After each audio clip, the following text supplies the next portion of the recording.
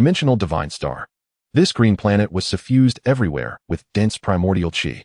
Upon the continent stood a colossal tree that blotted out the heavens and the sun, its countless branches and leaves stretching for billions in number, while its winding roots burrowed madly into the earth, ravenously drawing in geophysical energy, so that ever more fruits swelled and ripened upon its boughs. Within the layers of rock, a web of roots intertwined around a golden giant egg over 1,000 meters in size. Although this golden egg did not directly absorb chi or geophysical power, it continuously received pure essence and nourishment from the colossal tree above. At that moment, violent tremors rippled outward from the surface, and the person slumbering within the giant egg finally awakened. The azure giant egg, over 1,000 meters in diameter, began to split open with one crack after another. A lily-like girl with skin as fair as congealed cream burst from the shell and shot straight into the sky. She appeared no more than 15, with golden hair and greenish-blue eyes, her delicate features carrying a composure far beyond her years. "Just where is this place?" the golden-haired girl could not help murmuring to herself. Since she had no name, she simply christened herself Suo Feiliya. Suo Feiliya had originally been an otaku young man in the real world obsessed with two-dimensional culture. One night, after falling asleep, he accidentally transmigrated into the Dragon Ball world. At that time, his spiritual will drifted above this green planet, yet he failed to recognize what place it was. Later, Suo Feiliya realized that the colossal tree was none other than the legendary spirit tree, and beneath it she discovered a small coffer and a divine codex. The divine codex recorded a myriad of esoteric techniques. Without any teacher, Suo Feiliya comprehended many abilities from it, yet she had no physical body, and relying solely on spiritual, well, she was utterly unable to manifest them. It was at that very time that Suo Feiliya chanced upon a clump of golden blood essence remaining within the rock layers and resonated with it, merging completely into one. After the fusion, that clump of golden blood essence transformed into a massive golden egg over 1,000 meters in size and simultaneously nurtured a female infant. Suo Feiliya's spiritual will fused with the child, and after countless ages, she finally became the lowly-like girl she was now. Throughout this long slumber of growth, it felt to Suo Feiliya as if only a single instant had passed. By the time she awakened, she already possessed the body of a young maiden. Transform. Suo Feiliya lightly waved her snow-white slender hand, and a white silk dress appeared out of thin air upon her palm. After she put it on, her beauty rivaled, if not surpassed, that of the peerless women of her former life, to the point that even she nearly drooled over herself. Immediately afterwards, Suo Feiliya reached out from a distance and plucked the fruits of the spirit tree, savoring them with unabashed delight. Very soon she had eaten every last fruit on the spirit tree. Suo Feiliya felt no discomfort whatsoever. On the contrary, her entire body seemed incomparably comfortable and at ease. One must know that in the Dragon Ball world, the spirit tree was a divine fruit tree planted by gods. Such a tree could only grow in the environment of the divine realm. Once it descended into the lower worlds and took root, the rampant vitality of its roots was far beyond what an ordinary planet could endure. The inevitable outcome was that the planet's chi would be completely drained, reducing it to a lifeless, desolate dead star. After devouring a planet's chi, the fruits borne by the spirit tree contained vast, terrifying energy. These fruits were originally meant for high-tier gods alone. If a mortal ate them, their life force would be greatly replenished, and their combat power would soar to a staggering degree. Every time such a tree appeared in the lower realms, it invariably plunged the world into a bloody calamity. After eating her fill, Suo Feiliya descended to the base of the great tree and casually picked up the coffer, opening it. Inside lay a white ring and a pair of golden earrings. These were most likely the legendary time ring and Potera earrings. According to the laws governing the Dragon Ball universe, anyone who could successfully don the Potera earrings would become a trainee Kaioshin. Of course, the prerequisite was bearing the force of dimensional power, otherwise one's life dimension would remain wholly unchanged. When Suo Feiliya put on the Potera earrings, she felt her spiritual will subjected to a harsh ordeal. Fortunately, she had consumed a great quantity of spirit tree fruits. Her life force had already undergone an earth-shaking transformation, and even her dimensional status was no longer comparable to that of ordinary mortals in the lower realms. 1 minute later, Suo Feiliya had successfully become a trainee Kaioshin, thereby obtaining a special ability to survey the universe. Suo Feiliya used instant transmission to appear beside a lakeshore. Gazing at the reflection of the white-dressed girl in the water, she felt thoroughly satisfied. This instant transmission was one of the special techniques Suo Feiliya had comprehended from the Divine Codex, along with abilities such as potential unlocking and life restoration. For now, her position was somewhat akin to that of Kibito. However, Suo Feiliya had no clear idea what her combat strength actually was. It would be best, she thought, to find some reliable being from the universe to measure it accurately. Before that, Suo Feiliya wanted to determine where exactly she stood on the Dragon Ball timeline. As a trainee Kaioshin, she could easily sweep her gaze across the entire universe. Suo Feiliya saw Son Goku and the North Kai standing upon snake-way white halos floating above their heads. It seemed the timeline had already advanced to the final stage of the Cell Saga. Sure enough, when she turned her gaze to Earth, Perfect Cell in his lightning form and Super Saiyan 2 Gohan were locked in a beam struggle, neither side yielding. Judging from the fluctuations of energy and the intensity of their auras, Suo Feiliya could roughly gauge her own weight and measure. At present, her combat power far surpassed Perfect Cell and full power Super Saiyan Goku, yet was slightly inferior to Lightning Cell and Super Saiyan 2 Gohan. Just then, Suo Feiliya noticed that somewhere on a planet at the edge of the galaxy, an evil aura was seeping out as though something was about to break free from its prison. Because Suo Feiliya was a trainee Kaioshin, she was extremely sensitive to malevolent energies. She decided to go and see what manner of being it was, especially since this place lay at the very rim of the galaxy, with no trace of life in any star system for hundreds of light years around. Instant transmission. As the words left her lips, Suo Feiliya vanished from the dimensional divine star with a sharp swish. In the very next instant, her body appeared on a certain planet at the galaxy's edge. A fierce battle had once raged here. Everywhere lay shattered walls and ruined structures, scars of devastation stretching as far as the eye could see.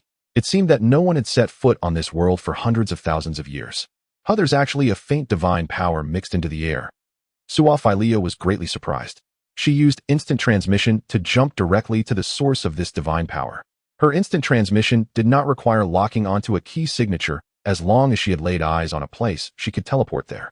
Combined with a trainee Kaioshin's ability to survey the cosmos, this made travel extremely swift and convenient, allowing her to come and go as she pleased. Before her stood a gray stone wall several hundred meters tall, strange and twisted runic marks flowing across its surface. It was clearly a sealing barrier set here by some god, yet for reasons unknown its power had dwindled sharply and would likely collapse entirely before long. All of a sudden a mutation occurred.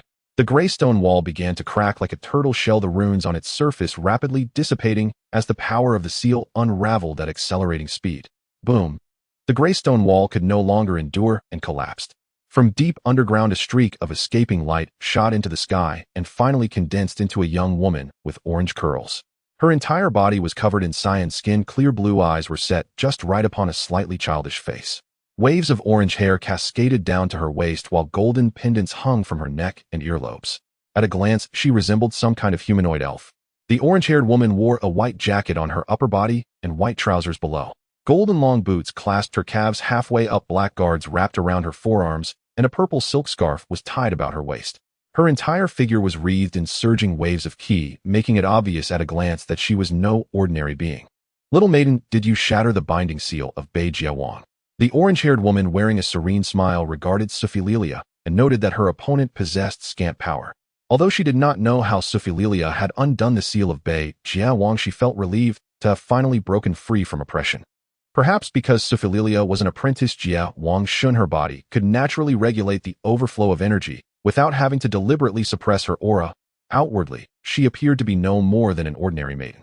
"So it is. You are Zhan Jia, the ancient galactic warrior of old times." Suo Feiliya instantly recognized the identity of the orange-haired woman. She was a malefactor who had once sought to obliterate the four great galaxies. Later, the four Jiawang combined their might to seal her, along with Bojack and others, apparently triggered by the demise of Beijiawang. At these words, Zhan Jia's expression turned fierce as she glared at Suo Feiliya and roared, "Little girl, how do you know my true origins? Could it be that you are the reincarnated heavenly warrior from that great battle?" Heavenly warrior. With those words, Suo Feiliya instantly grasped many truths. It was the four Jiawang who, together with heavenly warriors, had encircled Bojack and his cohorts, sealing them at the edge of the galaxy, so that for tens of thousands of years they could not escape. Thus it appeared that the mastermind behind the ancient hunt of Bojack and his companions was none other than the great Jiawang, who otherwise the four-directional Jiawang could not have so easily dispatched heavenly warriors to the mortal realms. Observing Suo Feiliya in a pensive mood, Zhan Jia seized the moment and struck decisively. Her palm unleashed a swift orange chi blast, a speed so extraordinary that even an average Super Saiyan would scarcely manage to evade it. Boom! The deafening explosion roared through the heavens and earth as an overwhelmingly potent shockwave swept in all directions. Zhan Jia retreated to a safe distance to assess the battle's aftermath, convinced that Suo Feiliya was destined to either perish or suffer grievous injury. After the smoke cleared, Suo Feiliya stood before her unscathed, leaving Zanjia utterly astonished that the maiden in white was in fact a master of unparalleled skill. Courting death. A fierce killing intent flashed in Suo Feiliya's luminous eyes. With a swift gesture of her delicate hand, a dark, all-encompassing spectral light burst forth, engulfing Zanjia and everything in sight. Even the entire planet was shrouded.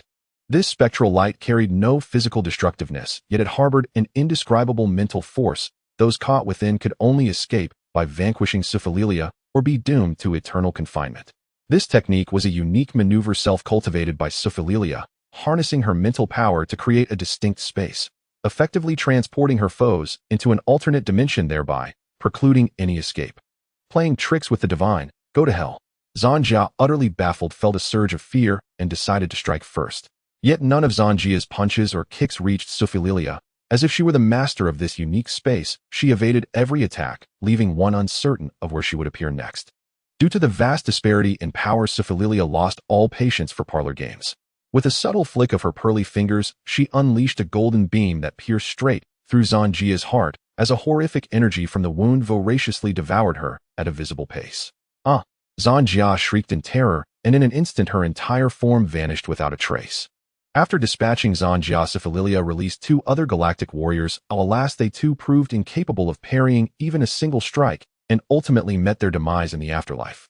Observing that the three warriors possessed only the power of an ordinary Super Saiyan, far from full power, Suo Feiliya decided to unleash the final galactic warrior Bojack, whose strength she surmised might rival that of a perfected Cell. Haha, I have finally emerged. This time I shall rule the entire galaxy. Following the maniacal frenzied laughter, a burly young man appeared before Suo Feiliya. He wore a black headscarf, a blue cloak cascading to his feet, and white trousers. Observing Bojack's unconcerned demeanor, Suo Feiliya casually discharged a fist wind that hurled him away. Though not lethal, it inflicted excruciating pain upon him. "Little girl, how dare you injure me?" Bojack roared. In that moment he realized that Suo Feiliya was not a mere mortal of the lower realms, as a divine power radiated from her, a dimensional gap far too vast to ignore. It was well known that the four-directional Jia Wang together with heavenly warriors possessed the power to seal and suppress Bojack and his ilk. So for Suo Feiliya, now an apprentice Jia Wang, Shin slaying him was but a trivial deed. Impossible could you be the great Jia Wang? Bojack began to speculate about Suo Feiliya's origins, convinced that only a high deity, such as the great Jia Wang, could create such an immense dimensional gap. Now that Suo Feiliya had ascended to the rank of Apprentice Jia Wang Shun, her dimensional power even slightly surpassed that of the great Jia Wang. However, she would never reveal this fact to Bojack, for in the Dragon Ball world, death merely sends one back to the underworld to face Yama's judgment rather than being utterly annihilated. Suo Feiliya's right arm assumed a slicing posture and with remote precision hacked forward. Energy instantly condensed into a golden light blade that in a flash severed Bojack's entire left arm. Bojack, enduring excruciating pain, immediately counterattacked by unleashing a barrage of chi blasts from his right hand.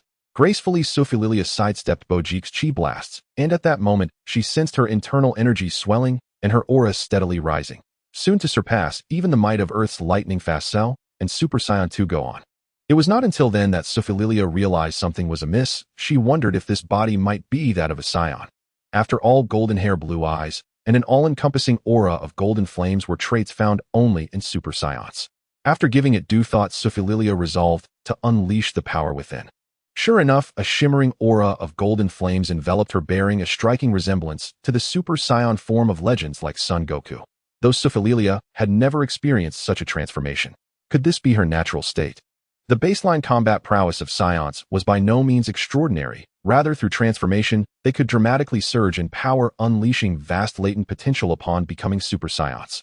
Though Suo Feiliya envied the transformation abilities of Saiyans, the tail that sprouted from her back made her feel uneasy, always reminiscent of a primitive monkey. No wonder the Cosmic Emperor Frieza derided them as Saiyan monkeys, a remarkably fitting epithet. Of course, Frieza was hardly any better, for he too sported a tail. As Sofia unleashed the energy within her, a surging shockwave swept across the entire planet. Bojack found himself nearly crushed under the weight of her aura, unable to lift his head in disbelief at the immense power possessed by this mysterious girl. It was laughable to think of his own dreams of dominating the entire galaxy. In a brief moment, Sofia's power reached its zenith. Her aura far exceeded that of Lightning Cell and Super Saiyan 2 Gohan, even rivaling the strength of Majin Vegeta 7 years from now. Realizing this, Sofia lost all interest in toying with Bojack. Once again, she concentrated her energy into a golden blade of light, wielding it with a force capable of annihilating the world, and swiftly obliterated him. With that, Bojack and his allies were all eradicated. Though these galactic warriors possessed the formidable strength of Super Saiyans, they were no match for Sofia, especially as her power had risen yet again. In the face of absolute strength, all schemes were rendered useless. Even without any combat experience, Sofia was able to dispatch Bojack and the others with overwhelming force. Sofia would never be indulgent like Goku or Vegeta. After all, showing mercy to an enemy is tantamount to self-abuse. To be safe, Sofia unleashed an energy ball to destroy the planet, and after ensuring everything was clear, she lifted the mental barrier to prevent anyone from spying on the battle. This unique space was a mental barrier created by Sofia's psychic power, somewhat akin to a dimensional space. Once everything was settled, Sofia used instant transmission to return to the dimensional God Star, a place that resided in the same dimension as the Supreme Kai's realm, allowing her to observe the lower realms while training without detection. At this very moment on Earth, Lightning Cell held a clear and overwhelming advantage. Originally, his strength could only match that of Super Saiyan 2 Gohan. However, Gohan had already exhausted more than half of his stamina prior to this, and his injuries from protecting Vegeta left him severely weakened, rendering him incapable of countering with just one arm's worth of Kamehameha. Previously driven by anger, Gohan had successfully transformed into Super Saiyan 2, forcing Cell into a corner to self-destruct. Had it not been for Goku stepping in at the last moment, Earth would have likely turned to cosmic ashes. After the self-detonation, Cell did not perish completely. Instead, he revived thanks to the intact core of his life force. Cell himself had not anticipated this continued resurrection, and it must be said that his luck was astounding. What delighted Cell the most was that although he had expelled Android 18, he could still revert to an even more perfected form. This new lightning form boasted both enhanced speed and strength, elevating his power just above that of Gohan. This phenomenon might be attributed to the Saiyan cells within him, which could generate tremendous power in the face of life and death, coupled with his acquisition of Goku's instant transmission, allowing him to return to the battlefield on Earth prepared for another clash with Gohan. Goku had sacrificed himself in a self-detonation alongside Cell, inadvertently gifting him many advantages, one of which was instant transmission. At this point, Cell believed his combat prowess surpassed that of Gohan, and he unleashed a Kamehameha to sweep across the Earth. Little did he expect that Gohan would fight back with such desperation, leading to a stalemate.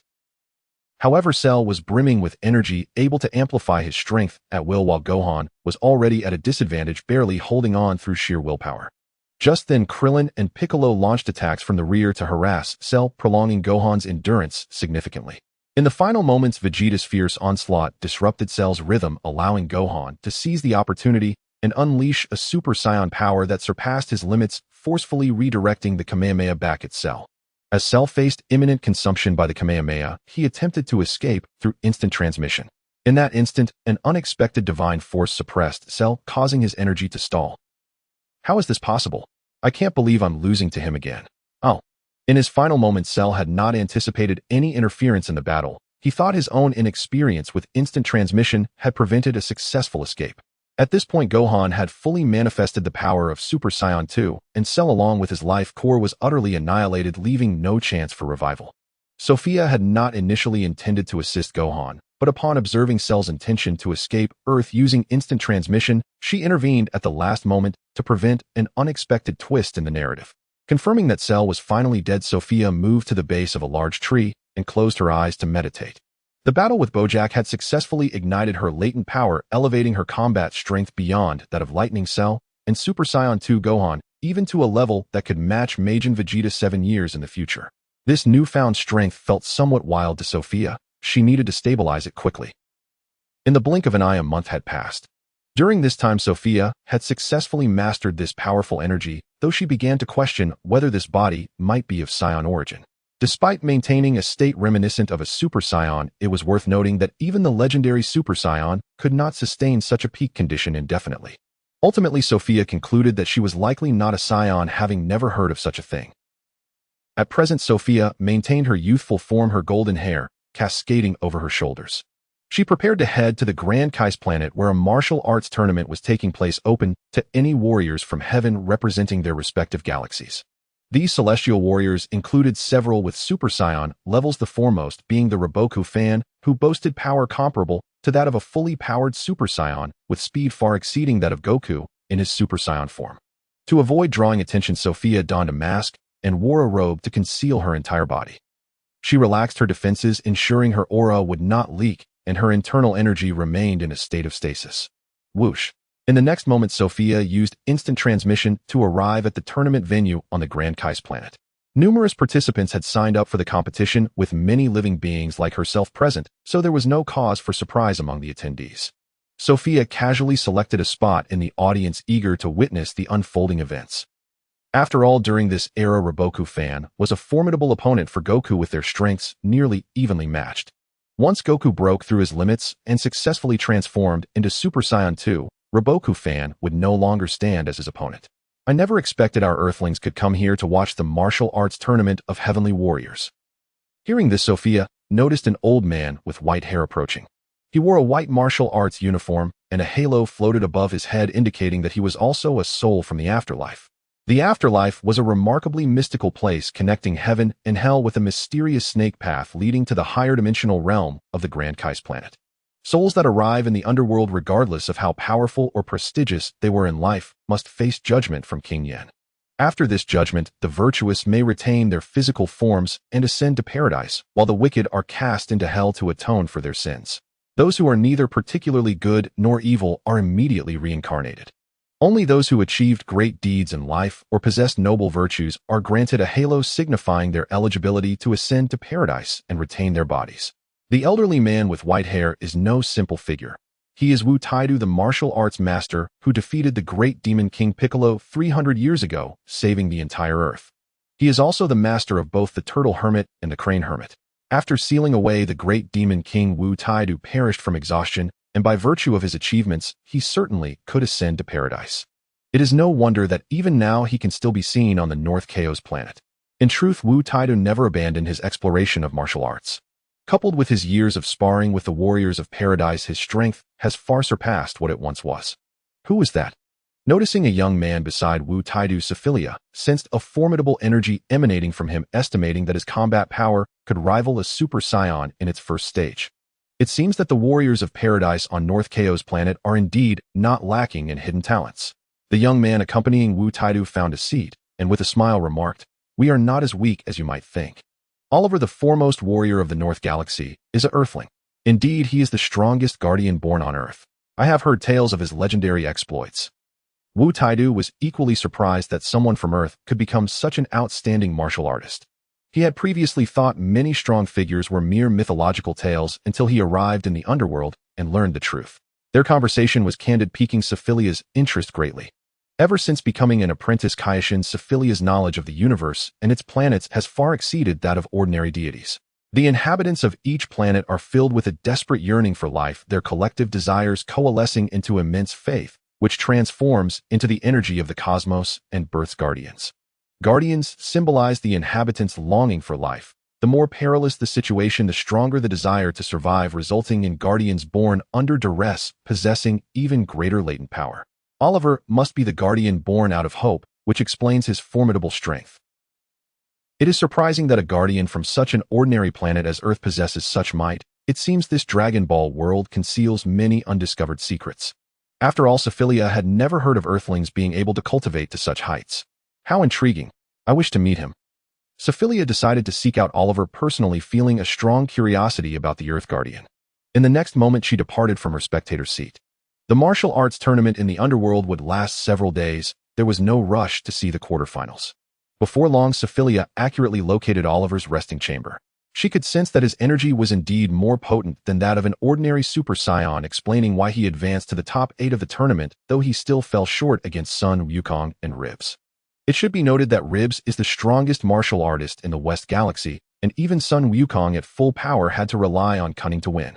Soon the preliminary rounds of the martial arts tournament concluded, and the top 8 contestants prepared for more intense battles. To this end, Suo Feiliya discreetly intervened, hoping that Oliver would not face Ribs too soon. Thanks to Suo Feiliya's covert assistance, Oliver did not stop at the top 8 as the plot had suggested. Instead, he successfully advanced to the final 4. Sun Wukong was set to battle Muraku while Oliver faced Ribs. Sun Wukong and Oliver represented the North Galaxy, while Muraku and Ribs represented the West Galaxy. As Sun Wukong fought Muraku, Oliver closed his eyes to meditate, preparing to adjust his body to its optimal state. At that moment, an unexpected turn of events occurred. What is happening? Oliver quickly opened his eyes to find the surroundings engulfed in an endless eerie glow, as if he had been trapped in an alternate dimension completely cut off from the outside world. Oliver. Suo Feiliya appeared gracefully before him clad in robes, and wearing a mask exuding an aura of immense nobility akin to an ancient deity surveying the world from above. Due to the vast difference in their dimensional levels and the overwhelming disparity in power, Oliver found himself devoid of any resistance, instead kneeling on one knee before Suo Feiliya's imposing presence. May I ask who you are? Oliver felt the mysterious figure before him possessed a dimensional rank that surpassed even that of the North Ko, leaving him incredulous as the warriors of paradise mistakenly believed that the North Ko held the highest status in the universe, unaware that higher beings like Kaioshin and destroyers existed above. Such ignorance stemmed from the East Kaioshin, who rarely descended to the lower realms to combat Majin Vegeta. Even the North Ko and the other four Kais had never seen him in person, leaving the warriors in paradise oblivious to the existence of Kaioshin and destroyers. Suo Feiliya, however, did not provide an answer. She extended her delicate hand forward, and a golden beam shot from her fingertip, accurately striking Oliver and instantly awakening his latent potential. I grant you strength, warrior of paradise. With that, Suo Feiliya vanished from the mental barrier. Suo Feiliya possessed a unique ability to help others unlock their potential. Although her effect might not match that of the old Kaioshin in unleashing powers beyond limits, it was still significant, and it required no prior ritualistic preparation. No, it can't be. Is this really my power? Oliver's heart surged with tumultuous waves as he felt a substantial increase in his strength. Before he could fully assess his newfound abilities, Suo Feiliya withdrew the mental barrier, and his body returned to the resting chamber enveloped in a white aura, as if an endless stream of energy was emerging from him. At that very moment, Sun Wukong had successfully defeated Miraku and advanced to the finals, leaving Oliver to face Ribs. This match features Oliver from the North Galaxy against Ribs from the West Galaxy. With the referee announcing the competitors, even the North Ko's interest was piqued, and the audience held high hopes for both contestants. Ribs took to the arena first, awaiting his opponent, while Oliver emerged from the resting room to enter the contest. Wow. Everyone collectively sensed Oliver's intense fighting spirit, particularly as his determination seemed to sweep across the entire venue. What is happening? How has his strength surged to this level? The young man sitting beside Wu Taidu, named Luffy, stood up in shock. Luffy and Oliver were both ancient Earth warriors who became fighters of paradise after death, residing on the North Ko's planet to cultivate martial arts. They had fought together against villains like Bojack, knowing each other's combat abilities quite well.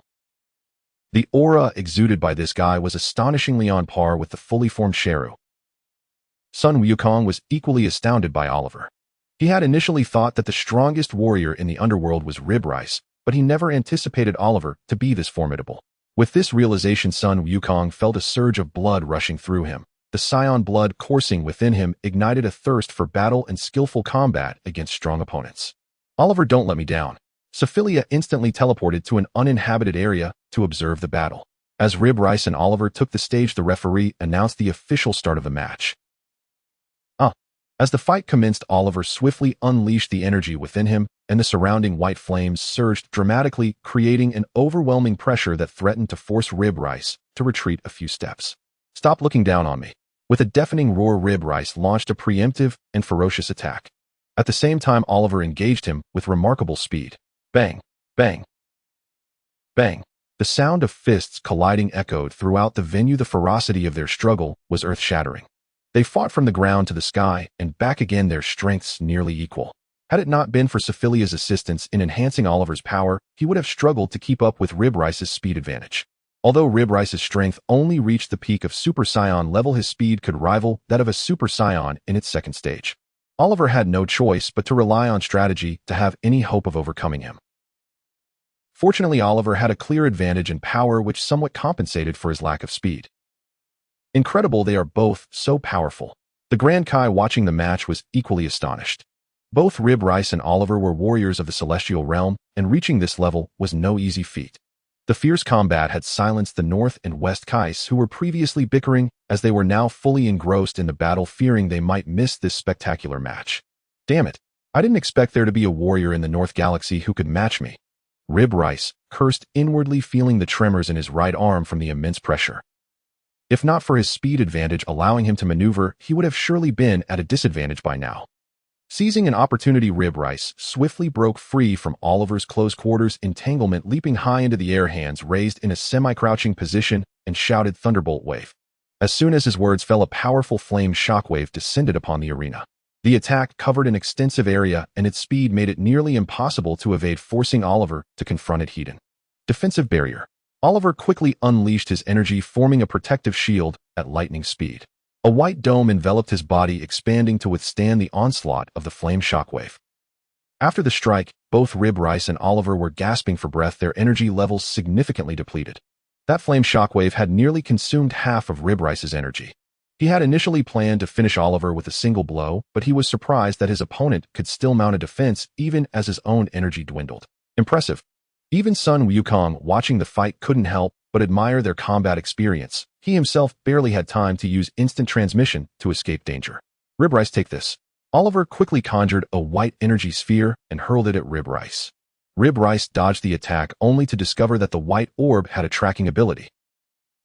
With no choice, Rib Rice utilized his speed advantage and dove towards Oliver, attempting to divert the white sphere towards him. Rib Rice, I knew your plan all along. Firestorm.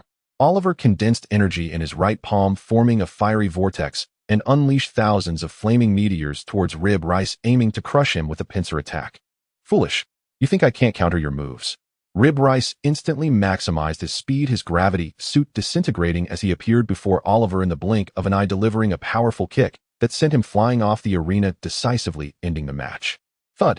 Oliver crashed against the wall and fell to the ground, resulting in his defeat. That was so fast I barely saw his movements. Sun Wukong trembled, uncertain if it was fear or excitement. Rising after his defeat, Oliver wiped the blood from the corner of his mouth and looked at Rib Rice, smiling. Though I lost to you, your condition isn't exactly great either. Hearing this, everyone turned their gaze to Rib Rice in the arena, only to find him covered in wounds. Struggling to remain upright, Rib Rice knelt on one knee, blood pouring from his mouth, clearly injured, and his energy diminished to its limits. Congratulations to Rib Rice for winning. The referee swiftly declared the result, and the spectators expressed their admiration for the battle. After the fight, Oliver flew up to the arena to shake hands with Rib Rice, smiling as he said, having lost to you, I have no complaints. I concede. Rib Rice nodded in acknowledgement, his injuries far too severe, necessitating immediate treatment. After the match, the West Kai personally used divine power to help heal Rib Rice's wounds, restoring him to peak condition. Divine power refers to the primordial energy of the gods, allowing better utilization of special abilities such as helping others unlock their potential or healing injuries. Suo Feiliya, witnessing Oliver's defeat at Rib Rice's hands as scripted, felt deeply disappointed in him. It must be noted that throughout the battle, Rib Rice had been wearing a gravity suit to deceive Oliver, only revealing his true ability at the last moment, using his speed advantage to eliminate his opponent. His strategy was indeed commendable. After both sides had a chance to rest, the finals officially began. Rib Rice from the West Galaxy faced Sun Wukong from the North Galaxy. Due to Rib Rice revealing too much of his strength in the earlier battle, Sun Wukong transformed directly into a Super Saiyan to confront him without wasting time on testing. Seeing that Sun Wukong was equally matched with Rib Rice, the West Kai couldn't help but break into a cold sweat. He hadn't anticipated such a plethora of top-tier warriors emerging from the North Galaxy, surpassing even ancient figures like Bojack. Unbeknownst to Rib Rice in the arena, Sun Wukong had already detected his weaknesses and believed he could secure another victory. As Rib Rice gathered energy to unleash his Thunderbolt Wave, Sun Wukong recognized victory was within his grasp. Thunderbolt Wave.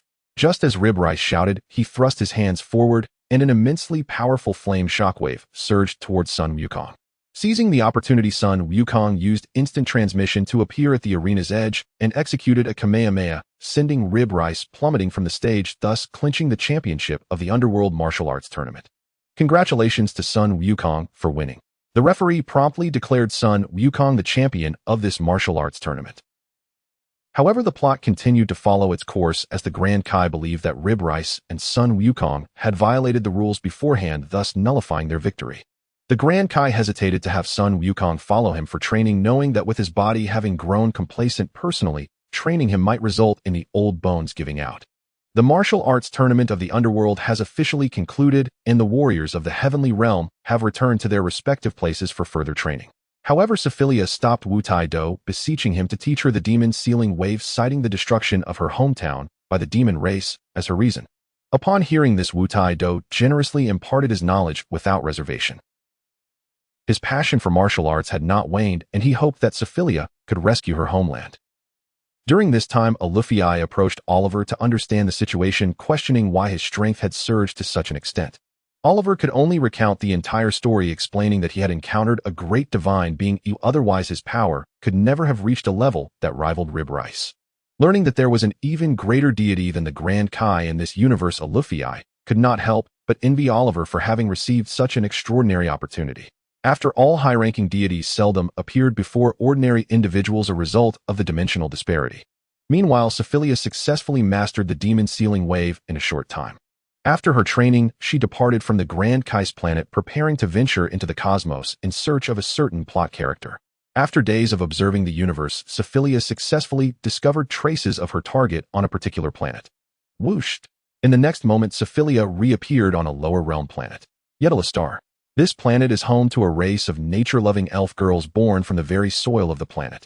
Most of them possess extraordinary beauty, appearing almost indistinguishable from humans of Earth save for the pair of wings that adorn their backs. Recently, Yetelar has suffered an invasion from cosmic bandits, leading to a fierce battle between the two parties.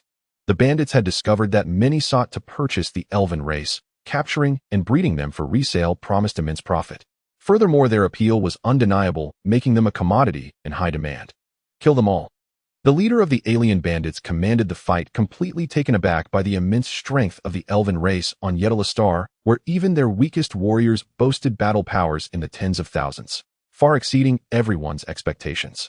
Typically, the elves of Yetelar remained dormant underground to enhance their combat prowess. Moreover, positioned on the fringe of the southern galaxy, the planet had never suffered an invasion, maintaining its prosperity throughout the ages. It is worth noting that the elven population on Yetelar is exceptionally large, numbering at least in the tens of billions, making any attempt to conquer the planet exceedingly difficult. The area of Yetelar is vast, roughly equivalent to hundreds of Earths, with a gravity 10 times that of Earth, which also contributes to their formidable combat capabilities. You foolish cosmic bandits, how dare you invade Yetelar? Prepare to be obliterated. The Elven Queen personally led her kin against the bandits, aiming to eliminate the dangerous intruders and minimize her people's losses. However, she remained oblivious to the fact that these cosmic bandits were merely bait, luring them into a trap. At this moment, Sophilia, having instantaneously arrived on Yetelar, witnessed the clash. She quickly realized that the Elven Queen was powerful enough to contend with a high-level foe, soon dispatching the invaders entirely. As the battle concluded, an elderly figure with pink skin approached the Elven Queen, seeking a particular item from her. This elderly figure was the sorcerer He, who had confirmed that Tapion's music box was lost here. If he could successfully open the music box, the upper half of Hildergan could be freed from its seal. He deceived the Elven Queen, misleading her into believing that the cosmic bandits had come to steal Tapion's music box. Of course, he omitted mentioning that the box contained the sealed upper half of Hildergan, merely stating that this great hero had once saved the entire southern galaxy before disappearing from the world, hoping to find him. Unaware of He's true intentions, the Elven Queen handed over the music box, having sensed no malevolent energy emanating from it, thus trusting the sorcerer's words. "Old man, you should just accept your fate." At that moment, Sophilia appeared behind He, her pure white hand piercing through his heart, obliterating his body entirely to prevent any resonance with Hildergan's power. With a heart-wrenching scream, He disintegrated into nothingness, completely taken aback by his unexpected demise. "Arrogant fool, how dare you kill in my presence?" The Elven Queen felt her dignity severely affronted and immediately engaged in combat with Sophilia. However, Sophilia's dimensional powers far surpassed those of the Elven Queen, and with a single strike, she severely injured her, rendering her incapacitated. Suddenly, an unforeseen event occurred. From the spot where He had perished, the lower half of a phantom demon emerged, its tail sweeping menacingly, exuding an ominous aura that made Sophilia feel both disgusted and uneasy. At present, Sophilia possessed the strength to rival Majin Vegeta from 7 years in the future, her overall combat power comparable to that of a peak Super Saiyan second stage. Although she could not yet contend with Super Saiyan 3 Goku or Majin Buu, her power was still in a growth phase. As long as she did not provoke formidable opponents like Majin Buu, she had ways to cope, especially since the phantom demon Hildergan had yet to fully merge and resurrect, making it manageable to deal with. Elves retreat. Demon sealing wave. A green vortex of energy swirled behind Sophilia, surging forth with blinding speed to engulf and submerge Hildergan's lower half, rendering it unable to exert any power. Following this, Sophilia utilized her abilities as a novice Kaioshin to conjure a golden divine vessel successfully, sealing Hildergan's lower half within it, thereby alleviating concerns about unnecessary resonance. The demon sealing wave was inherently a coercive sealing technique. As long as the disparity in strength was not excessively vast, it could suppress the opponent. May I ask, dear one, from whence do you hail? Are you perhaps a Kaioshin? The Elven Queen, dragging her injured form, approached Sophilia, her beautiful eyes recognizing the extraordinary dimensional level of her presence reminiscent of the ancient Kaioshins recorded in history. This assumption stemmed from the fact that the Elven Queen had noticed Sophilia wearing the patera earrings, a hallmark of the Kaioshin.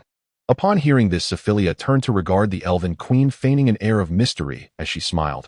How do you know my origins? Furthermore, I have never claimed to be a Kaioshin. Noting that Sophilia did not outright deny her status, the Elven Queen quickly knelt on one knee, excitement radiating from her as she said, I greet you, esteemed Kaioshin. Rise. You still owe me an explanation. Sophilia too was eager to learn who they truly were. After the explanation, Suo Feiliya finally understood why the Elf Queen was so well informed. Approximately 10 million years ago, the Grand Kaioshin of the 7th universe descended upon the planet Yetelar, bestowing life, which marked the very origin of the Elven race. Subsequently, the Grand Kaioshin returned to the Kaioshin realm, and the Elf Queen instructed her people to worship this deity as a gesture of gratitude for his blessings. I see, no wonder you know I am a Kaioshin. Suo Feiliya nodded thoughtfully. As an apprentice Kaioshin, she had not yet acquired the special ability to create life bestowed by the cosmic laws.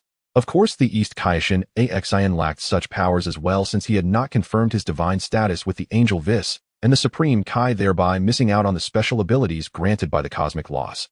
The gods of destruction and the Kaioshin coexist to maintain the balance between destruction and creation in the universe. Should one perish, the other would inevitably follow. This was also the primary reason why Beerus sealed the old Kaioshin. He did not wish to die unexpectedly in his slumber. Fortunately, I have arrived here to avert this crisis, otherwise you would have been doomed. Suo Feiliya picked up the fallen music box, preparing to release Tapion from within. Before doing so, she had taken the time to explain the grudge between Tapion and the Dark Mage He to the Elf Queen. Over 1,000 years ago, a Dark Mage appeared on the planet Kanaz, drawing in evil energy to infuse the spirit of the demon god, transforming it into the illusionary demon Hildergan. The Dark Mage He whom Suo Feiliya had slain was merely one among many. Later, the priests of Kanaz utilized the legendary sword to cleave Hildergan's body in two, sealing the upper half within Tapion and the lower half within Minosha. After successfully subduing Hildergan, Kanaz returned to a state of peace. Thus, Tapion and Minosha became the revered heroes of the Southern Galaxy. However, the surviving Dark Mages continued to target Tapion and Minosha, hoping to release Hildergan once more. To eternally seal Hildergan, Tapion and Minosha requested the priests to confine them within a music box, sending them to opposite ends of the universe to evade the Dark Mage's pursuit. Yet the Dark Mage He eventually found Minosha's music box and released Hildergan, killing him. In recent years, He, using the resonance power of Hildergan, finally located Tapion's music box. Unfortunately, he had not anticipated that Suo Feiliya would strike from behind, leading to his untimely demise. Due to the music box being sealed personally by the priest, only a divine being of greater power could break it. Suo Feiliya invoked her Kaioshin powers to open the music box, and Tapion appeared before them, sword at his back, playing a mournful tune on his flute. Was it you who released me? Tapion's pupils trembled as he gazed at Suo Feiliya, sensing the transcendent power emanating from the golden-haired girl. How dare you? Before you stands the esteemed Kaioshin. Kneel and acknowledge your error. Seeing Tapion stare at Suo Feiliya with hostility, the Elf Queen was filled with anger. The esteemed Kaioshin. Upon hearing this, Tapion could hardly believe his ears. According to the records of Kanaz, the revered Kaioshin was the creator god of the entire universe, a being of immense stature who seldom descended to the lower realms. If this golden-haired girl was indeed the Kaioshin, she must possess the means to deal with Hildergan. Tapion, I will help you resolve this issue on the condition that you become my servant.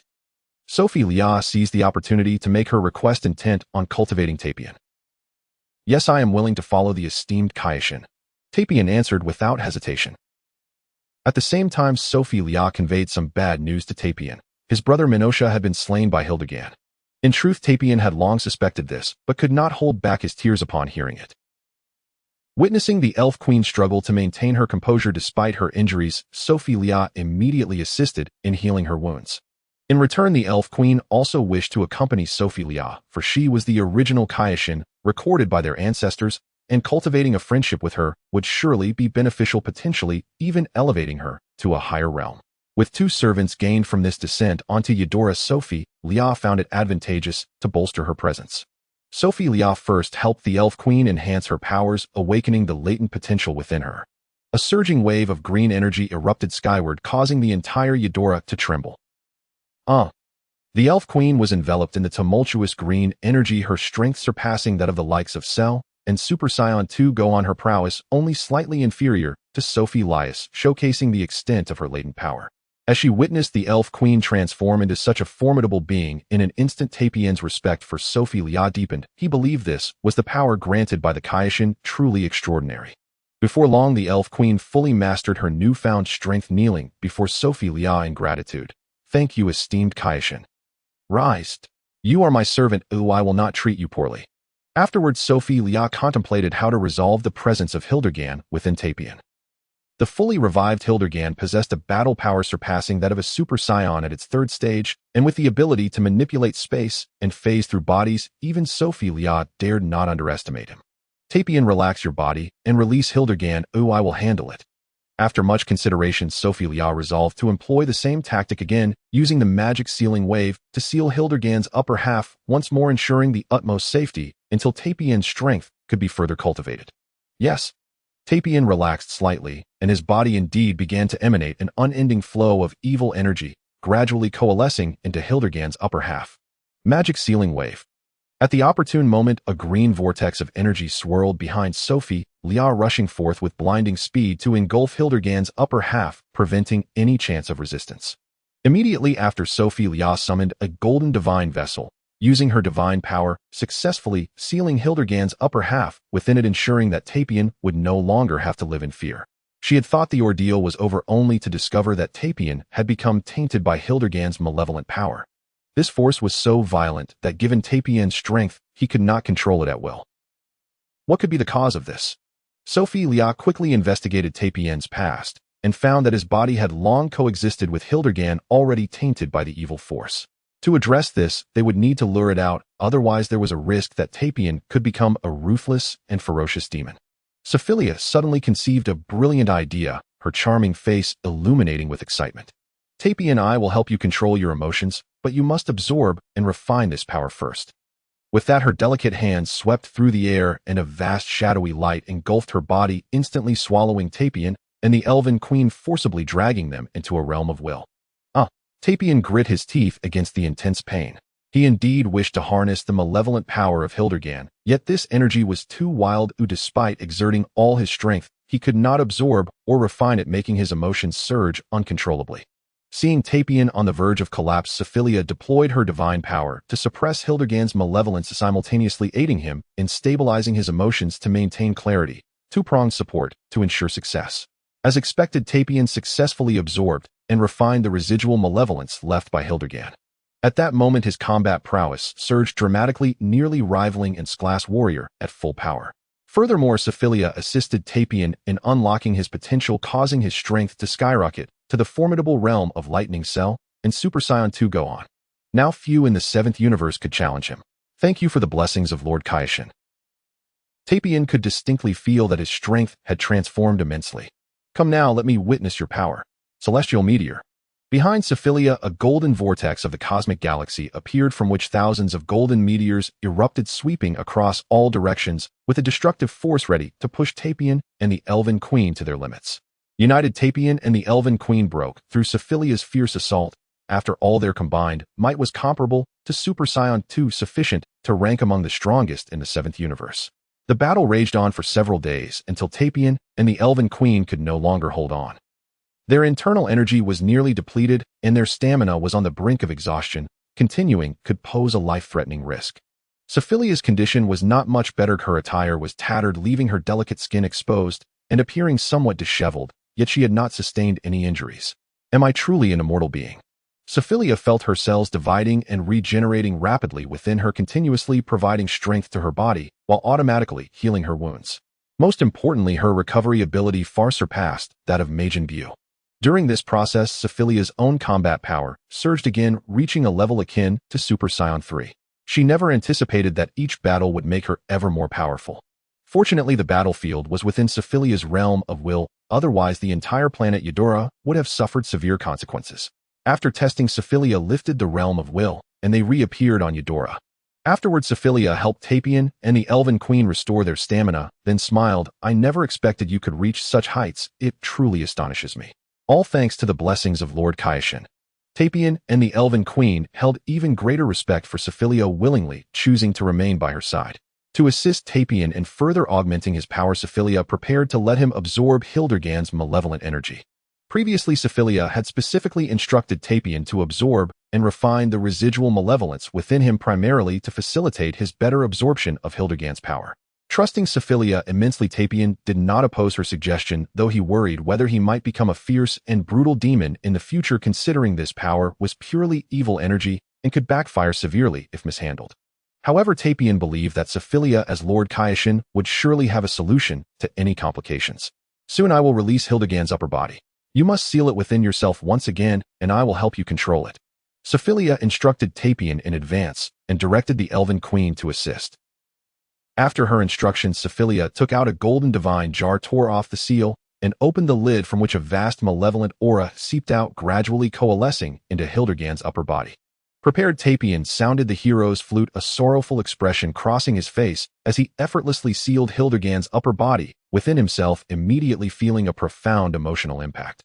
Sophilia, of course, did not remain idle. She seized the moment and successfully aided Tapion in absorbing and refining this malevolent energy, causing Hildergan's upper body to vanish completely. With Hildergan's power, Tapion's strength soared to the pinnacle of Super Saiyan 2, far surpassing the Elven Queen of Yetelar. Next, Sophilia produced another golden divine jar, instructing Tapion to absorb Hildergan's lower body. Soon, Tapion successfully absorbed and refined Hildergan's lower body, elevating his combat power to the level of Super Saiyan 3, while also gaining the special ability to manipulate spatial intangibility. This unique ability, originally belonging to the demon Hildergan, was now fully under Tapion's control. Had it not been for Tapion's long coexistence with Hildergan, he would have been unable to assimilate and absorb this malevolent energy. To be cautious, Sophilia utilized instant transmission to bring him to Dimension Godstar, hoping he could temporarily reside there. A month passed in the blink of an eye. During this time, Sophilia chose to stay on Yetelar while the Elven Queen and her kin warmly welcomed her. The Elven Queen, named Qingshuan, possessed unparalleled beauty, her striking emerald eyes standing out, accompanied by a pair of white wings on her back. Her figure was alluring, reminiscent of a perfectly ripe peach. Sophilia often took advantage of her, and at this moment it felt foolish not to. "Sophilia, can you take me to other places?" Qingshuan playfully pouted at Sophilia, her charm undeniably powerful. Eventually unable to resist Qingshuan's allure, Sophilia agreed to take her to Grand Kai's planet in search of Sun Wukong. Upon learning that Sophilia wished to find her a worthy opponent, Qingshuan was overjoyed, her heart yearning for even greater power. Whoosh! In the next moment, Sophilia and Qingshuan appeared on Grand Kai's planet. At that very moment, Sun Wukong sat cross-legged meditating. Around him swirled white lightning, his golden hair standing erect, his aura surging to a terrifying level, causing even his protector Raboku to tremble. With a roar, Sun Wukong successfully broke through his limits, transforming into Super Saiyan 2. His golden aura erupted, unleashing a tremendous energy wave that swept all around, proving his extraordinary talent. Originally, Sun Wukong had already reached full power at Super Saiyan 1, needing only a single opportunity to break through his threshold. Since his battle with Raboku, his potential had been greatly stimulated, enabling him to achieve Super Saiyan 2. "Qingshuan, go play with him, but don't let him know anything about me." With that, Suo Feiliya concealed herself in the dimensional space of the Great King, not wanting to approach Sun Wukong and the others just yet. Understood. Qingshuan dashed towards Sun Wukong at full speed, her aura reaching its peak, instantly capturing the attention of everyone present. Such powerful energy. Sun Wukong immediately sensed that someone had locked onto him, and his blood began to boil within. In the next moment, Qingshuan swiftly beat her wings, summoning a colossal tornado that surged towards Sun Wukong and Rib Rice, eager to test their true abilities. "Rib Rice, leave her to me." Kamehameha. Sun Wukong quickly gathered energy for the Kamehameha wave and hurled it at the tornado, resulting in a violent explosion. Boom. The deafening sound of the explosion reverberated through the air, with shockwaves sweeping in all directions, forcibly pushing Rib Rice away. After the dust settled, Qingxian slowly descended before Sun Wukong, smiling as she said, Super Saiyan Sun Wukong, it seems your power is indeed sufficient to be my opponent. Don't let me down. Impossible, you're not a celestial warrior. Seeing that Qingxian lacked a divine aura, Sun Wukong realized that she was not a celestial warrior, but rather a being from the mortal realm. Not wanting to reveal too much, Qingxian immediately unleashed her energy, a surging green flame shooting skyward, causing the entire Great King Star to tremble. What's happening? Is someone invading the Great King Star? The Great King arrived on the scene, nearly shaking from the overwhelming pressure exerted by Qingxian. The battle officially commenced between the second stage, Super Saiyan Sun Wukong, and Qingxuan, drawing the attention of all celestial warriors who were astonished to see someone from the mortal realm reaching such a level of power. Suo Feiliya, watching the fight unfold, couldn't help but nod in approval. Sun Wukong truly thrived under pressure, breaking through his limits to attain the second stage of Super Saiyan transformation in such a short time, showcasing his extraordinary talent. Suo Feiliya even speculated if Sun Wukong had mastered the second stage of Super Saiyan transformation upon his exit from the hyperbolic time chamber. His combat experience far exceeded that of Qingxuan the Fairy Queen, allowing him to unleash formidable power against a stronger opponent. The second stage of Super Saiyan was indeed terrifying, amplifying one's combat strength by 100-fold compared to a normal Saiyan, granting them the means to confront formidable foes. However, the power gained from this transformation could not be maintained for long, as it was more of a battle state than a permanent form. As time passed, Sun Wukong began to feel his strength waning. He could only hold his ground against Qingxian, but could not defeat her fundamentally. Super Saiyan Sun Wukong, if you are not my match, then do not blame me for destroying your homeland Earth. Qingxian aimed to provoke Sun Wukong's hidden potential through threats, as she had gathered ample information about Earth from Suo Feiliya. Upon hearing this, Sun Wukong felt an immense pressure. Sweat dripped from his forehead as he gasped, I have no enmity with you. Why target Earth? If you can defeat me, I will naturally tell you. Qingxian began to gather energy in her palm, which expanded into a massive green sphere of light, hurtling towards Sun Wukong with world-destroying force. I will not let you succeed. Surrounded by a magnificent golden aura, Sun Wukong poured all his energy into the Kamehameha wave, colliding with the approaching green sphere, yet he was still unable to withstand Qingxuan's full assault. Wukong, I'm coming to help you. Rib Rice, along with a group of celestial warriors, landed behind Sun Wukong, launching energy blasts at the green sphere in hopes of defending against the mysterious figure's fierce attack. Explode for me. Qingxian immediately clenched her fist, detonating the green sphere. Boom. The explosion unleashed shockwaves that spread in all directions, overwhelming the celestial warriors, and even Sun Wukong was engulfed, while the Great King, who had retreated to a safe distance, barely escaped. After the explosion, Sun Wukong had already lost his Super Saiyan form and lay gravely injured, while the other celestial warriors almost fainted from the impact. Had it not been for Qingxian intentionally controlling the energy's intensity, the celestial warriors would likely have been obliterated along with the entire Great King Star. Seeing the dire situation, the Great King confronted Qingxuan, his expression serious, as he inquired, Fairy Queen of Yetelar Star, how did you breach the dimensional barrier to enter the Great King Star? Do you not know this is a realm only for the deceased? Truly impressive, Great King of the Underworld, you recognized my identity. Qingxian crossed her arms, observing the Great King. Despite the dimensional gap obscuring her view of his strength, she was certain it could not exceed her own, otherwise he would have intervened to stop the battle. Fairy Queen of Yetelar Star, I advise you to leave the underworld. This is not a place for mortals like you. The Great King was well aware that most fairy races were inherently kind, and with appropriate communication, misunderstandings could be resolved. Before Qingxian could respond, her form vanished before the Great King, her remaining aura meticulously erased. Suo Feiliya utilized a series of instant transmissions to bring Qingxian back to the dimensional star, preventing anyone from discovering her presence. Seeing that the Fairy Queen of Yetelar Star had departed the underworld, the Great King felt a wave of relief. He had never anticipated that a being as powerful as Qingxian would emerge from the mortal realm. It seemed imperative to recruit more righteous souls as celestial warriors to prevent the resurgence of ancient evildoers like Bojack. Great King, who exactly is she? I've never encountered anyone so formidable. Sun Wukong approached the Great King, dragging his wounded body, worried that Qingxian might seek trouble with Earth. The Great King spoke earnestly. She is the Fairy Queen of Yetelar Star. I observed her long ago, but I never expected her to grow to such heights. Fortunately, her kin do not harbor expansionist ambitions, otherwise the entire South Galaxy and even the universe would be thrown into chaos. Generally, those who caught the Great King's attention were cosmic powerhouses, with the weakest being on par with Frieza or newly ascended Super Saiyans. These cosmic champions possessing righteous hearts could ascend to the celestial realm in their physical forms after death, while evildoers were cast into the depths of hell never to reincarnate.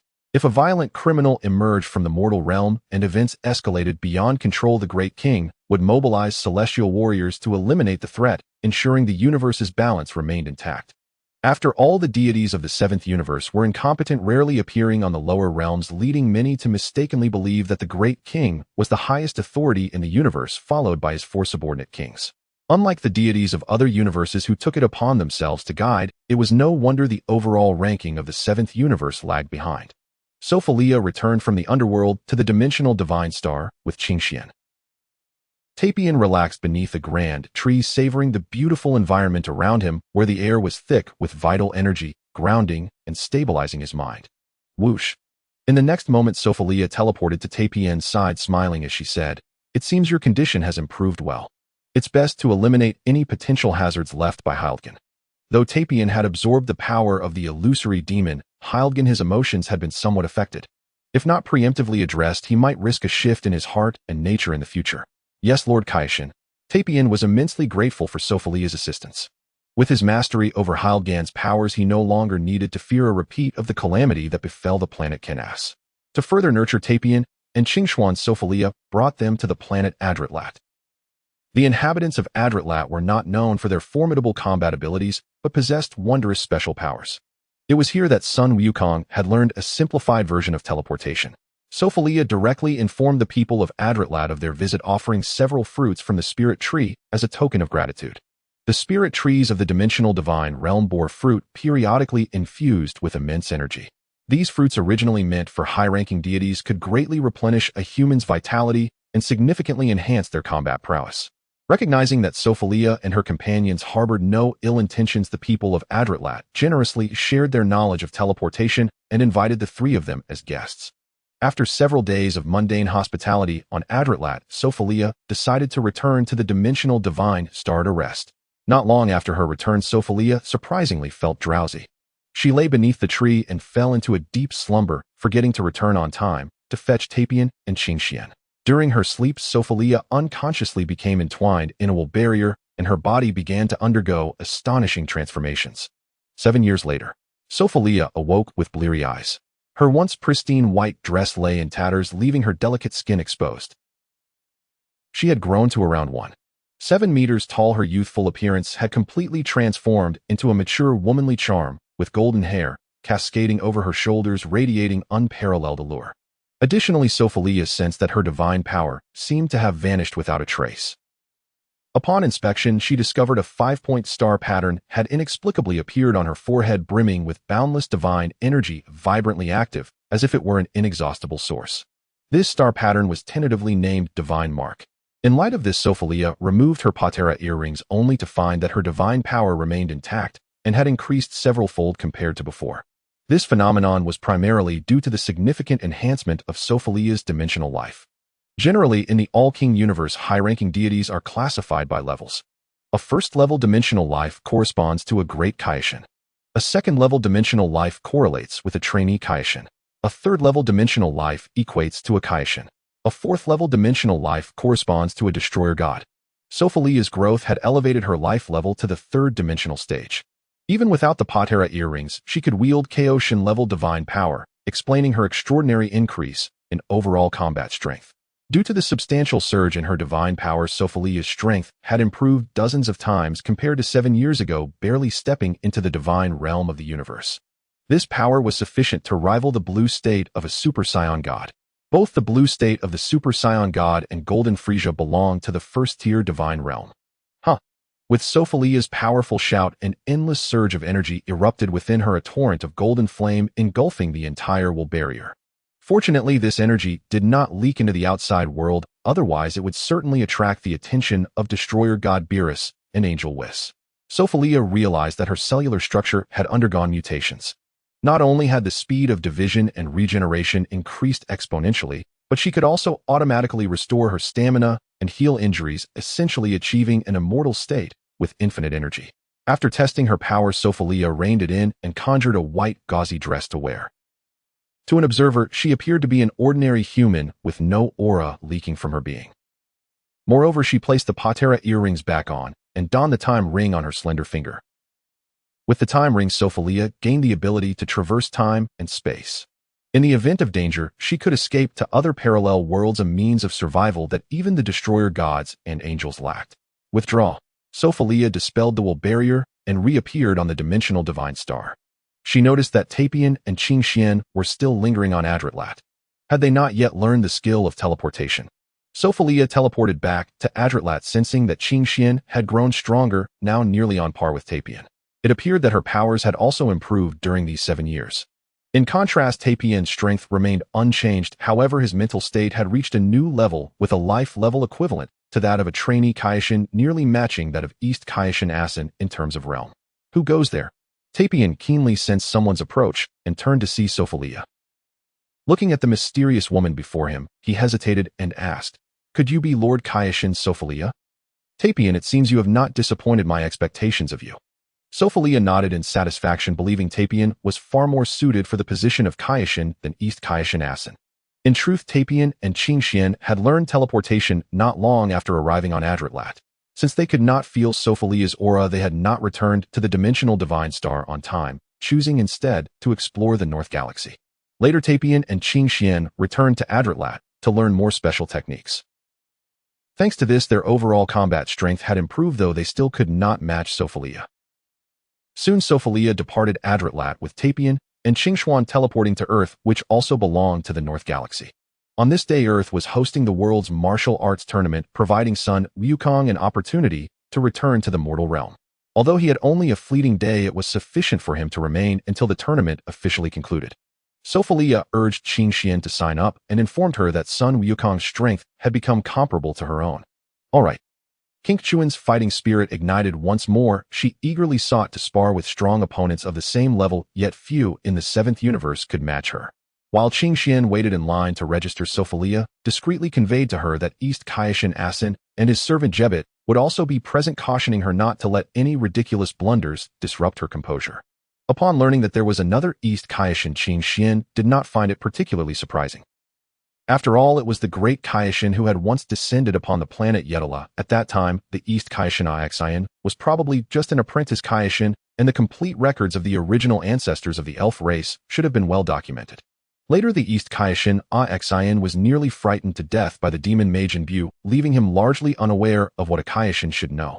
Saiyan's combat power was probably at the full capacity of Super Saiyan Grade 1. Without using the divine power of a Kaioshin, he would absolutely be unable to restrain Son Gohan in his Super Saiyan second phase. Not long after, Qingxian successfully registered and immediately appeared before Son Goku and the others. Son Goku, it's been a long time. With a slight smile, Qingxian looked at the Super Saiyan before her. She felt the immense energy emanating from him. It seemed that Kaioshin Sofia had indeed spoken the truth. "It's you."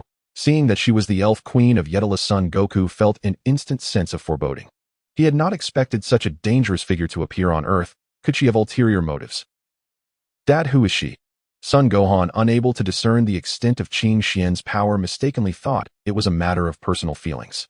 After all, Qingxian was breathtakingly beautiful. By Earth's aesthetic standards, she was undoubtedly an angelic beauty. "I never imagined that so many powerful beings from the universe would appear on this remote planet at the edge of the northern galaxy. Now I can finally have a proper duel with you." Qingxian's determined gaze swept over Vegeta and Son Gohan, standing beside Son Goku, realizing that their combined strength was actually enough to rival her from 7 years ago. It appeared they were both Super Saiyans. Perhaps finding Qingxian's appearance familiar, Vegeta approached her and coldly questioned, "If I'm not mistaken, you must be one of the rare elf races in the universe, right?" Hearing this, Qingxian retorted mockingly, "Prince Vegeta, your strength does not deserve such a title. I am the Elf Queen of Yetelar in the Southern Galaxy. If you wish to replace Son Goku and fight me, I can certainly grant your wish." The Elf Queen of Yetelar. Vegeta's icy pupils trembled involuntarily. He had not anticipated that the one before him would be the Elf Queen of Yetelar, a cosmic powerhouse whose reputation had soared long ago. Once, when Vegeta was still serving Frieza, he had heard of the elf race of Yetelar from Frieza's lips. Learning that they were born with battle powers exceeding 10,000, they would then remain underground in slumber to enhance their strength. In ancient times, the frozen demon had provoked the elf race of Yetelar, leading to their near extinction. Only a few survivors managed to escape to the northern galaxy to reproduce, one of whom was Frisia's ancestor. However, Frisia was also not a match for the Super Saiyans. With this thought, Vegeta's confidence surged. Pointing a finger at Qing Xian, he declared, "Elf Queen of Yetelar, you say my strength does not befit the title of Prince of the Saiyans. Then let me show you what it's like." As soon as he finished speaking, Vegeta covertly unleashed the power of Super Saiyan, second phase, towards Qing Xian, but she showed no signs of discomfort. In contrast, the others struggled to breathe under the pressure of his energy. "Vegeta, stop it." Son Goku believed Vegeta was courting disaster. He was still unaware of Qing Xian's true intentions. If this led to calamity for Earth, they would undoubtedly find themselves in an irreparable situation. At this, Vegeta restrained his aura and shot a glance at Son Goku, feigning malice as he asked, "Kakarot, you wouldn't have found a new love in the afterlife, would you? Are you afraid I'll hurt her?" "Vegeta, what are you saying? Her power is incredibly strong. I nearly lost my life at her hands."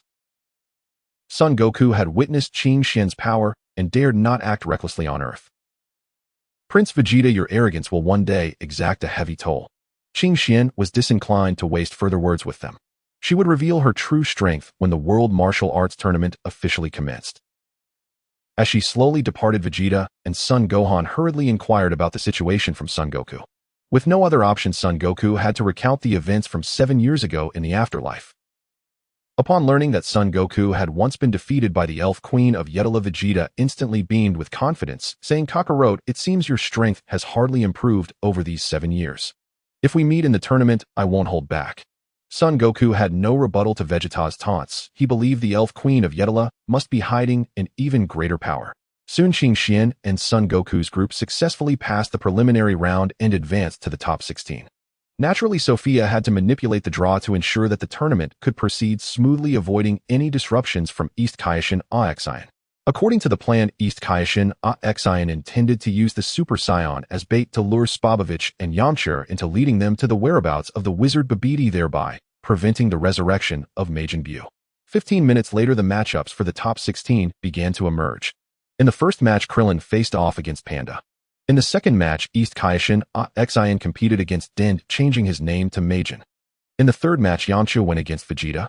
In the fourth match, Qing Xian faced Son Gohan, who had changed his name to Super Saiyan Superman. In the fifth match, Android 18 battled Mr. Satan. In the sixth match, Spobovich went against Son Goku. In the seventh match, Videl faced Jebet. In the eighth match, Jira faced the invincible masked man, who was actually Son Goten in trunks and cloaks. The World Martial Arts Tournament officially commenced. In the first match, Krillin easily knocked Panda out of the ring. In the second match, East Kaioshin Exine forced Din to surrender through dimensional pressure. In the third match, Vegeta knocked Yamcha unconscious with a single punch. In the fourth match, Qing Xian squared off against Son Gohan, attracting the special attention of Son Goku and Vegeta. Qing Xian appeared on the stage through instant transmission, leaving Son Goku and the others astonished. They had not expected the Elf Queen of Yetelar to possess such a rare ability. "Son Gohan, hurry up and transform into a Super Saiyan. Do you want to be defeated by me before you've even shown your full strength?" With her arms crossed, Qing Xian gazed at Son Gohan, her body emanating intense energy that twisted the entire arena into a dimensional space where they could fight without worrying about damaging the Earth. "Damn it, how dare you look down on me?" Son Gohan was instantly provoked by Qing Xian's attitude. Surrounding him was a swirl of white lightning as his golden hair stood upright, his power skyrocketing to an astonishing level. The surging golden aura shot up to the sky as he transformed into Super Saiyan second phase. 7 years ago, when he defeated the lightning cell, Son Gohan's power had far surpassed this. Years of complacency had weakened his overall strength. Otherwise, with his power, defeating the demon Dabura would have been a trivial matter. Such immense energy. Spobich held the energy detector towards Sun Wukong, convinced that this was the warrior Lord Babidi was seeking. Unfortunately, before he could take any action, an unknown divine force suppressed Spobich's mental while plunging him into unconsciousness as he collapsed to the ground, the energy detector falling beside him. Upon noticing Spobich lying unconscious, someone quickly alerted the medical personnel to take him to the hospital for treatment. Meanwhile, everyone's attention was captured by Sun Wukong's transformation into a Super Saiyan Stage 2, leaving only Sun Wukong and Vegeta unfazed. Their power far surpassed this display, thus they found no reason to be astonished. East Kaioshin, Aizen, and Jebet could hardly believe what they were witnessing, struggling to fathom that a mortal from the lower realms could achieve such overwhelming strength. However, they still deemed it insufficient to contend with Majin Vegeta. So Sun Wukong has become a golden warrior. Bittery gasped, her eyes wide with shock. Truly impressive, being the son of Super Saiyan Sun Wukong. Your strength is commendable. Allow me to play with you. Qingxian swiftly flapped her wings, summoning a colossal tornado that surged towards Sun Wukong, with overwhelming force, initiating a fierce battle. Fortunately, the arena had transformed into a dimensional space, otherwise the audience would have suffered greatly. Given that Qingxuan's power far exceeded Sun Wukong's, she quickly exploited his weaknesses and landed a devastating punch to his abdomen. Sun Wukong clutched his abdomen, crying out in agony. Outside the arena, Piccolo could only grit his teeth in frustration, feeling utterly powerless. Seizing the opportunity, Qingxian unleashed a ki blast, eliminating Sun Wukong from the match. His body was battered and bruised, consciousness lost as he lay unconscious on the ground. Sun Wukong and Piccolo hurriedly carried Sun Wukong to another location for treatment. Congratulations to contestant Qingxian for her victory. The referee announced the result, and the audience was left in disbelief at the outcome of the battle. Qingxuan, having subdued her aura, descended from the arena and mockingly remarked to Vegeta, "Prince Vegeta, I hope you can outperform Sun Wukong in the next match. I look forward to our battle. Damn it, how dare she look down on me." Vegeta clenched his fists, gritting his teeth in fury. He knew full well that while his power was slightly superior to Sun Wukong's, it was not comparable to the Fairy Queen of Yetelar. East Kaioshin, Aizen, and Jebet approached Qingxuan, their expressions laden with significance. "I never expected your power to be so formidable. Perhaps you could find a way to prevent the resurrection of Majin Vegeta." East Kaioshin, Aizen, "I have no interest in your idle chatter. In my eyes, you have sullied the title of Kaioshin. Your power pales in comparison to that of the great Kaioshin and even falls short of Sun Wukong, whom I just fought." Ignoring East Kaioshin, Aizen entirely, Qingxian found a corner to float in midair, closing her eyes to meditate. This provoked great anger in East Kaioshin, Aizen, and Jebet. They discerned from her tone that she was aware of the great Kaioshin, leading them to suspect she had some connection with other Kaioshins. Otherwise, how could she possibly know such hidden secrets? Meanwhile, Sun Wukong used instant transmission to take Sun Wukong to the Heavenly Palace in search of Dandy for treatment. Passing by the Korin Tower, he obtained some senzu beans from the cat sage for emergencies. Dandy quickly restored Sun Wukong to his peak condition, cautioning Sun Wukong to be wary of Qingxian. "Thank you, Dandy." After expressing his gratitude, Sun Wukong utilized instant transmission to return to the World Martial Arts Tournament arena. Now it was time for the fifth match, where contestant number 18 faced off against Mr. Satan. To everyone's astonishment, Mr. Satan actually defeated number 18 and claimed victory. The lengths Mr. Satan had gone to win this match were unimaginable. He likely spent a fortune to secure his success. In the sixth match, Spabich remained unconscious, resulting in Sun Wukong advancing without a fight. The seventh match saw Bittery eliminated by Jebet in a crushing defeat. In the eighth match, the cloaked Sun Wutian and Trunks easily dispatched their opponent Kira. Before long, the quarterfinals were set to begin. The first match featured Krillin facing Aizen. The second match had Vegeta taking on Qingxian.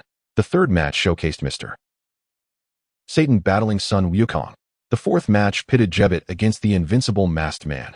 The quarterfinals of the World Martial Arts Tournament officially commenced. In the first match, Aizen effortlessly eliminated Krillin, as even the weakest Kaioshin was not a match for a mere Earthling. In the second match, Vegeta faced Qingxuan, both stepping onto the stage. "Fairy Queen of Yetelar, I, Vegeta, will not suffer defeat at your hands like Sun Wukong," Vegeta declared with fierce determination, pointing a finger at Qingxian. White lightning crackled around him, golden hair standing on end, as an overwhelming golden aura surged into the sky, transforming him into Super Saiyan Stage 2. In terms of energy intensity, Vegeta was indeed stronger than Sun Wukong. However, this did not capture Qingxuan's attention. To humiliate Vegeta in response to his arrogance, Qingxian dismissively stated, "Then feel free to attack. If I move even slightly outside this circle, I will concede defeat."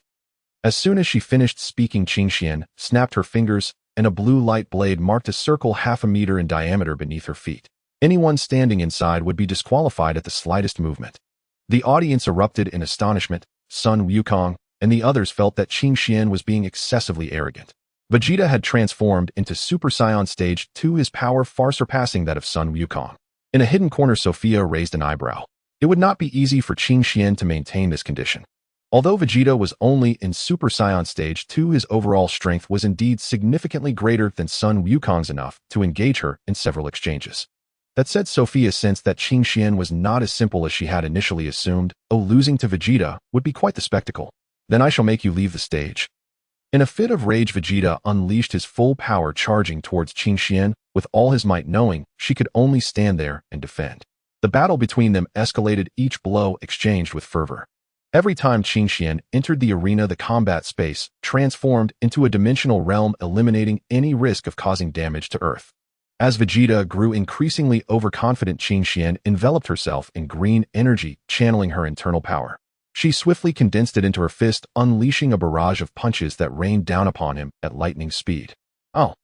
Caught off guard, Vegeta received a devastating blow, his chest nearly caving in as he coughed up a torrent of blood, a testament to the severe damage he had sustained. Fortunately, he gritted his teeth against the pain and distanced himself, soaring into the sky. His energy was now disordered, and he was gasping for breath. No, this is impossible. As the gap in strength between the two sides became evident, Sun Wukong and the others looked at Qing Xian with a chill running down their spines. Could her power truly be invincible? Even Vegeta, in his Super Saiyan second form, was no match for her. Vegeta had not yet fallen under the control of the wizard Babidi, so his power remained at the Super Saiyan second stage, and he had not yet broken through to reach his peak state.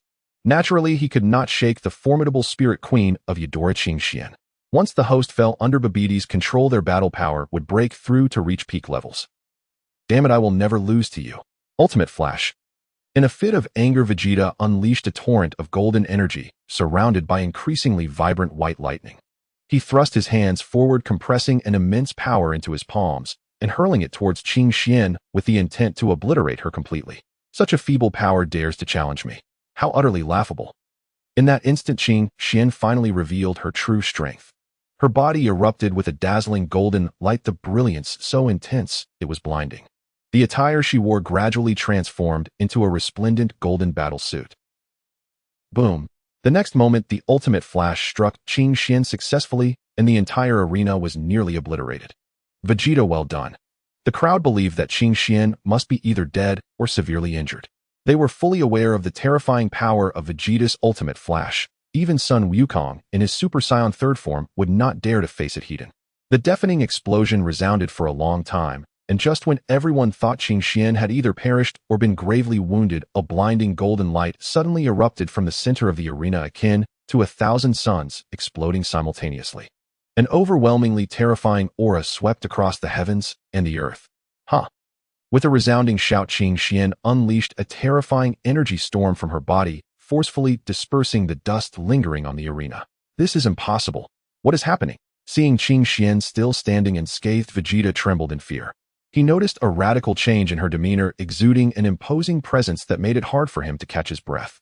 Though Qing Xian recognized Vegeta's power, to some extent she remained haughty as she declared, "Prince of the Saiyans, Vegeta, to compel this queen to unleash her battle attire, I must say your power surpasses that of Son Gohan by a significant margin." This battle attire was Qing Xian's life-saving garment, requiring the activation of her bloodline to condense. Its defensive capabilities could increase in accordance with her overall battle power, and only top-tier beings who had ascended to the divine realm could breach its defenses. Before Vegeta could react, a golden beam shot from Qing Xian's emerald eyes, striking him with lightning speed and effortlessly rendering him temporarily incapacitated. With a single blow, Vegeta fell from the sky, officially out of the match. Congratulations to contestant Qing Xian for her victory. The referee promptly announced the result of the match, and the audience erupted in cheers, excited by the battle. After all, Qing Xian had transformed the arena into a dimensional space, and even Vegeta's ultimate flash could not shatter it, ensuring their enthusiasm remained undisturbed. Vegeta? Sun Wukong hurriedly helped Vegeta to his feet, using instant transmission to take him to the Supreme Kai dandy for treatment. Suo Feiliya, hidden in the shadows, felt a wave of satisfaction wash over her. She had never anticipated that Qing Xian could cultivate to such a level. It seemed the 7 years spent with Tapion on Yadrith had yielded substantial results. If it came down to a real fight, Sun Wukong would likely not be a match for either of them. At that moment, an unforeseen event unfolded. In the center of the arena appeared an evil figure clad in blue, Dabura, the Demon King whom East Supreme Kaioshin feared the most. "Let's go." Seeing Dabura, who had presumably been summoned by Babidi, Suo Feiliya discreetly communicated with Qing Xian, urging her not to waste time getting involved in the conflict. After all, with Sun Wukong still on Earth, there was no need to worry about major problems arising. Understood, Supreme Kai. Qing Xian immediately activated instant transmission, vanishing before the crowd, while Suo Feiliya completely erased her presence to prevent anyone from tracking her. Suo Feiliya and the others concealed themselves in the dimensional space of Earth, hidden within the folds of a spatial barrier safe from detection. Hey, one warrior actually got away. Very well, you can all just become the energy needed to revive Majin Vegeta. Dabura began to rampage, slaughtering countless innocents in his path. That guy is Dabura, the Demon King. Everyone think of a way to stop him. Supreme Kai Ascen quickly engaged Dabura in battle, but the vast disparity in strength rendered him no match. He struggled to hold his ground for just a few exchanges before beginning to falter. Fortunately, Son Gohan arrived transformed into Super Saiyan second form to assist. Perhaps due to Suo Feiliya thwarting Spabovich and Yama's plans, Babidi had dispatched Dabura to wreak havoc. After all, reviving Majin Vegeta required significant energy to restore him to peak condition. Soon Sun Wukong and Vegeta returned to the martial arts tournament, hastily evacuating the innocent Earthlings.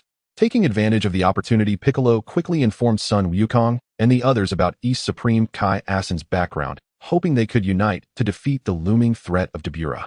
However, Vegeta looked down upon this fight. He believed that Son Gohan's power had dwindled compared to 7 years ago, a disgrace in the eyes of any Saiyan. If he were to lose to the Demon King, Kakarot would surely step in to assist. As expected, Son Gohan indeed struggled against Dabura and was severely injured once again.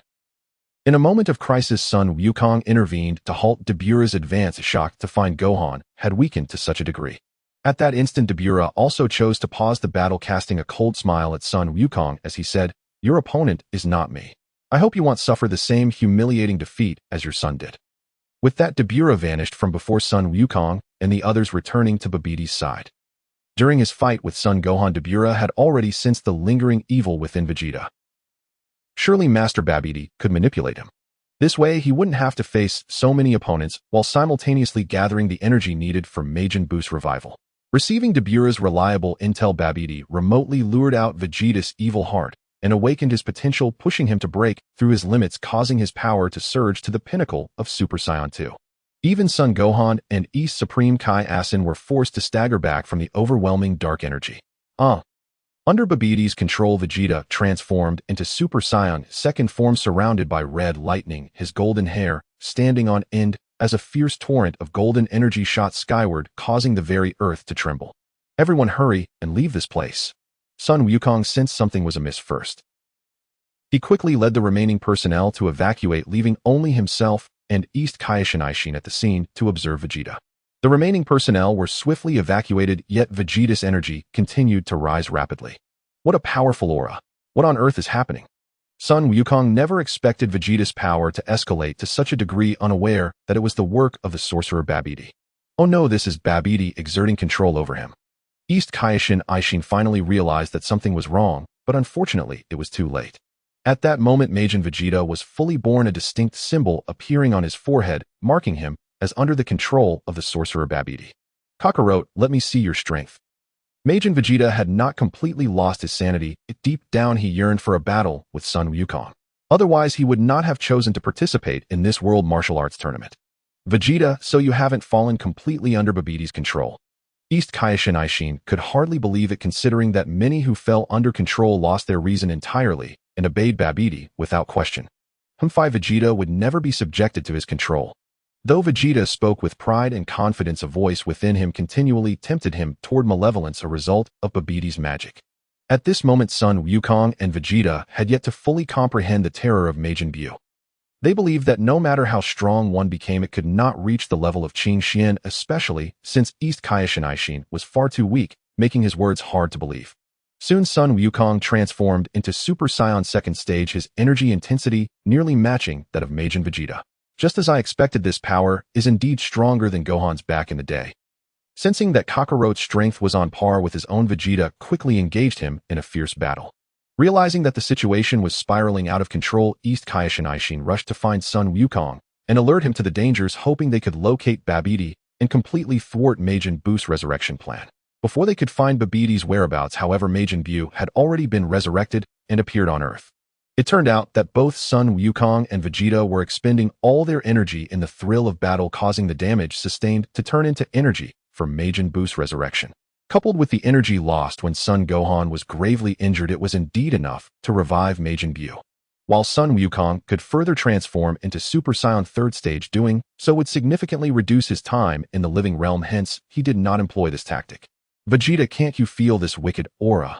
Sun Wukong no longer wished to continue battling Vegeta. He was the first to notice that Majin Buu's energy was nearly on par with his own Super Saiyan 3rd stage, which explained why the Kaioshin felt such dread. Noticing Sun Wukong's distracted demeanor, Vegeta spoke. If you're so worried about Majin Buu, let's set our duel aside for now. I remember you have some senzu beans on you. We've both exhausted too much energy, and we must recover before heading over. Absolutely, together we can defeat him. After saying this, Sun Wukong prepared to retrieve the senzu beans from his pouch. At that moment, Vegeta unleashed all his power and struck the unsuspecting Sun Wukong, knocking him unconscious, causing a single senzu bean to fall to the ground. Sun Wukong originally had 2 senzu beans for emergencies, but after Son Gohan was defeated by Dabura and consumed one to recover from his severe injuries, only one remained. Vegeta swiftly picked up the senzu bean and consumed it, restoring himself to peak condition, muttering to himself, "We'll settle our duel later, I just have to make sure I survive." Vegeta was well aware of Majin Buu's power. He understood that this aura was not something to be taken lightly. If he could not defeat Majin Buu even with all his might, there was no need for Kakarot to face such a fate. After all, he was already dead, or should he die again, he would vanish completely without a trace. Due to the ominous presence of Majin Buu, East Kaioshin Aishin along with Son Gohan finally located the sorcerer Babidi. Beside Babidi stood a stout round-faced demon grinning innocently. This was the very Majin Buu that East Kaioshin Aishin feared most. The plot had not deviated significantly. Upon his resurrection, Majin Buu defeated Dabura and devoured him, turning him into a cookie. When East Kaioshin Aishin and Son Gohan arrived on the scene, Majin Buu had already killed Dabura. Majin Buu, seeing the rotund face of Majin Buu, East Kaioshin Aishin was instantly overcome with intense fear. "Kaioshin, do you dare come here to die? Majin Buu, kill him quickly." The sorcerer Babidi commanded Majin Buu to eliminate East Kaioshin Aishin and Son Gohan, and a violent battle ensued, one where the disparity in power was evident. Son Gohan in his Super Saiyan 2nd stage was no match for Majin Buu and was ultimately blasted away by an energy blast. Injured, East Kaioshin Aishin used his divine power to explode the energy blast, barely saving Son Gohan's life. He ultimately lost consciousness, leaving only Jebbet lurking in the shadows, waiting for the right moment to strike. Just as Jebbet prepared to act, Vegeta finally arrived at the scene.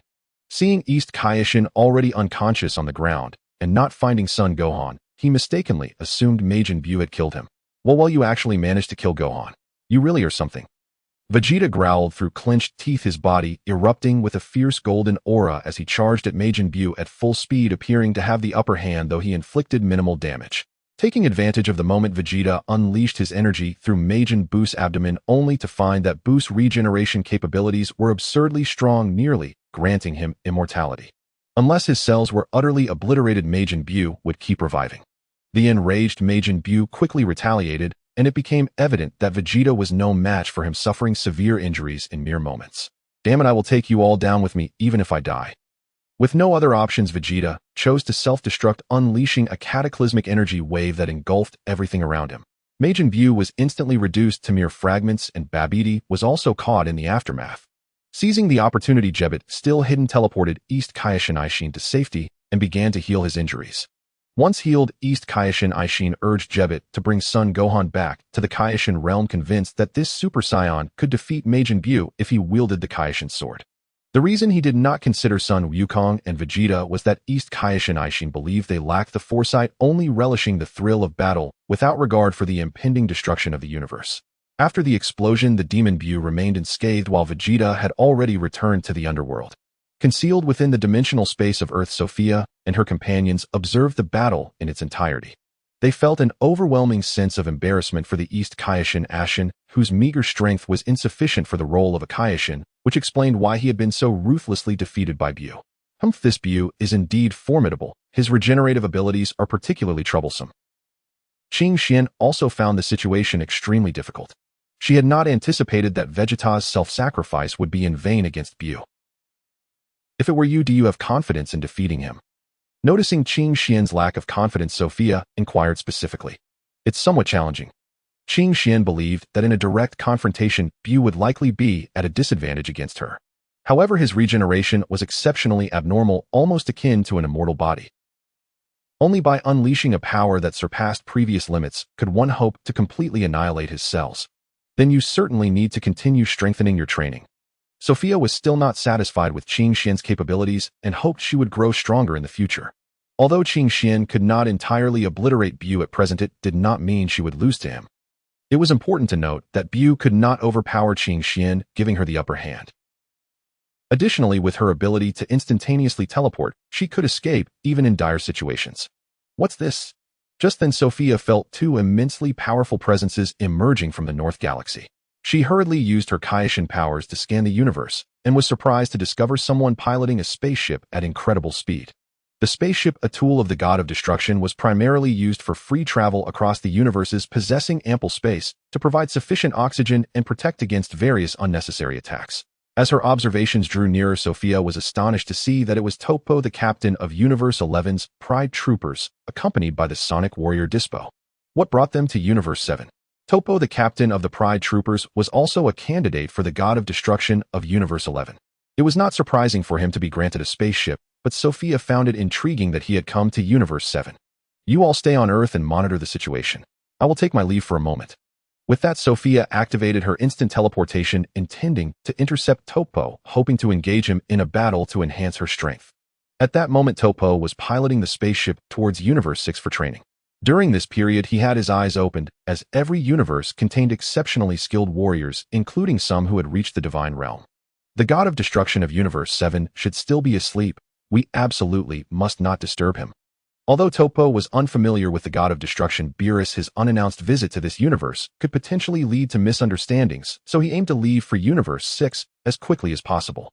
In truth, when Topo and Dispo arrived in Universe 7, the Angel Whis had already been aware of their presence, but thought little of it, assuming they were merely passing through, and thus did not monitor them closely. What's happening? Before Topo could leave Universe 7, they found themselves engulfed by a darkness that swallowed the surroundings as if trapped in an alternate dimension, severing all connection with the outside world. Candidate God of Destruction Topo, what brings you to Universe 7? Sofia, having used instant teleportation, intercepted Topo's spaceship, forcibly pulling them into a realm of will to prevent prying eyes, as she did not wish to prematurely reveal her identity. To be cautious, Sofia donned a mask and a black robe to conceal her entire being, even altering her voice deliberately. Who are you? How do you know my identity? Topo asked, warily sensing a formidable power emanating from this mysterious figure. How could such a top-tier warrior emerge from the seemingly backward Universe 7? Sofia did not respond to Topo's question. Instead, her right arm took on a sharp posture, and she struck through the air, compressing energy into a golden blade of light that surged forth with blinding speed. Seeing the golden blade filled with destructive force approaching, Topo quickly exited the spaceship and exerted all his strength to block the attack. After a single strike, Topo gauged Sofia's power, concluding that she was a cosmic master at the first stage of Divine Realm, confident that he could easily defeat her using the destructive powers of a God of Destruction. Impressive, candidate God of Destruction Topo. Let me see your true strength. Huh. With a powerful shout, an endless surge of energy erupted from within Sofia. The overwhelming golden aura spread throughout the realm of will. Fortunately, this energy did not leak into the outer universe, otherwise it would undoubtedly attract with special attention. Dispo struggled to breathe under the pressure. His specialty lay in speed, and his own energy could not withstand this overwhelming force.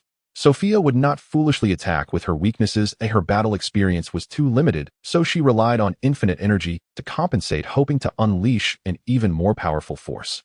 The battle seemed to stretch on indefinitely, with Topo being forced closer to a corner by Sofia. His ally Dispo was severely injured and retreated to safety. If he did not utilize the destructive power soon, he would surely be defeated. Destruction. Topo quickly gathered destructive energy into a purple orb, crashing it towards Sofia with the force to annihilate worlds. Sofia, leveraging the advantage of infinite energy, managed to overcome Topo. However, his destructive power was rooted in the authority granted by the cosmic rules, and ordinary strength could hardly sway it. Stop underestimating me. Sofia's forehead began to display a golden divine pattern resembling a pentagram, emanating a terrifying pressure that felt as if the heavens were collapsing. The sky seemed to cave in as she unleashed an immense divine power, intuitively tapping into inspiration from the cosmos. In that instant, Sofia transcended her limits, reaching a new level. Her golden hair lengthened, cascading down her back, and her pupils shifted to a deeper shade of emerald green. With the power of the divine pattern, she ascended to the second stage of divine realm, her overall combat strength skyrocketing to unimaginable heights. Moreover, Sofia unexpectedly grasped the power of time and space. Extending her delicate hand forward, she declared, "Time, stop." Indeed, the destructive energy did not obliterate her as anticipated. Instead, it was firmly grasped in her palm. This ability to stop time was a special skill that Sofia wielded, using her divine power capable of halting the passage of time within a certain range, rendering the god of destruction's energy utterly ineffective. "No, it's impossible." Seeing the mysterious figure unscathed while effortlessly catching the destructive energy, Topo was convinced that this being was undoubtedly a high-level deity, how otherwise such pure primordial divine power would be unattainable. Before Topo could even react, Sofia utilized the power of the divine pattern to absorb the destructive energy, thus acquiring the authority of the god of destruction. With the formidable power of the divine pattern, Sofia once again broke through her limits, stepping into the third tier of the divine realm. In terms of combat strength, she could rival an ordinary god of destruction, and with her successful mastery of destructive energy, there was no one in the entire seventh universe who could match her aside from Beerus, the god of destruction, and Whis the angel. This state was exceptionally suited for battle. The only drawback was that it required her to activate the divine patterns on her forehead. Otherwise, her overall power would revert to that of the second tier, rendering her incapable of utilizing both destructive energy and the power of time and space. "Torpo, as a candidate for god of destruction, what do you think of my strength?" Sofia couldn't help but feel a surge of pride. Her desire to eliminate Torpo seemed as effortless as crushing an ant. Even if Torpo transformed into his god of destruction form, he would still only be at the second tier, making any comparison with Sofia utterly futile. For instance, the Super Saiyan god form in its deep blue state and the 20-fold Kaioshin were both considered second-tier techniques. Indeed, such cosmic experts were sufficient to serve as candidates for the god of destruction. Torpo felt an overwhelming pressure from this mysterious figure comparable to that of Lord Beerus. Could she be the god of destruction from the seventh universe? Given that Sofia wore a mask and a black robe that concealed her entire body, it had an air of concealment, leading Torpo to suspect she was indeed Lord Beerus. After all, how could an ordinary human withstand destructive energy unscathed? However, before he could take action, Sofia utilized the power of the divine patterns to execute a spatial teleportation, instantly transporting both of them back to the god of destruction realm of the 11th universe, along with the travel cube. Torpo and Dispo were immediately subjected to the pressure of a wall barrier, vanishing without a trace in an instant. This spatial teleportation was also a special skill derived from her understanding of time and space, allowing for the transfer of targets covered by divine power, perfect for future endeavors involving the collection of Super Dragon Balls. In the 11th universe within the god of destruction realm, God of Destruction Vermoud and Angel Margarita were enjoying tea and discussing the future development of the 11th universe when an unexpected event occurred. Torpo and Dispo suddenly appeared out of nowhere, crashing into the God of Destruction realm, with the travel cube following closely and landing directly on top of them. Boom! The sound of heavy objects hitting the ground echoed through the God of Destruction realm, leaving Vermoud and Margarita utterly baffled. How could they appear here without any explanation? It seemed they had sustained significant injuries. Torpo, weren't you traveling through other universes for training? God of Destruction Vermoud and Angel Margarita slowly descended before Torpo, eager to know what had transpired. Torpo quickly moved the travel cube aside and stood up to explain. Lord Vermoud, while Dispo and I were traveling in the 7th universe, we encountered a mysterious figure. At first they appeared to be merely a cosmic expert of the first tier, but unexpectedly they unleashed a ferocious onslaught, as if they possessed infinite energy, forcing me to counter with destructive energy. So you mean to say you should have defeated them? Vermoud interrupted, mistakenly assuming that was the entirety of the story. Torpo shook his head with a sigh, replying, unfortunately no. The opponent seemed completely unafraid of destructive energy, and their power ultimately escalated to the 3rd tier. The pressure I felt was nearly on par with yours, Lord Vermoud. I sensed an extraordinarily pure source of divine power emanating from them, which led me to suspect that this mysterious figure might be Lord Beerus of the 7th universe. Before I could process this, Dispo and I were already teleported here. Upon hearing this, God of Destruction Vermoud couldn't help but burst into laughter. Ha, so Beerus is so timid that he won't even show his face, pretending to be someone else to confront you. Could it be that he is the God of Destruction Beerus from the 7th universe? Torpo sought clarification on his opponent's identity. If that mysterious figure was indeed Beerus, then losing to him was entirely understandable, as he was a cosmic expert of the 3rd tier, making Torpo's use of destructive energy seem presumptuous in comparison. I assure you it is him. I remember that the 7th universe has yet to produce any top-tier experts from the realm of the gods, and since Beerus has no candidate for the god of destruction, his behavior is nothing short of transparent. God of Destruction Vermaud was confident in his assertion primarily because only a god of destruction could withstand destructive energy without harm. In the 7th universe on Earth, after defeating Torpo, Sofia temporarily returned to the dimensional divine star, plucking several fruits from the spirit tree before descending back to Earth to find Qianxian and Tapion so they could share these high-level fruits that would aid in enhancing their dimensional life. Since the battle with Torpo, Sofia had reaped significant rewards, her power had successfully broken through its limits, reaching the 2nd tier of the divine realm. If she utilized the power of the divine patterns, she could even elevate herself to the 3rd tier, freely wielding both destructive energy and the power of time and space. This time, not only did Sofia's power surge, but her appearance also underwent a transformation. She had adopted a golden-haired, green-eyed goddess style, with her golden hair cascading down her back, appearing ethereal and profound. Although her height remained around 1.7 meters, her overall presence was even more captivating, with her energy aura entirely contained within her, showing no signs of leakage or waste. Noticing the subtle changes in Sofia, Tapion and Qianxian exchanged knowing glances and smiles, recognizing her as the true master of the universe, unlike East Kaioshin, who trembled in fear at the sight of Majin Vegeta. While Sofia was away from Earth, Sun Wukong awoke and sought out Majin Vegeta, engaging in a fierce battle and transforming into Super Saiyan at its 3rd level. This surge of energy spread to the Kaioshin realm, shocking both East Kaioshin and Sun Gohan. Sun Wukong found it impossible to eliminate Majin Vegeta at this juncture, as his stamina was severely depleted and his time in the mortal realm was running short. He needed to quickly teach the Metamoran's fusion technique to Trunks and Goten so they could fuse and become super warriors. The fusion would undoubtedly produce a warrior powerful enough to defeat Majin Vegeta, and it must be said that Sun Wukong's judgment was indeed correct. He had not anticipated that Majin Vegeta would grow even stronger. He intended to seek out Qianxian for assistance, but found her whereabouts elusive, unaware of where the Queen of the Eudora Star had vanished to. Afterward, Majin Vegeta killed the wizard Babidi, gaining newfound freedom and flexibility in his actions. Later, Sun Wukong returned to the other world and unexpectedly sensed Son Gohan's energy teleporting to the Kaioshin realm. Had it not been for Sofia ordering Qianxian to remain on Earth to observe Majin Vegeta, she would likely have pursued Sun Wukong to the Kaioshin realm long ago. In truth, both Qianxian and Tapion wished to intervene, but out of respect for Sofia's orders they refrained from acting hastily. After all, they were servants of the Kaioshin and knew that defying divine will would lead to severe punishment. I will take you to explore other universes.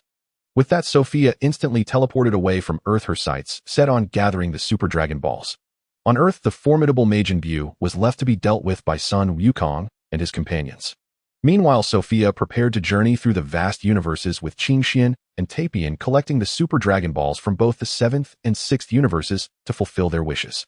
As a Kaioshin, possessing the ability to observe the universe was incredibly convenient. With the help of instantaneous movement, finding the Super Dragon Balls was as easy as pie. The only difficulty lay in not being detected by other gods of destruction and angels. Additionally, Sofia had commissioned technologically advanced beings from the cosmos to create the most powerful Dragon Ball radar, effortlessly locating all 3 Super Dragon Balls in the 7th universe. These Dragon Balls were stored within her will barrier, ensuring their safety as she carried them with her. Soon, Sofia and her companions arrived in the 6th universe via instantaneous movement. Utilizing the powerful radar, they successfully found the remaining 4 Super Dragon Balls in less than a few days. To prevent the secret of the Super Dragon Balls from leaking, Sofia temporarily placed Qianxian and Tapion on other planets. The 7 Super Dragon Balls floated within her will barrier, and she prepared to summon the Eternal Dragon. Come forth, Dragon of the Gods, and grant my wish. Sofia specifically used the divine language for her summoning, as the Super Dragon Balls would not respond otherwise. Suddenly, an unexpected event occurred. The 7 Super Dragon Balls began to resonate, emitting blinding golden divine light akin to 1,000 suns, exploding simultaneously, making it nearly impossible to keep one's eyes open, causing the entire will barrier to expand. Sofia activated the golden divine patterns on her forehead, voraciously absorbing the radiant golden light. After an unknown duration, a pair of golden wings gradually formed behind her. While she continued to consume the golden divine light, a deafening roar echoed through the heavens, and a surging golden aura enveloped the entire will barrier, drawing in the 7 Super Dragon Balls into her body. This was a sight few would believe. Before she could comprehend the situation, a golden silhouette suddenly appeared within the wool barrier, causing Sofia great panic as she had no idea who it was. Impossible, could you be the dragon god Salama? Sofia couldn't help but speculate about the identity of the golden figure before her feeling the super Dragon Balls within her resonating continuously. This occurrence might be attributed to the creator's personal arrival. The creator of the Super Dragon Balls was none other than the illustrious dragon god Salama, a being whose true visage was rarely seen. I am indeed the dragon god Salama you speak of. I never expected a transcendent deity like you to emerge within the Omni King's universe. Would you be willing to become my guardian dragon god? Guardian dragon god. Sofia found this statement difficult to comprehend and cautiously inquired, what price must I pay? The golden silhouette explained succinctly, you need not pay a price. The only requirement is to protect the Super Dragon Balls of the Omni King's universe from being destroyed by powerful beings from other realms. Upon hearing this, Sofia immediately nodded in agreement. Very well, I am willing to become the guardian dragon god. Having divine status would indeed eliminate many troubles when traversing the Omni King's universe or other parallel timelines. Although she would gain special abilities granted by the laws of the universe, she would also face constraints such as the connection between gods of destruction and Kaioshins. If one perished, the other would follow a lethal weakness that deterred many powerful beings. Then I formally appoint you as the guardian dragon god of the Omni King's universe. The golden figure gazed at Sofia, his tone growing solemn. By the name of Dragon God Salama, I officially designate you as the guardian dragon god of the Omni King's universe, ranking above the gods of destruction and angels, granting you the power of miraculous creation. As soon as the words left his mouth, the golden figure conjured a beam of golden light that entered Sofia's forehead. A profound and ethereal holy aura radiated from her, elevating her dimensional level significantly to the 5th dimension. This golden beam contained the energy of miraculous creation akin to the wish-granting effects of the eternal dragon and quickly merged with Sofia's divine markings. Though her strength did not change drastically, her body transformed into a true immortal entity. Congratulations on becoming the guardian dragon god of the Omni King's universe. From now on, even the gods of destruction and angels will bow to you. I believe with your potential they will soon be in awe of you. With that, the golden figure gradually transformed into shimmering golden particles, vanishing from Sofia's sight like fleeting bubbles, yet the 7 Super Dragon Balls remained stored within her body. Typically, high-ranking deities within the Omni King's universe are categorized by levels. The life level of the first-dimensional beings is equivalent to that of a great Kai. The second-dimensional life level corresponds to that of a trainee Kaioshin. The third-dimensional life level is equivalent to a Kaioshin. The fourth-dimensional life level is on par with a god of destruction. The fifth-dimensional life level is equivalent to a guardian angel. Sofia began to test the powers of miraculous creation, swiftly comprehending the Ultra Instinct technique. Her body became enveloped in white spiritual energy, her pupils unchanged, still a clear, vibrant green. This level seemed to merely indicate the initial signs of Ultra Instinct, which could be referred to as Ultra Instinct, a technique that higher-ranking gods of destruction had only grasped a fraction of, allowing them to ascend to the peak of the 3rd level, barely stepping into the 4th level, such as Beerus from the 7th universe. Sofia recklessly unleashed thousands of energy blasts, causing them to rebound and collide within the will barrier.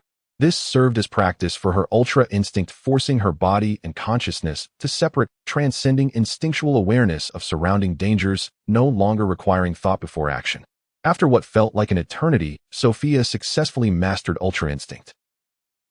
Following this, there were even higher forms, Perfect Instinct and Normal State Instinct, represented by figures such as White God Goku and Angel Whis. A human body could only comprehend Perfect Instinct, roughly equivalent to a 4th-dimensional cosmic expert. To progress further, one must elevate their dimensional life, otherwise the divine technique of Ultra Instinct would inflict unimaginable backlash on the body. Since Sofia became the guardian dragon god of the Omni King's universe, the Super Dragon Balls of this timeline fell under her jurisdiction. Each wish required her approval, otherwise no deity could access them.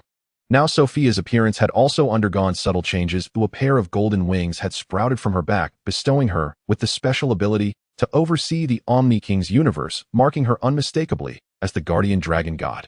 After much contemplation, Sofia left the will barrier and returned to the 6th universe, entrusting the time ring and Patera earrings to Tapion, temporarily appointing him as a trainee Kaioshin. Sofia had decided to venture into other parallel universes, and thus she chose not to take the time ring and the Patera earrings with her. Instead, she preferred to leave them for Tapion, the super warrior, hoping that by the time she returned, he would have transformed into a proper god of the universe. It must be said that Tapion was quite clever. He knew to seek out the god of the sixth universe, Fuwa, and requested to stay by his side to learn and comprehend.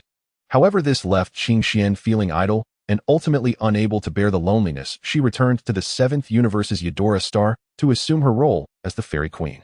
Thanks to her position as the guardian dragon god of the Omni King realm, Sofia could traverse to other parallel universes without the need for the time ring or the Pod-era earrings. Coupled with her mastery over time and space, she could come and go with ease at any moment without any hindrance. Divine Mark activate. In an instant, the divine power from the mark on Sofia's forehead was rapidly unleashed, and a brilliant golden halo began to rise behind her, causing her to vanish from the sixth universe and the entire Omni King realm. Whoosh! The next moment, Sofia chose to descend into a lower world, her form slowly materializing in the highest dimension of the god realm. The first beings she encountered were Jebet and the old god of the universe, both of whom sensed an intruder in their domain. Who goes there? Jebet was the first to turn and face Sofia, immediately sensing the unfathomable source of divine power radiating from her. Could it be that she was a being even more exalted than a god of the universe? May I ask what divine being you are? The old god of the universe inquired cautiously, having never heard of such a powerful superior deity, as if the entire universe was under her command. Hearing this, Sofia smiled and said, I merely passed by this place by chance and was fortunate enough to encounter several cosmic experts who have stepped into the realm of divinity, hence my special descent into this lower world. This lower world was a fragment of space-time devoid of destroyer gods and guardian angels, where only gods of the universe existed. After the explanation, Sofia teleported directly to Earth. At that moment on Earth, Sun Wukong and Vegeta had combined to transform into Super Saiyan stage 4 to confront the Super One-Star Dragon. Alas, they were still no match for him. The disparity in power was undeniably vast. Previously, Sun Wukong and Vegeta had fused to create the Super Warrior Gogeta, who had easily overpowered the Super One-Star Dragon, but their overconfidence led them to squander the opportunity. Ever since Gogeta had unfused back into Sun Wukong and Vegeta, the two had been unable to contend with the Super One-Star Dragon. Kakarot, if it weren't for your arrogance, that guy would have been defeated by my hand long ago. Vegeta angrily reproached Sun Wukong, regretting not having killed the Super One-Star Dragon while in their fused state. Upon hearing this, Sun Wukong scratched his head and chuckled foolishly. Vegeta, I don't understand why the fusion state lasted only 10 minutes. Had I known, I would have certainly dispatched him faster. Haha, blame yourselves for not seizing the opportunity properly. The Super One-Star Dragon couldn't help but laugh triumphantly. Despite still missing the 4-star ball, he was able to suppress the combined assaults of Sun Wukong and Vegeta with ease. Is it really that amusing? Suddenly, a clear and melodious voice reached the Super One-Star Dragon's ears. Turning around, he saw Sofia standing behind him, sensing an overwhelming aura of danger emanating from her, causing him to tremble uncontrollably, as if facing a natural enemy. Before anyone could react, Sofia reached out with her power and extracted the 4-star ball from within Sun Wukong, commanding fiercely, 4-star Dragon, do you need me to forcibly extract you myself? Please, great deity, show mercy. A panicked voice rapidly emerged from the 4-star ball, which then transformed into the 4-star Dragon with shining golden wings. His power was on par with Super Saiyan stage 4, roughly equivalent to a first-tier divine realm. 4-star Dragon, you are still alive. Both Sun Wukong and the Super One-Star Dragon were incredulous, unaware of just how formidable Sofia truly was. The Super One-Star Dragon's overall combat strength barely reached the second-tier divine realm, and he had yet to absorb the 4-star ball, leaving him at the peak of the first tier. Although he could easily overpower Sun Wukong and Vegeta, dealing with Sofia was a fool's dream. Beings like you and evil dragon disgust me. Destruction. Sofia pushed her pure white hand forward, and before the Super One-Star Dragon realized what was happening, his body began to dissolve into purple light, vanishing without a trace, leaving behind 6 Dragon Balls that fell to the ground. Destructive energy was a divine technique possessed by destroyer gods, and Sofia wielded it as well. No, it's impossible. The onlookers trembled in fear at the sight of Sofia. If she harbored malice, no one would be able to stop her. 4-star Dragon, aren't you going to quickly gather the Dragon Balls? Sofia's cold gaze swept over the 4-star Dragon, her entire being radiating a profound and ethereal divine aura that instilled no thought of resistance in him, for he too was born from the Dragon Balls of Earth. Understood. The 4-star Dragon hurriedly collected the 6 Dragon Balls, obediently standing beside Sofia, awaiting her command. You are remarkably powerful. You dispatched the super one-star dragon so effortlessly. Sun Wukong approached Sofia to greet her, believing that her willingness to eliminate the super one-star dragon indicated she was not a wicked being. Sofia momentarily ignored Sun Wukong, directly utilizing her source divine power to purify the negative energy within the Dragon Balls, then channeling it entirely into the 4-star dragon, causing his power to surge dramatically. This energy radiated throughout the universe. What an immense power! Sun Wukong and Vegeta could hardly believe that the 4-star dragon could also absorb Dragon Balls to enhance his strength, making him even stronger than the super 1-star dragon. Perhaps this was due to Sofia cleansing the negative energy from the Dragon Balls. In no time, the super 4-star dragon emerged on Earth. Although still at the 2nd-tier divine realm, he was now strong enough to defeat Sun Wukong and Vegeta, who often became overconfident in their capabilities. Super 4-star dragon, go and teach them a lesson. Do not hold back for my sake. Sofia understood that the super 4-star dragon was eager for a rematch with Sun Wukong, hence her encouragement for him to absorb the Dragon Balls to augment his strength. Understood, great deity. As soon as those words left her lips, the super 4-star dragon charged into battle against Sun Wukong, disregarding Vegeta entirely. At that moment, Jebet and the old god of the universe appeared beside Sofia, hoping that this great deity would spare Earth. After all, if even the formidable super 1-star dragon had been defeated by her son Wukong, and Vegeta would stand no chance. If they cannot defeat the super 4-star dragon, then do not blame me for being merciless.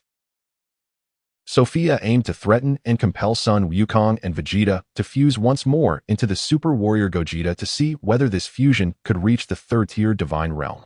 Suo Feiliya commanded the Super 4-star dragon to cease hostilities while simultaneously aiding Sun Wukong and Vegeta in regaining their strength. She warned them that this was their final chance. Should they fail to win the impending battle, she would annihilate both the Earth and the universe. Threatened Sun Wukong and Vegeta fused once again, giving birth to the Super Warrior Gogeta. His aura expanded rapidly, rivaling the energy intensity of a 3rd-tier cosmic master. Haha, let me entertain you. Suo Feiliya stepped into battle against the Super Warrior Gogeta, choosing not to activate the divine markings on her forehead, relying solely on her innate power to defeat him. Limitless freedom. The divine markings on Suo Feiliya's forehead gradually vanished, the golden halo around her dissipating along with the golden wings on her back, contracting into her body. She became surrounded by white spiritual energy, appearing almost indistinguishable from an ordinary human, with no aura leaking from her. Take this. The Super Warrior Gogeta launched a fierce attack on Suo Feiliya, moving at a speed nearly impossible to track, yet failing to inflict any harm upon her. The two exchanged blows in an ongoing skirmish, with Suo Feiliya maintaining her offensive mindset, preventing her limitless freedom technique from reaching a higher level, perhaps due to the lack of greater pressure from her opponent. Super Explosive Wave. The Super Warrior Gogeta rapidly compressed his energy for an attack directed at Suo Feiliya, which she effortlessly evaded, wasting more of his stamina in the process. Impressive. The Super 4-star dragon watched the fierce battle from a distance. Although he was uncertain of Suo Feiliya's true identity, he sensed a familiar primal force within her, beginning to grasp just how powerful she truly was. Throughout the encounter, the Super Warrior Gogeta failed to land a hit on Suo Feiliya. The Super 4-star dragon likened the situation to a cat playing with a mouse. As expected, Suo Feiliya soon found an opening and unleashed a powerful punch to the Super Warrior Gogeta's abdomen, sending him flying. The excessive damage caused him to prematurely revert the duration of this fusion, not even lasting a minute. TSK. Seeing the Super Warrior Gogeta disintegrate, Suo Feiliya immediately lost interest in the fight. Even if Sun Wukong and Vegeta transformed into Super Saiyan 4th stage, their combined power barely reached the 1st tier of divine realms, unworthy of even being a practice opponent. This is the end for Earth. Witnessing that the Super Warrior Gogeta was no match for Suo Feiliya, everyone closed their eyes in resignation, fully aware that her strength far surpassed that of the Super 1-star dragon, with even the Super 4-star dragon left powerless before her. It's not over. I will not allow you to destroy the Earth. Spirit Bomb. Sun Wukong raised his hands to absorb cosmic energy and create the most powerful spirit bomb he could muster. His body had reverted to that of a child, as maintaining the Super Saiyan 4th stage for an extended period was simply impossible. Sun Wukong, I'm waiting for your spirit bomb. Suo Feiliya dismissed the spirit bomb as trivial, knowing it was only effective against those lacking power. The spirit bomb, now fully charged with the energy of the universe, was hurled at Suo Feiliya with the force of a mountain. Sun Wukong was confident that this energy could at least challenge the mysterious figure before him. Suo Feiliya extended her pristine hand forward, swiftly absorbing the descending spirit bomb. The colossal energy sphere vanished without a trace, leaving Sun Wukong and Vegeta utterly astonished. Sun Wukong, it seems your spirit bomb has no effect on me. Suo Feiliya couldn't help but laugh, having never witnessed such an expression on Sun Wukong's face. Kakarot, the dimensional gap between us is simply too vast. Vegeta had nearly closed his eyes in resignation, questioning whether Suo Feiliya might indeed be the legendary Super Saiyan, given her striking resemblance. I know. Though Sun Wukong wished to fight until the end, he too felt powerless. Fine, this time I will spare the Earth. From now on you are forbidden from using the Dragon Balls. Your excessive reliance on Shenron has caused a surge of negative energy, resulting in the emergence of evil dragons. Suo Feiliya had no intention of destroying Earth. This lesser realm lacked a high deity to purify negative energy. Using the Dragon Balls would only sow the seeds of future calamity, so it was better to seal them away entirely. Upon learning that Suo Feiliya was willing to spare the Earth, a collective sigh of relief swept through the group, though they felt regret at the loss of the Dragon Balls. Suo Feiliya immediately summoned her primal divine power to perform a sealing technique. Her long hair billowed as she chanted, her voice ringing out, "Power of miracles within me, time and space reverse, stars align."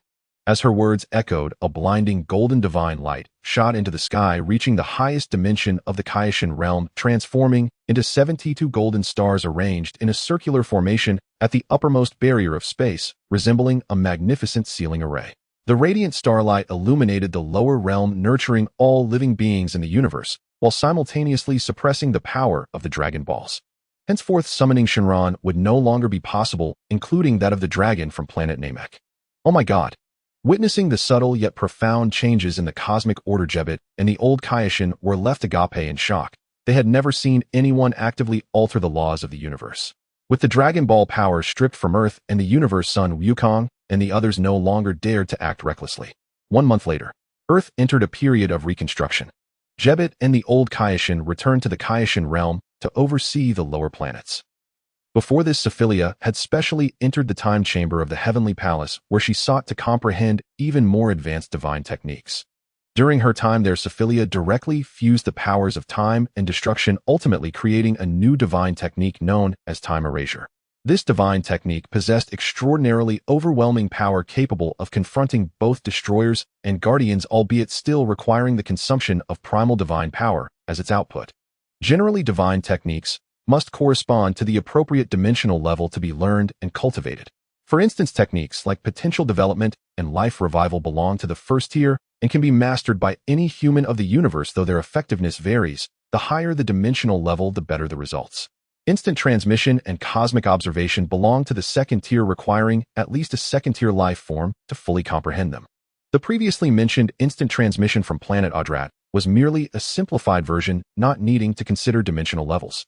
The higher-tier techniques of time travel and spatial transfer belong to the third tier, the former being a special ability granted to the Kaioshin by the Time Ring, while the latter was developed by Suo Feiliya from her mastery of time power. Even higher-level techniques, such as destructive power and time stop, belong to the fourth tier, with the former being a special ability granted to destroyers by cosmic law, and the latter also developed by Suo Feiliya from her time power. The Zizai Ji Gong and the time-space annihilation belong to the fifth tier.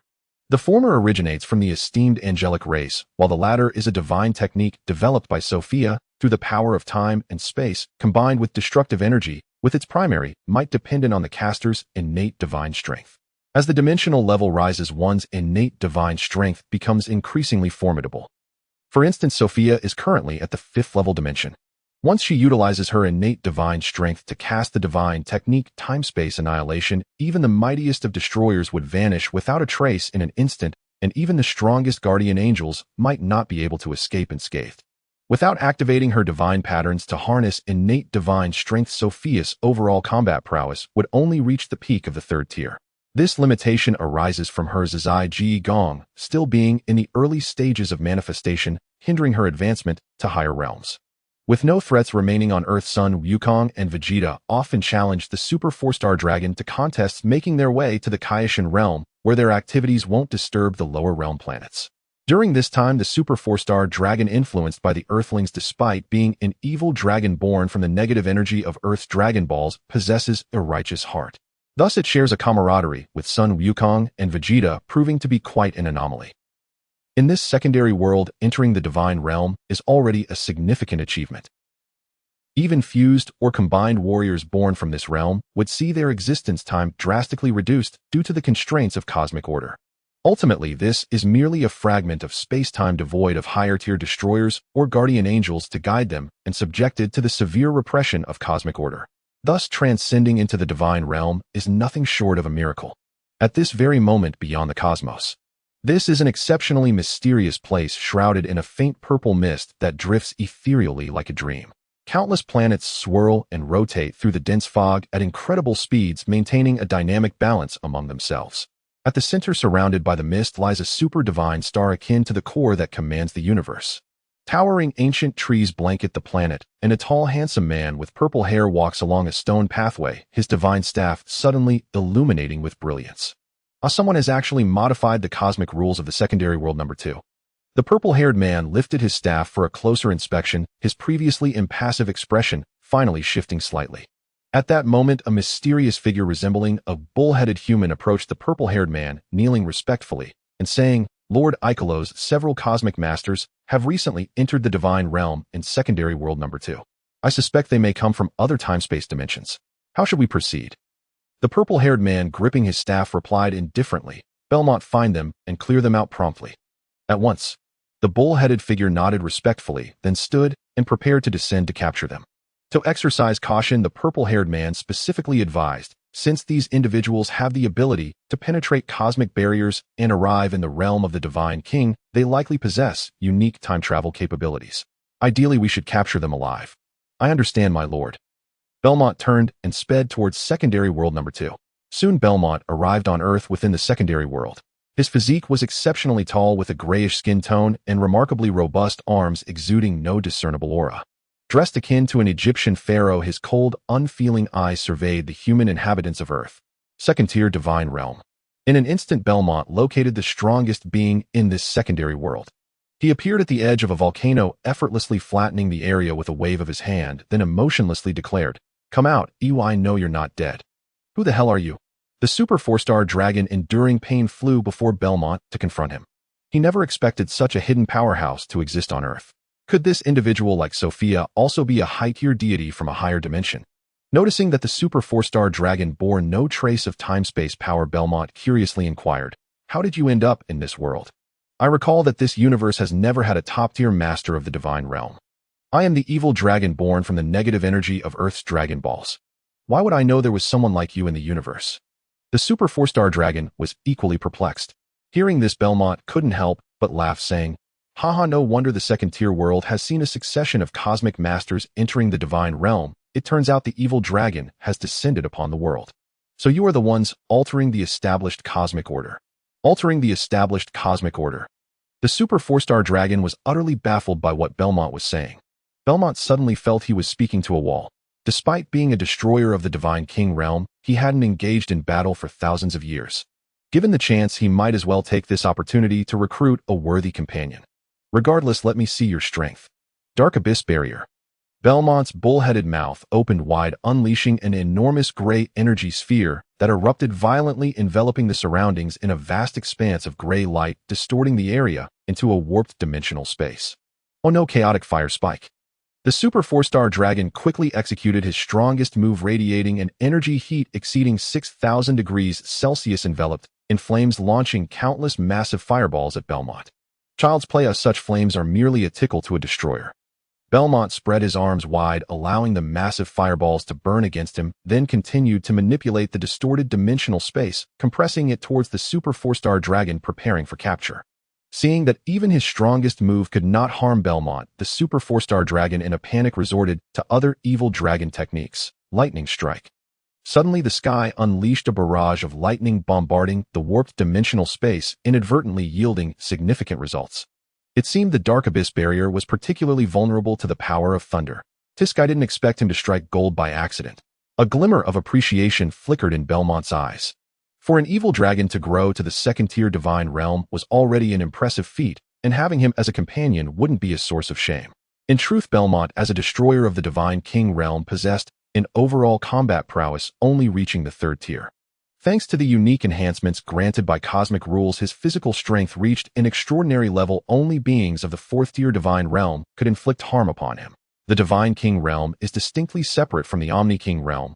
Although destroyers here have not been granted destructive energy, they possess an indestructible physique, explaining their apparent fearlessness. Evil dragon, as long as you can withstand a single blow from me, I will grant you an unexpected reward. As soon as the words left his mouth, Belmont spewed forth a torrent of blue, ghostly flames rolling like tumultuous waves, sweeping in all directions and engulfing the Super 4-star dragon whole. The Super 4-star dragon could no longer contain his cries, unable to resist the encroaching power of the flames. Moreover, these blue, ghostly flames were consuming his very soul, which explained his immense suffering. Before the trial could conclude, Belmont sensed someone locking onto him. Who? With Belmont's thunderous shout, the surrounding scene was engulfed by a shroud of ghostly light, as if he had been thrust into an otherworldly dimension, severing all ties with the outside world. At that moment, Suo Feiliya finally appeared before him. Why do you look so much like a god of destruction? Upon seeing Belmont's garb, Suo Feiliya felt a wave of confusion wash over her. The attire, reminiscent of an Egyptian pharaoh, felt eerily familiar, almost identical to that of the god of destruction from the All-King Cosmos. Yet how could such a high deity exist in this realm? Hearing her words, Belmont fixed his cold, unfeeling gaze upon Suo Feiliya, his expression serious, as he questioned, "Mortal from the lower realms, how do you know my identity and have the audacity to ensnare me in your willbound barrier? You must be no ordinary human." "I am indeed not an ordinary human, who I have traversed from other timelines to arrive here." Suo Feiliya was nearly certain that this figure before her was a god of destruction with a combat power estimated between the 3rd and 4th tiers of divine realms. She was unsure, however, whether he possessed destructive energy or the divine techniques of the gods. "I see, so you are not from this world." In an instant, Belmont's eyes flashed with murderous intent as he focused intently on Suo Feiliya, a terrifying pressure rapidly bearing down upon her. Seeing his hostile demeanor, Suo Feiliya sensed trouble brewing. A sense of foreboding crept into her heart. She began to wonder if there might be an even more formidable high deity than a god of destruction lurking nearby. Originally, Suo Feiliya had arrived in this universe under the impression that it was devoid of high deities, a realm forgotten by the gods. Little did she expect to encounter the god of destruction, Belmont, which she had to admit was rather unfortunate. Before Suo Feiliya could explain herself, Belmont launched a fierce assault at her with lightning speed. "You dare to ambush me seeking death." Furious, Suo Feiliya activated the divine technique of free and unfettered will. Her body became enveloped in white spiritual energy, and she engaged in a fierce battle with Belmont, both parties evenly matched in strength. However, throughout the confrontation, Belmont failed to inflict any harm upon Suo Feiliya, while he himself was left disoriented by her counterattacks. It seems he's not even hurt. Observing that Belmont had suffered no real damage, Suo Feiliya found it baffling. After a brief exchange, Belmont barely recognized Suo Feiliya's divine technique of free and unfettered will, and trembling asked, "Impossible. Where did you steal the divine techniques of the angelic race?" "I didn't expect you to be so discerning." Suo Feiliya crossed her arms with a smile and said, "So you must also know the divine technique of free and unfettered will. Why not let me see it?" Upon hearing this, Belmont felt a deep sense of shame, for he possessed no divine techniques at all, let alone that of the angel's free and unfettered will, and thus could not demonstrate it. Seeing her opponent seemingly dismissive of him, Suo Feiliya struck with her right arm in a knife-hand position, slicing through the air. The energy compressed to its utmost, coalescing into a golden blade of light that shot toward Belmont with blinding speed, hitting him before he could react and sending him flying. Fortunately, Suo Feiliya's willbound barrier was vast enough to allow both of them to unleash their full potential. "Mortal, you will pay a heavy price for this." This time, Belmont had clearly sustained light injuries. He wiped the blood from the corner of his mouth, then his body swelled and transformed into a colossal figure with the head of a bull towering over the landscape. A pair of massive curved horns adorned his head, and an overwhelming spiritual pressure radiated in all directions, instilling an unnerving sensation in all who felt it. In the next instant, this bull-headed giant produced a massive black axe from seemingly nowhere, striking down at Suo Feiliya with earth-shattering force. The destructive energy emanating from the axe spread outward with terrifying might, enough to obliterate even a second-tier cosmic master in a single exchange. Whooshed! In a flash, Suo Feiliya used her instantaneous movement to evade the attack appearing behind the bull-headed giant. Seizing the opportunity, she unleashed a powerful punch to the back of his head, following up with a relentless barrage of attacks. The two engaged in a prolonged struggle, the bull-headed giant sustaining numerous injuries, but his foundational strength remained intact. However, his stamina had been severely depleted, causing his overall combat power to fall short of its peak. In contrast, Sophilia emerged unscathed, fortified by her boundless energy, making her unfazed by a prolonged confrontation with the god of destruction.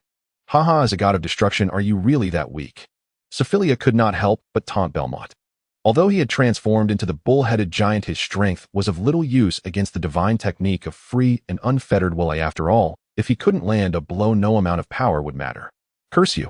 I will not allow you to mock me so. A mysterious black lotus flower appeared beneath the feet of the bull-headed giant, quickly expanding until it reached a size capable of suppressing the world. His body gradually merged with it, and he roared, "Shattered dark lotus of the underworld." As soon as the words left his mouth, the black lotus radiated a shroud of darkness that blotted out the sky, surging towards Sophilia with unstoppable force, threatening to collapse the entire willbound barrier. Should this destructive energy leak out onto Earth, it would surely turn the planet to cosmic ashes. Divine pattern activate. A golden divine pattern in the shape of a pentagram began to manifest on Sophilia's forehead. She extended her delicate hand forward, commanding, "Time stop." As expected, the black divine light began to halt its advance, eventually vanishing without a trace. The black lotus reverted to the form of the bull-headed giant, but his body was rendered immobile with the energy within him trapped in stasis. He stared at Sophilia in shock, exclaiming, "You are certainly no ordinary human. I could distinctly feel primordial divine power emanating from you." I can't quite understand what you're saying." Sophilia was not foolish enough to reveal her own identity. The divine pattern had not even lasted a second before she concealed it. While it was easy to deceive others, facing a high deity such as a god of destruction made it far more difficult, as both possessed primordial divine power.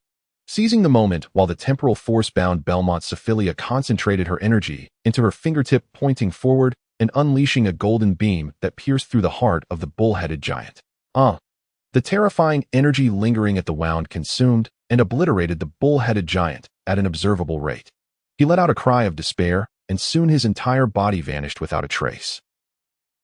It seems this god of destruction is even weaker than I anticipated. Sophilia concluded that Belmont relied solely on his tough exterior. His overall combat strength indeed reached the third tier of the divine realm, but he possessed only primordial divine power, without mastering any divine techniques, making him without a doubt an anomaly. Most of the destroyers of the God King universe do not master the divine techniques unless they comprehend and develop them themselves. Otherwise, their overall combat strength is approximately equivalent to that of a third-tier cosmic expert. Generally speaking, only those destroyers in the God King universe who have reached the peak of the third tier or the fourth tier can truly wield divine techniques. Naturally, they cannot be compared to someone like Belmont, who despite possessing the essence of divine power has not mastered any lethal skills. Upon discovering that there still existed destroyers in this subworld, Sophilia decided against remaining on Earth. A 5-point star pattern began to manifest as golden divine markings on her forehead, and her source divine power rapidly surged forth, gradually forming a brilliant golden halo behind her. "Let them forget my existence." Sophilia invoked the power of miraculous creation to make a wish, erasing all memories of herself from the subworld. Once completed, she instantaneously vanished from the earth of the subworld. Whooshed! In the next moment, Sophilia returned to the 6th universe of the God King universe. To avoid drawing attention, the golden markings on her forehead gradually faded away along with the golden halo. She donned a mask and a black robe to cover her entire body. After changing her attire, Sophilia prepared to explore the lower planets of the 6th universe, teleporting to the nearby planet Salada, the ancestral home of the Saiyans. The Salada of the 7th universe had suffered internal strife long ago and was destroyed, forcing the remaining Saiyan clan to migrate to Planet Plant, which later became known for its infamous Vegeta. In contrast, the Salada of the 6th universe has remained intact to this day. The Saiyans there evolved successfully long ago, and upon reaching adulthood, they possessed combat powers in the hundreds of thousands. Although they did not pursue the path of Super Saiyans, their overall strength should not be underestimated. Saiyans born on Salada do not have tails, thus eliminating the worry of losing control and transforming into monstrous gorillas under a full moon. Wait, how did he end up here? Seeing the notorious assassin hit from the 6th universe appear on Salada, Sophilia was taken aback. She was eager to experience his time-skip technique, hoping to develop new divine techniques from it. On this day, Queen Parados of Salada faced a fated enemy who had vowed to take her life. Consequently, she had no choice but to employ the considerable expense of hiring the assassin hit to assist her. Queen Parados was dressed in a blue gown, her long black hair cascading naturally down her shoulders. Her clear and bright eyes radiated an extraordinary majesty, exuding an aura of authority despite her youthful appearance. Mr. Hit, please ensure you do not kill her, or just incapacitate her, Queen Parados instructed Hit with utmost seriousness. Understood. Hit replied expressionlessly, his demeanor as cold as ever, leaving one to wonder if he harbored any dissent. Soon a small spacecraft descended through the atmosphere of Salada like a shooting star. From it emerged a female Saiyan resembling Parados, clad in a red gown, her beautiful eyes emanating a potent and fierce aura. This female Saiyan, named Maludis, was the former queen of Salada, possessing power that far surpassed Parados. For unknown reasons, she had been wandering alone. Parados, I didn't think you would still dare to remain on Salada. Your audacity is truly remarkable. With those words, Maludis launched an attack on Parados, only to be unexpectedly sent flying by Hit's time skip, sustaining severe injuries and nearly collapsing. Simultaneously, Parados was inexplicably struck by pain, clutching her chest and gasping, Mr. Hit, please show mercy. The bond between Maludis and Parados was extraordinary. They were two halves of a whole. If one perished, the other would inevitably follow, a secret known to very few. Years prior, Parados had stumbled upon an ancient scroll and practiced a peculiar secret technique from it, nearly losing her sanity. In desperation, she sought the assistance of the Supreme Kai of the 6th universe, Fua. Fua used his source divine power to expel Parados' malevolent thoughts, giving rise to the legendary evil Saiyan Maludis. She could absorb negative energy from the universe to augment her power, now formidable enough to rival the 3rd stage of Super Saiyan. Unlike other Saiyans, Maludis possessed crimson pupils reminiscent of a hellish demon, instilling fear even in Parados, her creator, who dared not meet her gaze. You are the universe's #1 assassin, Hit. Seeing Hit meddle in her affairs incited Maludis' rage, causing her aura to swell dramatically. Rising to her feet, she launched a fierce counterattack, her speed and strength significantly enhanced. Leveraging the time skip technique, Hit effortlessly evaded Maludis' assault.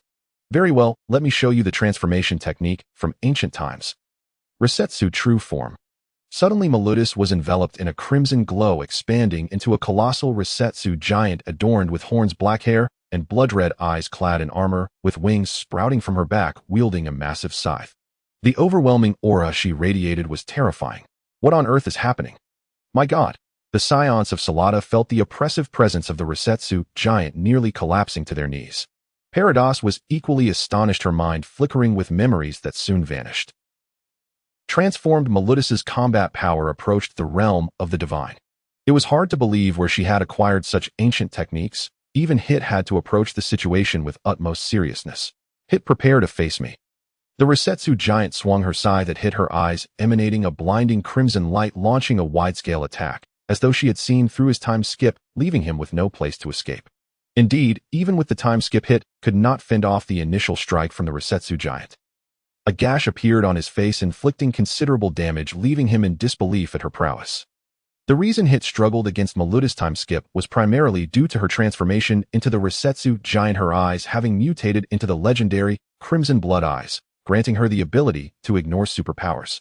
In other words, Maludis could still act in the face of time skip, not easily confined. Damn it, my time skip is ineffective against her. For the first time, Hit felt a sense of helplessness. However, that did not mean he would concede defeat to Maludis. Invisible energy bullet. Hit unleashed an unseen attack with his fist, moving at remarkable speed, piercing through obstacles to strike the critical points of the Rakshasa giant, sending her crashing to the ground in an instant. Seizing this rare opportunity, Hit charged forward at the Rakshasa giant, delivering a flurry of fierce blows in rapid succession as both combatants engaged in a breathtaking battle. Damn it, how dare you play tricks with me? Maludis roared in rage, her body drenched in blood and sweat, clothes in tatters, and covered in wounds, while Hit, only slightly injured, remained largely unaffected in terms of his combat prowess. To maintain the transformation of the Rakshasa giant, Maludis had to expend a tremendous amount of stamina, and she could no longer hold on much longer. Although Hit's time skip technique rendered him nearly invincible, his power had also reached the divine realm, barely achieving the 1st stage of divinity, giving him a considerable advantage against Maludis. As the battle raged on, Maludis found herself on the brink of collapse. Rakshasa divine light. At that moment, Parados pushed her right palm forward, swiftly condensing her primordial divine energy into a crimson beam that struck the Rakshasa giant's head with lightning speed. The Rakshasa giant immediately felt her mind spiral into chaos, reverting to her human form, with Maludis collapsing unconscious on the ground. Before anyone could react, Sophie had already teleported to Maluta's side, emanating an overwhelming aura. Her terrifying presence felt as if the heavens were collapsing and the earth was shattering. Who, as a professional assassin, was the first to sense an extreme danger emanating from Sophie. This was someone he could not hope to confront.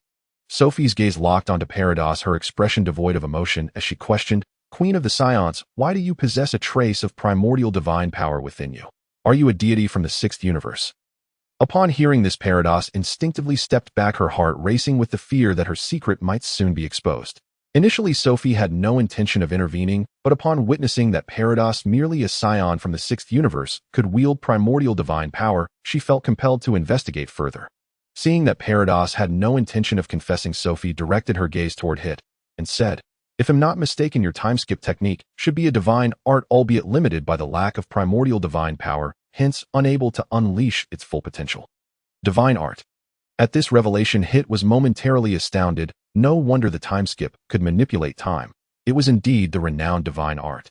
The complete version of the time-skip should be referred to as time condensation technique, belonging to the third tier of divine arts, barely touching upon the powers of space and time. Unfortunately, without primordial divine power to support it, achieving such mastery was impossible. With her understanding of the powers of time and space, Sophie found it exceedingly easy to grasp the time condensation technique, executing it without needing to invoke divine patterns, requiring only a minimal expenditure of energy. "Let me show you the true time-skip. Time condensation technique." As her words fell, Sophie's emerald green pupils fixed on Hit, enveloping him in a torrent of temporal energy that completely immobilized him. No. Hit felt as though time itself was grinding to a halt. Even as he pushed his energy to the very limit, he could not resist the temporal force of the time condensation technique, helplessly watching himself become a stationary target. Having temporarily dealt with Hit, Sophie teleported in front of Parados, her expression stern as she threatened, "Queen of the Saiyans, if you wish to live, you would do well to truthfully disclose the matter of your primordial divine power. Otherwise, I will ensure that the entire planet Salada is buried alongside you." "Fine, I will tell you." With no other choice, Parados agreed, and led Sophie to a secluded location where she produced a tattered scroll from her robe, explaining the situation as she handed it over. It turned out that Parados had obtained this scroll in her early years, a remnant from a high-ranking deity of ancient times. Although the content was incomplete, it contained numerous special techniques, including methods to help humans cultivate primordial divine power. It was indeed through the cultivation of primordial divine power that Parados had nearly lost her sanity. Had it not been for the intervention of the sixth universe's Supreme Kai Fuwa, expelling her dark desires, she might have already become a mindless monster. The malevolent thoughts of Parados gave birth to the legendary evil Saiyan Malutus. The two were intertwined such that if one perished, so would the other, a secret known to very few. Later, when Parados secluded herself to further cultivate her primordial divine power, Malutus served as the Queen of Salada. At that time, they had not turned against each other, but their relationship soured over time. To gain even greater primordial divine power, Parados believed Malutus should merge with her once more. However, Malutus thought Parados wished to absorb her to achieve her own goals, leading to their growing enmity. In the end, Malutus, lacking the cunning of Parados, was ultimately ousted from Salada. Had it not been for Malutus threatening Parados with her life, she would likely have been absorbed and refined long ago, with no chance to return for revenge. Sophie began to read through the scroll, discovering that it indeed contained many ancient techniques. For example, Parados' ultimate attack, the Rakshasa Divine Light, had been developed using primordial divine power, boasting the ability to harm others' spiritual souls. "I will take custody of this scroll. I hope you refrain from carelessly leaking information about your primordial divine power. Otherwise, the god of destruction of the sixth universe, Kampa, will not be as lenient with you as I am." Sophie warned Parados, ensuring she remained cautious and not overly complacent. Understood. Parados dared not defy Sophie's command. Even if the scroll were stolen, it was of little concern, for she had long since memorized its contents and would not use her primordial divine power lightly unless absolutely necessary. Withdraw. At that moment, Sophie released the temporal energy binding Hit, then teleported to the Supreme Kai's realm in the sixth universe, where Tapion was still studying under Kai Fuwa. As Sophie finally departed from planet Salada, Parados let out a sigh of relief. Whoosh. In the next instant, Sophie arrived at the Supreme Kai's realm in the sixth universe, where she found Tapion meditating on the grass. During these days, Tapion had learned much from Kai Fuwa, finally grasping why the Supreme Kai Sophie never intervened in the matters of good and evil on the lower planets. The Supreme Kai is the creator deity of each universe. Even if ruthless individuals emerged on the lower planets, the god of destruction responsible for annihilation would personally handle those matters, each fulfilling their respective roles without interference, leaving no room for the Supreme Kai to overstep. For a deity as exalted as the Kaioshin, their primary duty lies in the creation and sustenance of life within the universe, while the task of judging good and evil belongs to the destroyers. The Kaioshin of the sixth universe Fuwa was not entirely certain who Tapion was. The mere fact that a trainee Kaioshin could wear a time ring seemed to contradict the cosmic laws. However, Fuwa perceived a profound kindness in Tapion, a heart filled with an extraordinary love that surpassed that of ordinary beings. Thus, Fuwa was more than willing to keep Tapion by his side for personal guidance, even aspiring for him to become the Kaioshin of the sixth universe. Oh. Noticing a mysterious figure beside Tapion, Fuwa approached and inquired, "Might I ask what brings you to the Kaioshin realm?" "I have come specifically for Tapion. It seems he is learning well under your tutelage and will surely become the Kaioshin of the seventh universe in due time," replied Suo Feiliya with a smile. She bore no disdain for Fuwa, finding him reminiscent of the grand Kaioshin of the seventh universe. Though he appeared somewhat lethargic, he possessed a strong sense of responsibility within. Upon hearing this, Fuwa pondered. "The time ring and patera earrings must have been entrusted to Tapion by you, correct? Those items originally belonged to the Kaioshin of the seventh universe. How did they come into your possession?" "The Kaioshin of the seventh universe met his demise long ago at the hands of Majin Vegeta. I came upon his time ring and patera earrings by chance, and decided to give them to Tapion, hoping he would become a true Kaioshin," Suo Feiliya revealed candidly. She had long suspected that Dimension Star may have once been the dwelling place of the Grand Kaioshin of the seventh universe, otherwise who would leave a time ring and patera earrings lying about? For every Kaioshin, the Kaioshin realm served more as a workspace than a personal sanctuary. "Ah, that explains it. No wonder I haven't seen the Kaioshin of the seventh universe for such a long time," Fuwa remarked, displaying a calm demeanor upon learning of the Kaioshin's fate at the hands of Majin Vegeta, perhaps a reflection of the many years he had lived, allowing him to grow indifferent to matters of life and death. After some casual conversation, Suo Feiliya took Tapion back to the seventh universe. At that very moment on Earth, Gotenks the fused warrior was once again successfully born in the heavenly temple and transformed into a Super Saiyan. This overwhelming aura instilled hope in Dend and the others for victory over Majin Vegeta. "Wonderful. We can certainly defeat Majin Vegeta now," Dend exclaimed excitedly, clenching his fists. He believed that if Goten and Trunks could train in the hyperbolic time chamber once more, their strength would increase further, thus enhancing their chances of victory. Previously, although Gotenks had been born, he foolishly challenged Majin Vegeta in his normal state, resulting in a humiliating defeat and a hasty retreat to the heavenly temple. "I can take down Majin Vegeta right now. Oh, just wait and see." With that declaration, Gotenks dove downward at incredible speed towards the ground, surrounded by a torrent of golden energy, circling the earth numerous times before confronting Majin Vegeta. Dend followed closely behind, nearly exhausted, while also helping Gotenks keep track of their fusion time. When Gotenks finally located Majin Vegeta, there was less than a minute remaining on their fusion time. As anticipated, he was unable to prepare in time and split back into Goten and Trunks. "Idiot, why aren't you two moving quickly?" Dend urged, pulling Goten and Trunks away from the vicinity, fortunate that Majin Vegeta had not detected them. At that moment, Suo Feiliya reappeared with Tapion on Earth in the seventh universe. Seeing that the plot had not deviated from its main trajectory, Suo Feiliya felt quite satisfied. "Tapion, soon Majin Vegeta will undergo a significant transformation. You will witness the moment of the split between good and evil thoughts. As a trainee Kaioshin, you must observe closely. You may glean unexpected insights." Suo Feiliya specifically reminded Tapion of the impending events. "Understood, my Kaioshin."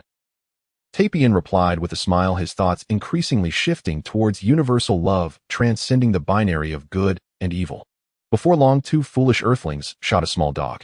Fortunately, Mr. Satan stepped in to calm Majin Buu's anger and delivered a harsh lesson to the shooter, though he did not kill him outright. Once pacified, Majin Vegeta used magic to revive the small dog. However, the shooter upon awakening shot Mr. Satan, exacerbating the situation. "Master Kaioshin, can't we intervene?" Tapion asked with a slight frown, believing that a timely intervention could avert this crisis. Upon hearing this, Suo Feiliya shook her head solemnly. "I understand your sentiments, but you must recognize that every action in this world has its cause and effect. If we intervene to dissolve the crisis, those two foolish humans would escape unscathed, evading the consequences they deserve." Tapion chose to remain silent and continue observing. As Mr. Satan lay gravely wounded on the verge of death, Majin Vegeta could no longer contain his rage. After hurriedly healing him, he shouted, "Get that dog away from me quickly, or you'll die here." Mr. Satan hurriedly fled with the dog, sensing that something ominous was about to occur. At that moment, Majin Buu finally released a torrent of angry energy, manifesting as a thin gray-skinned Buu. The emergence of the thin Buu resulted in the immediate death of the shooter, emanating an aura of malevolence. He is the evil Buu I mentioned. Soon Majin Buu will be consumed by him and transform into something even more formidable. Sophilia clarified, ensuring Tapion understood her intentions as she wished to see his capacity for love flourish. Now I understand. Tapion finally grasped Sophilia's good intentions. As expected, Fat Buu and Thin Buu soon engaged in fierce combat.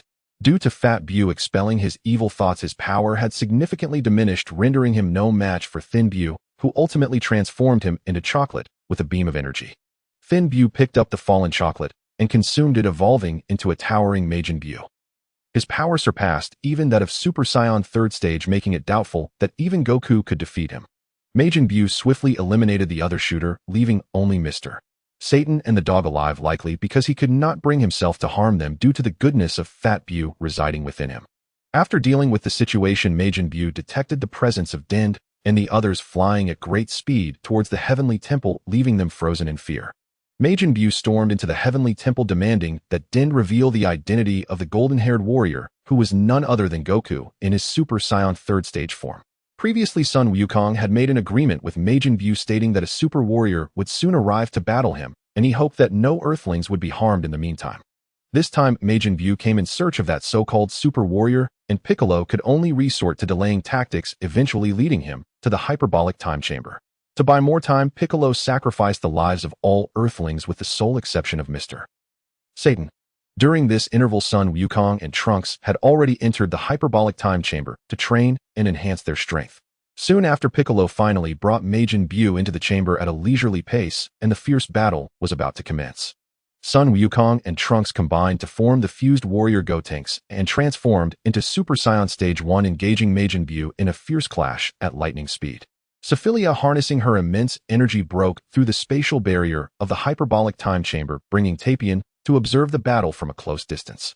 As the battle raged on, Gotenks further transformed into Super Saiyan Stage 2. However, his tactics were overly juvenile, making it impossible to defeat Majin Buu.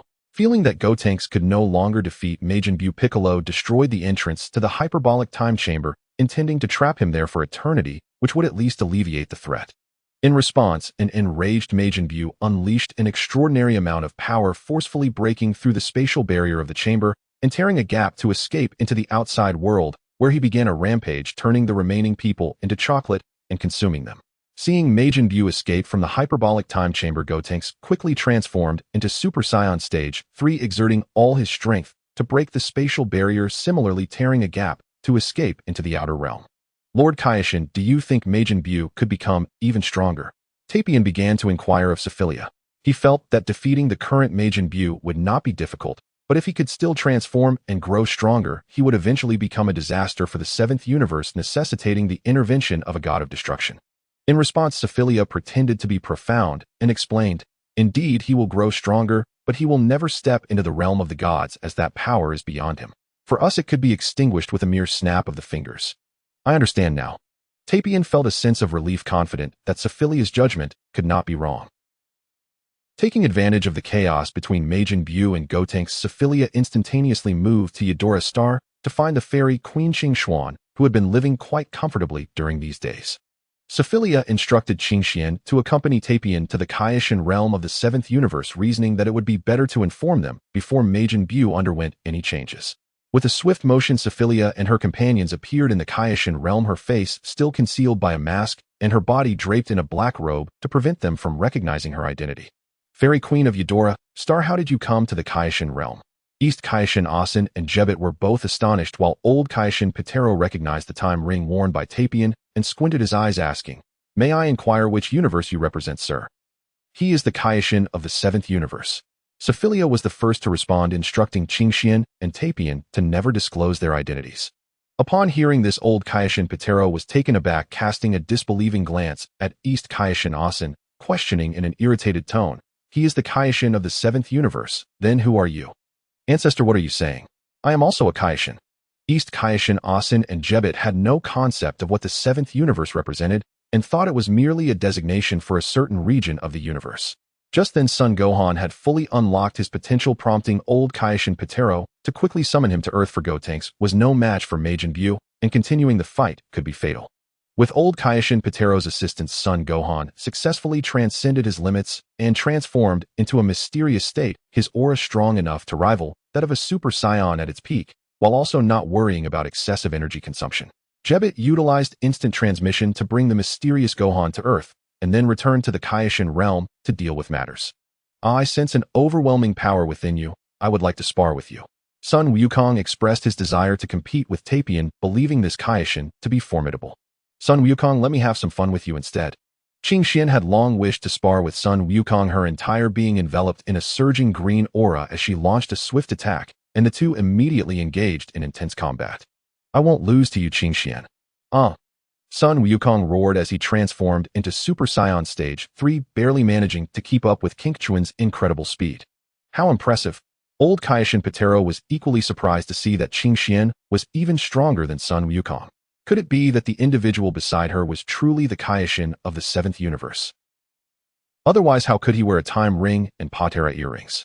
Sun Wukong, you are absolutely no match for me. Qing Xian finally revealed her true strength, her body bursting forth with brilliant golden light, dazzling to the point that one could hardly open their eyes as her attire gradually transformed into a shimmering golden battle suit. Your soul battle suit. Seeing the fairy queen of Eudora Star activate her bloodline power to condense her soul battle suit, old Kaioshin Pitero felt certain of the outcome. No matter how strong Sun Wukong was, he could not break through her golden armor. Sure enough, with her defense greatly strengthened, Qing Xian hardly needed to regard Sun Wukong's power, swiftly battering him to the point of bruises, and even his Super Saiyan form was on the verge of collapsing. I concede, Qing Xian. Sun Wukong chose to surrender outright. He now understood just how formidable King Chuan's soul battle suit was, truly a form of absolute defense. Even a full-force Kamehameha had no effect, illustrating just how outrageous it was. Once the battle concluded, Qing Xian quickly retracted her soul battle suit into her body and said to Sun Wukong, "The strength of the Kaioshin Lord surpasses mine. You are not yet worthy to spar with him." Sun Wukong wondered if Tapion might indeed be the true Kaioshin, given that East Kaioshin Asin and Old Kaioshin Pitero lacked the aura of higher deities. Are you not deceiving me? Perhaps finding it a bit hard to believe, Sun Wukong cautiously inquired of Tapion. My power is indeed far greater than King Chuan's. After saying this, Tapion immediately unleashed his energy, a ferocious white aura soaring into the sky, causing the entire Kaioshin realm to tremble. The intensity of this energy was terrifying, already on the verge of entering the divine realm. Fortunately, this power did not leak out of the Kaioshin realm, otherwise the entire seventh universe would have certainly sensed it. Impressive. Sun Wukong now believed that Tapion was indeed more powerful than Qing Xian. Even the old Kaioshin Pitadalo thought he was more suitable than East Kaioshin Asin to take on the role of Kaioshin of Universe 7.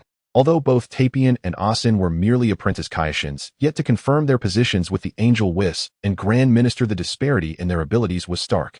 Once recognized by the Grand Minister, they would gain the special ability to create life as bestowed by the universal laws. Since Suo Feiliya only emitted a faint aura, her energy level was roughly equivalent to that of a Super Saiyan in its first stage, so Sun Wukong didn't regard her as a significant threat. The old Kaioshin Pitadalo and East Kaioshin Asin also considered her to be Tapion's subordinate and thus did not inquire about her background. Youth, how did you become a Kaioshin?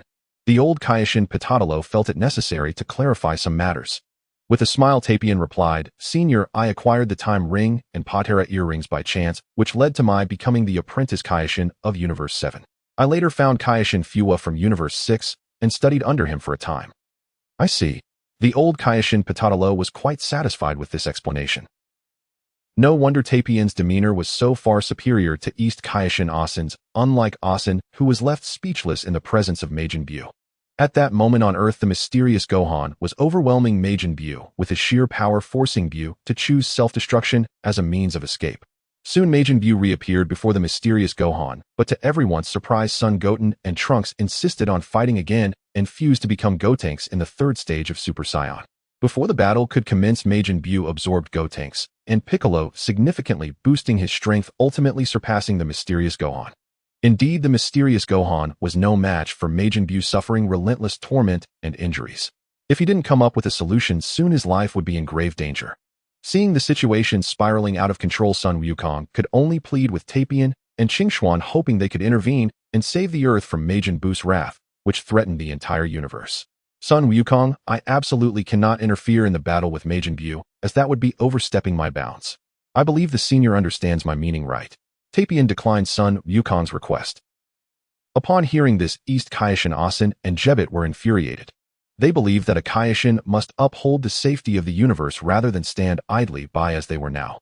In contrast, the old Kaioshin Patatalo fell into deep thought.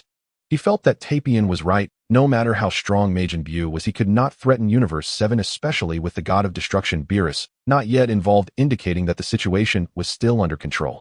Over the years, the old Kaioshin Patatalo had come to understand that each Kaioshin had a short lifespan, primarily due to their tendency to overstep their roles and seek glory, which led to such outcomes. Furthermore, Beerus had long neglected his responsibilities, leaving the gods of Universe 7 unaware of his existence. Indeed, it seems you already know how to be an outstanding Kaioshin. The old Kaioshin Patatalo was very affirming of Tapion's altruism. Compared to him, East Kaioshin Asin was almost unbearable to watch. After much contemplation, the old Kaioshin Patatalo specifically handed the Patera earrings to Sun Wukong, sacrificing his own lifespan to resurrect him. This way, he could join the battle on Earth against Majin Buu. To prevent East Kaioshin Asin and Jebit from accidentally merging, Tapion took the initiative to warn them. Upon learning that the Patera earrings would make the fusion of Kaioshins permanent, East Kaioshin Asin and Jebit quickly ceased their testing, after which Sun Wukong reappeared on Earth via instant transmission. Suo Feiliya believed that the Saiyans were overly confident, always insisting their opponents reach their strongest state before engaging in desperate battles.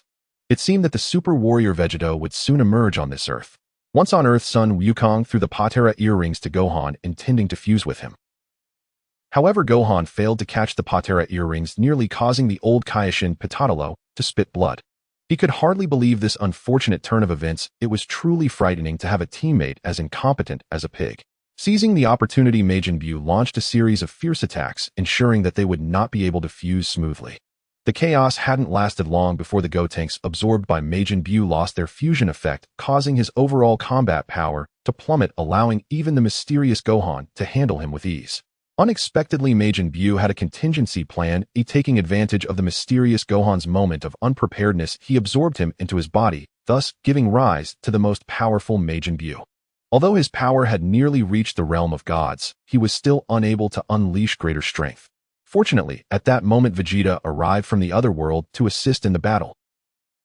Sun Wukong quickly handed the Patera earrings to him, leading to the fusion that created the Super Warrior Vegeta, whose energy aura was undeniably terrifying. Super Warrior Vegeta, even in his base form, could match Majin Buu blow for blow, and he subsequently transformed into a Super Saiyan in his first stage, generating a power level comparable to that of an entry-level god-level warrior in the universe. Such formidable energy, Majin Buu is bound to be defeated. Everyone placed their hopes on Super Vegeta, but only Suo Feiliya understood that things would not end so easily. Due to Super Vegeta's inability to defeat Majin Buu swiftly, he would surely pretend to be absorbed, attempting to infiltrate Buu's body to rescue Gohan and the others. In a desperate situation, Majin Buu successfully absorbed Super Vegeta, shocking East Kaioshin Asin and Jebit. Had it not been for Tapion's reminder, even the old Kaioshin Patatalo might have been deceived. Quickly, the old Kaioshin Patatalo used his original divine power to peer into the crystal ball, confirming that Super Vegeta had indeed infiltrated Majin Buu's belly. This finally put everyone at ease. As soon as Super Vegeta entered Majin Buu, he split apart into Sun Wukong and Vegeta, who hurriedly sought out Gohan and the others, knowing their strength had diminished significantly. Before long, Sun Wukong and Vegeta managed to rescue Gohan and the others, but Majin Buu also took notice of them. Majin Buu commanded the cells within his body to coalesce into another version of himself and launched a fierce attack against Sun Wukong and Vegeta, igniting yet another intense battle. In a moment of crisis, Vegeta astutely sensed that Majin Buu was intent on protecting the nearby Fat Buu, thus he rescued him. With Fat Buu gone, Majin Buu immediately cried out in agony. Seizing this opportunity, Sun Wukong and Vegeta successfully escaped from Majin Buu's body, rescuing Gohan and Piccolo in the process. Not long after Sun Wukong and Vegeta exited the body of Majin Buu, the latter's appearance underwent a series of transformations, ultimately reverting to the smaller form known as Fat Buu. In this original form, Majin Buu was devoid of reason. Although his power was only at the level of a Super Saiyan's third stage, he possessed infinite stamina and an incredibly formidable regenerative ability. Upon his first appearance, Fat Bu coalesced a sphere of energy and obliterated Earth, leaving Son Wukong and Vegeta no time to rescue Gohan and the others. With no other options, they could only hastily transport Mr. Satan and the Supreme Kai Dondi, teleporting just in time to the King Kai's realm. Whoosh! In the next moment, they reappeared in the King Kai's realm. Saiyans, I truly admire you. You always manage to make things as dire as possible. Qingxian couldn't help but mock Son Wukong and Vegeta, believing they had squandered numerous opportunities to eliminate Majin Vegeta. Upon hearing this, Son Wukong and Vegeta lowered their heads in shame, realizing they had never anticipated the situation would escalate to this extent. If you don't want Majin Vegeta to continue endangering the universe, then bring him here to the King Kai's realm. Old Kai Patero could see clearly that while Fat Bu appeared fearsome, he was actually weaker than the mysterious Gohan. If a battle ensued, Son Wukong might very well be able to defeat him. Understood. Son Wukong immediately agreed. Before this, Jebet had assisted them in recovering their energy. Soon Son Wukong and Vegeta maximized their ki, allowing Majin Vegeta in the universe to finally sense their presence. He then teleported to the King Kai's realm. Meanwhile, Suo Feiliya and the others chose to leave the King Kai's realm with only Mr. Satan remaining behind. Shortly after their departure, Tapion wielded his primordial divine power to manipulate space, effectively sealing off the entire King Kai's realm. This meant they no longer had to worry about Majin Vegeta escaping to other planets through teleportation. The battle raged on for an extended period, with Son Wukong and Vegeta taking turns, yet neither could match Majin Buu's strength. To assist Son Wukong in buying time to gather energy, Mr. Satan, suppressing his fear, faced Majin Vegeta. Unexpectedly, the Fat Bu lingering inside him refused to harm Mr. Satan, forcing the smaller Bu to expel him from within.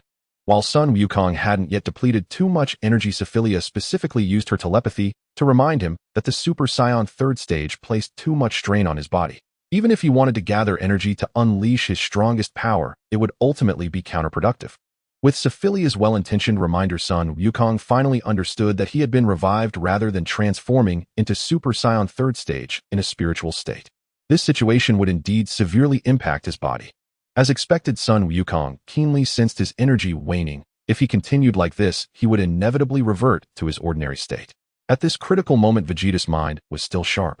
He first thought of the Dragon Balls on Namek and notified Supreme Kai Dondi to utilize Porunga's power to restore Earth and resurrect its inhabitants. With the collective energy of all humanity, they could create a spirit bomb to confront Majin Vegeta. East Supreme Kaioshin and Jebet accompanied Supreme Kai Dondi to the new Namek, successfully summoning Porunga and wishing to restore Earth and revive its people, resulting in Vegeta's own rebirth.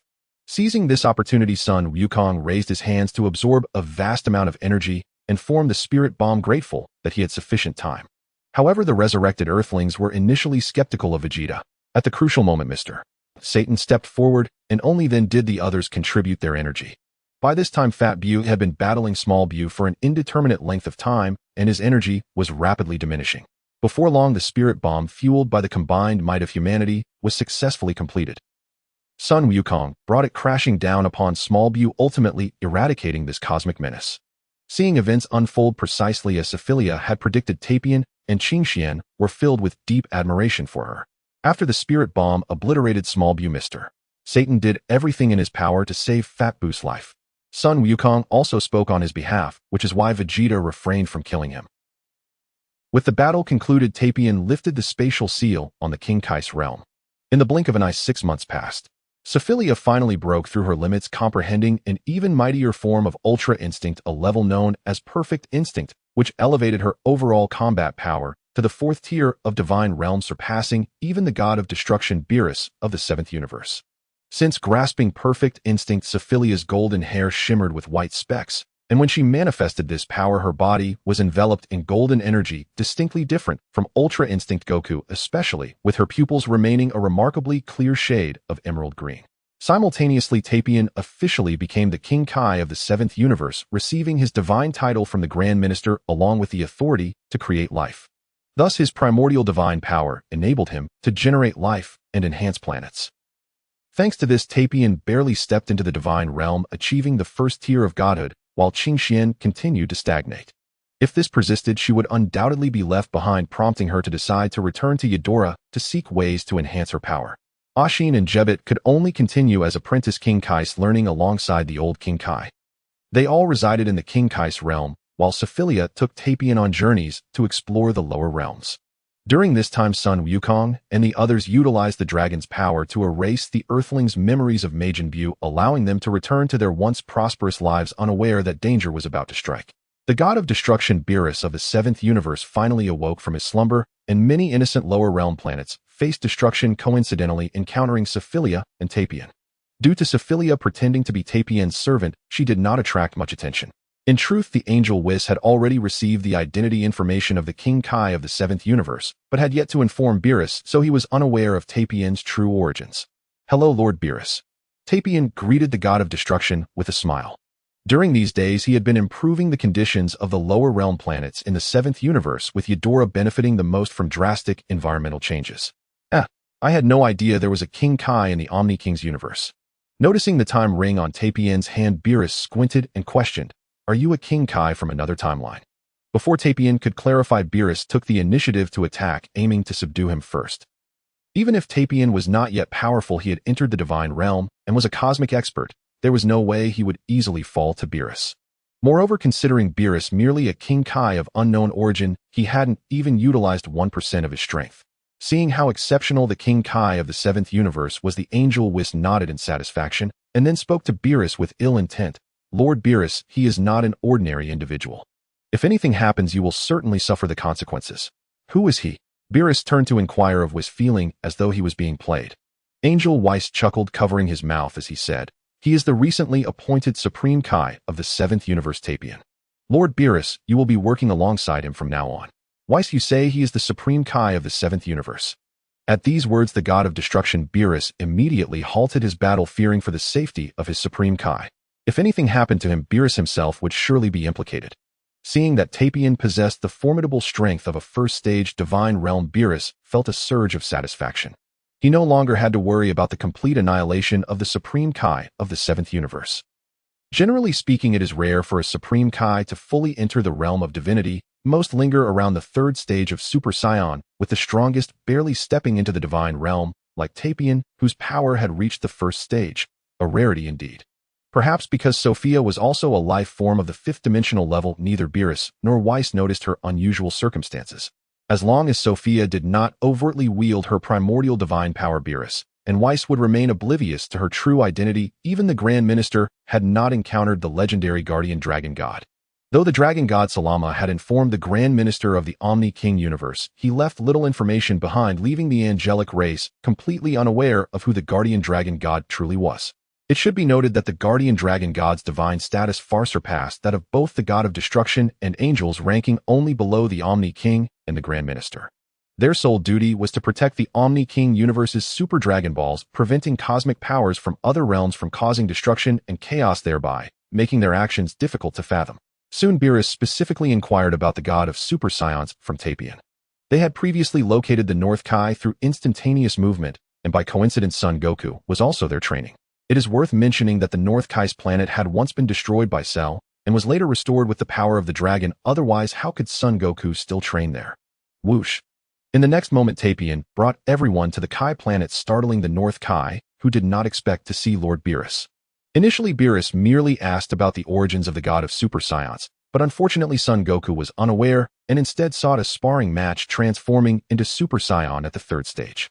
Seeing that Son Goku had overcome the physical exhaustion typically associated with the 3rd stage of Super Saiyan, Sofia was immensely impressed. It must be said that this fellow was indeed the chosen one, and it wouldn't be long before he entered the realm of divinity. However, Son Goku was no match for Beerus, who swiftly left him battered and on the verge of unconsciousness. Upon learning that there were other Super Saiyans on Earth, Beerus instructed Tapion to take him there. In an instant, Tapion transported everyone to Earth, where Bulma was hosting a birthday party. Vegeta was the first to sense something amiss and soon found himself face to face with the god of destruction Beerus.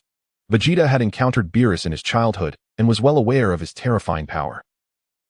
Coupled with the news from the North Kai that the Super Saiyan at the 3rd stage Kakarot was not even a match for Beerus, he felt a chill run down his spine and hurriedly welcomed Beerus. Sofia reminded Vegeta that as long as he presented delicious food, he need not worry about Beerus destroying the Earth. Tempted by the culinary delights, Beerus temporarily forgot about the god of super science and expressed no dissatisfaction even when Son Goku returned after recovering to intervene. After eating his fill, Beerus recalled the god of super science. At that moment, Sofia stepped forward to clarify the origins of the god of super science for Beerus. Due to her deliberate efforts to keep a low profile, very few knew her true identity, including Beerus and Weiss, who always considered her merely the servant of the Supreme Kai Tapion. With Sofia's assistant Son, Goku successfully transformed into the red state of the god of super science, barely stepping into the divine realm. Although he had only just entered the first stage, the dimensional level underwent a dramatic transformation. Seeing Son Goku closely resemble the god of super science he envisioned in his dreams, Beerus promptly engaged him in combat. In truth, Beerus was not seriously fighting. Rather, he was training Son Goku, allowing his body to absorb the power of the god of super science, thereby becoming stronger. There would be time enough to be opponents later. As the battle continued, Son Goku still fell short against Beerus, but Earth was not destroyed in the process. Afterwards, Son Goku and Vegeta sought Weiss as their mentor, training in the realm of the god of destruction, while Tapion continued his journeys across lower realms, creating life and improving environments. In the 7th universe on the planet Yetelar, Sofia used instantaneous movement to find Qingxuan located in a forbidden area of Yetelar. Only the generations of the Elven Queen could enter, surrounded by interwoven ley lines radiating vital energy, nourishing the land. The source of this energy was a colossal green sphere several kilometers in diameter, akin to a human heart, delivering vital energy to the Elven race of Yetelar. This green sphere was known as the ley line source pearl, roughly equivalent to the core of an ordinary planet. Qingxian was fully immersed within the ley line source pearl, wildly absorbing energy to enhance herself. Fortunately, Tapion used primordial divine power to improve the planet, otherwise Qingxian would have completely drained the vital energy of Yetelar. During this time, Qingxuan's training speed was astonishing. She not only entered the realm of divinity, but also reached the pinnacle of the first stage, leaving even Sofia in disbelief at her rapid advancement. Qingxuan, I'm here to help you. To assist Qingxian in surpassing her limits and ascending to the second stage, Sofia infused a wisp of her divine power into the ley line source pearl, resulting in an exponential increase in her absorption rate.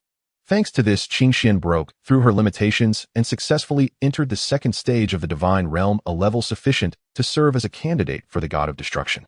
Perhaps in the future, she would even shine in the tournament of power. Qingxian gracefully emerged from the ley line source pearl, exuding an overwhelming aura of power. With a deliberately enchanting voice, she exclaimed, "Sofia, you finally came to see me. You truly are the Elven Queen, a captivating enchantress." Sofia quickly wrapped her arms around Qingxuan, smiling as she said, "Your power has grown tremendously. Shall I find you some opponents to train against?" "Sure, who do you plan to find for me?" Qingxian embraced Sofia in return, feeling the vast primordial divine power emanating from her, a level far beyond what Tapion, the Supreme Kai of the 7th universe, could compare to.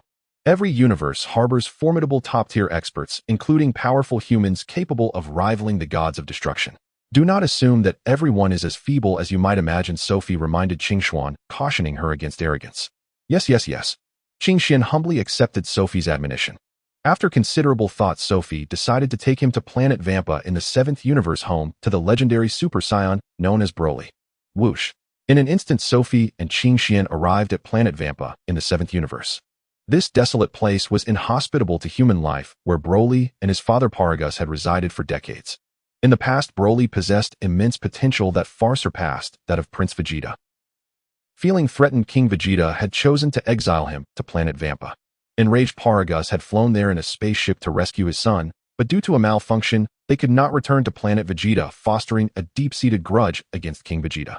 Who goes there? Seeing someone finally arrive at planet Vampa, Paragus swiftly approached Sophie, cautiously inquiring, "How did you arrive here, and why did I not see your spaceship?" "For beings like us, traversing the universe requires no spacecraft," Sophie replied nonchalantly.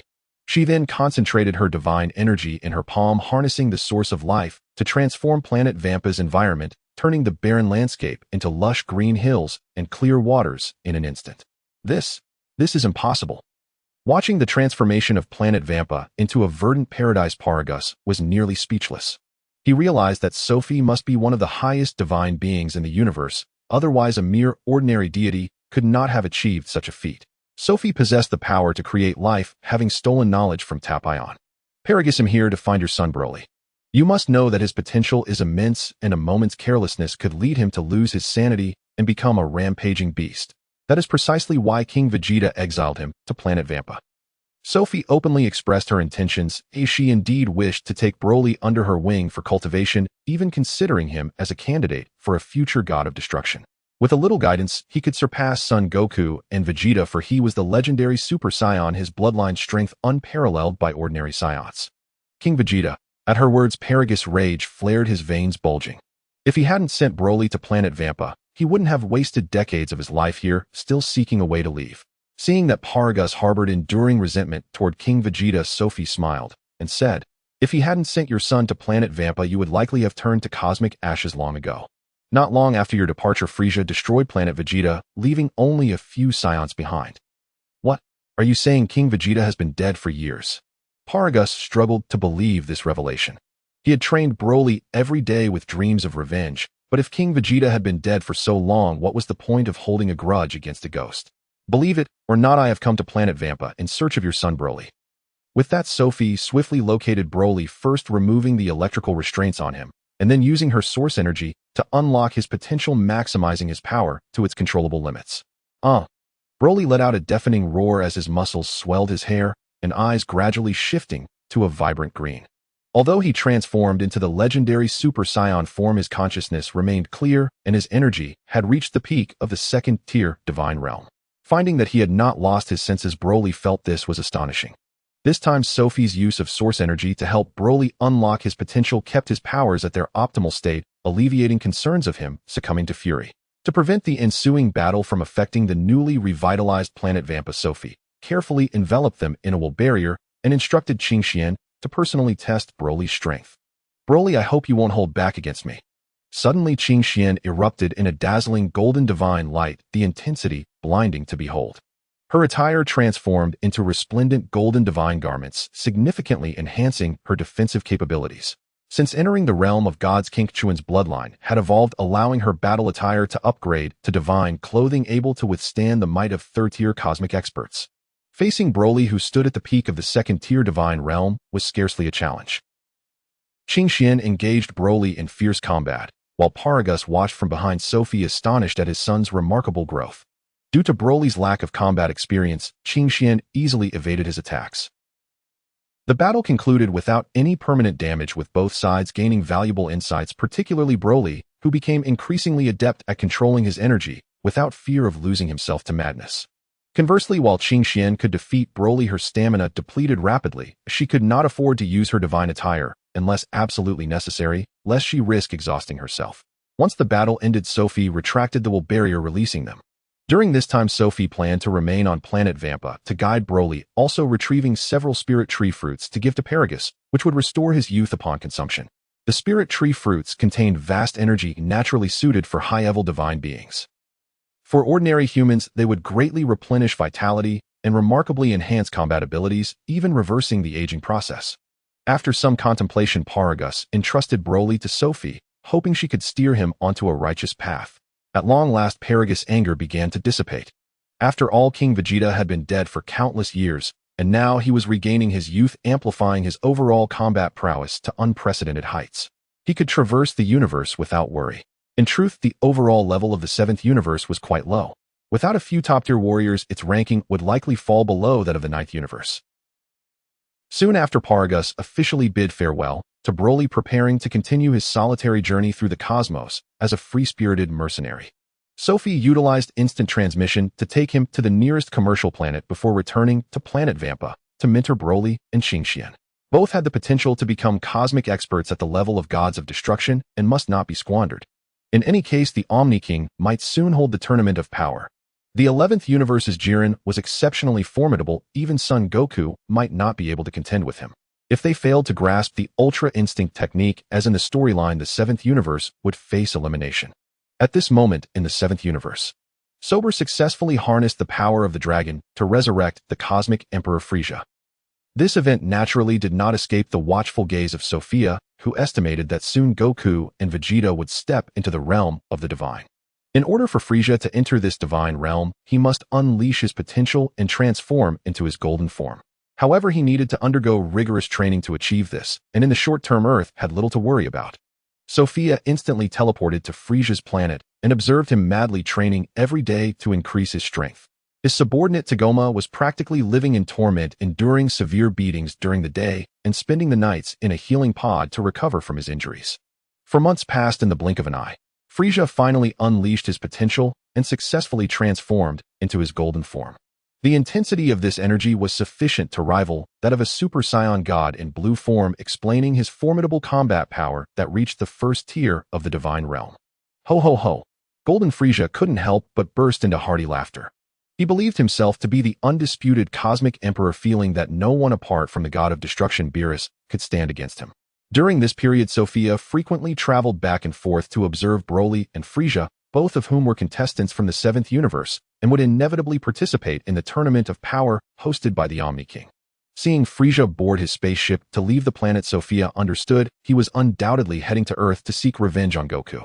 In truth, Frisia was still oblivious to the fact that although his golden form was incredibly powerful, it required a vast amount of stamina to sustain. It was no wonder he ultimately lost to Goku's Super Saiyan God in blue form. Due to the conspicuous movements of Frisia's army, Galactic Patrolman Gak hastily traveled to Earth to inform Bulma. Before long, Frisia and his subordinate army arrived on Earth one after another. Gohan and the others were the first to confront them, trying to buy time for Goku and Vegeta. Sofia had deliberately brought Broly and Qingxian to watch the battle, only to be taken aback when Tagoma unexpectedly launched a surprise attack that severely injured Gohan. Her eyes caught sight of a nearby blue frog lurking in the shadows. This blue frog was the sole consciousness of Jinyu, who planned to seize a body amidst the chaos to resurrect himself. Just disappear, you expendable. With a slight shift of her energy, Sofia completely eradicated Jinyu's soul consciousness, causing the blue frog's body to vanish without a trace. This occurrence went unnoticed by those present, as they were already embroiled in a fierce battle. Seizing the opportunity, Sofia stealthily led Broly and Qingxian into the spaceship, which was left unguarded, allowing them to comfortably sit and watch the unfolding fight. At this moment, Goku and Vegeta finally returned to Earth via instant transmission, immediately dispatching Tagoma with a single strike. The god of destruction Beerus and Angel Whis soon followed, arriving on Earth to savor an extravagant strawberry cake. Upon seeing Goku enter the fray, Frisia quickly opted to transform into his final form, and the two began to clash fiercely. After testing each other, Goku transformed first into his Super Saiyan God blue form, stunning the crowd, though Sofia and the others remained unfazed. The energy intensity was merely at the first tier of the divine realm. Meanwhile, Frisia unleashed his potential and transformed into his golden form, surprisingly exceeding Goku's Super Saiyan God blue in power, though his major flaw was the heavy stamina drain it imposed. "TCH, I don't understand what they're being so arrogant about," Qingxian remarked indifferently, believing Broly could easily defeat them. After undergoing frequent training, Broly had effectively harnessed his latent power. Once he transformed into the legendary Super Saiyan form, his energy intensity would reach the pinnacle of the 2nd tier of the divine realm, even nearing the 3rd tier, without exhausting too much stamina, making him well-suited for prolonged battles. With Earth giving rise to 2 cosmic experts in the realm of the divine, Tapion also decided to join the fray, instantly teleporting to Frisia's spaceship with a smile and saying, "Hello everyone, long time no see." Upon speaking, Tapion unexpectedly noticed a burly youth standing beside Sofia, whose waist was coiled with a tail, suggesting he was a Saiyan. However, his strength was far beyond that of the Goku outside. "Tapion, long time no see." Sofia and Qingxian greeted him, and Broly also nodded slightly.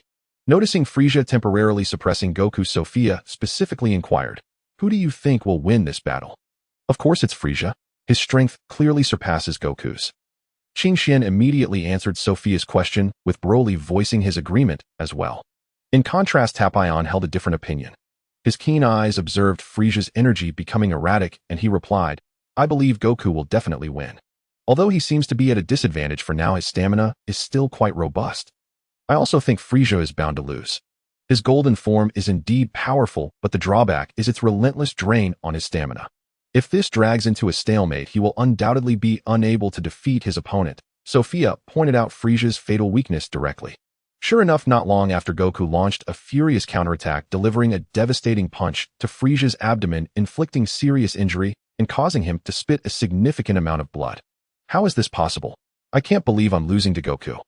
Frisia still couldn't accept his defeat, and forced himself to rise and fight. Yet not only did he fail to injure Goku, but he was also severely wounded, once again ultimately unable to maintain his golden form. To prevent Sober from ambushing Goku, Sofia had already discreetly eliminated him. Desperate Frieza took advantage of the momentary distraction to destroy Earth.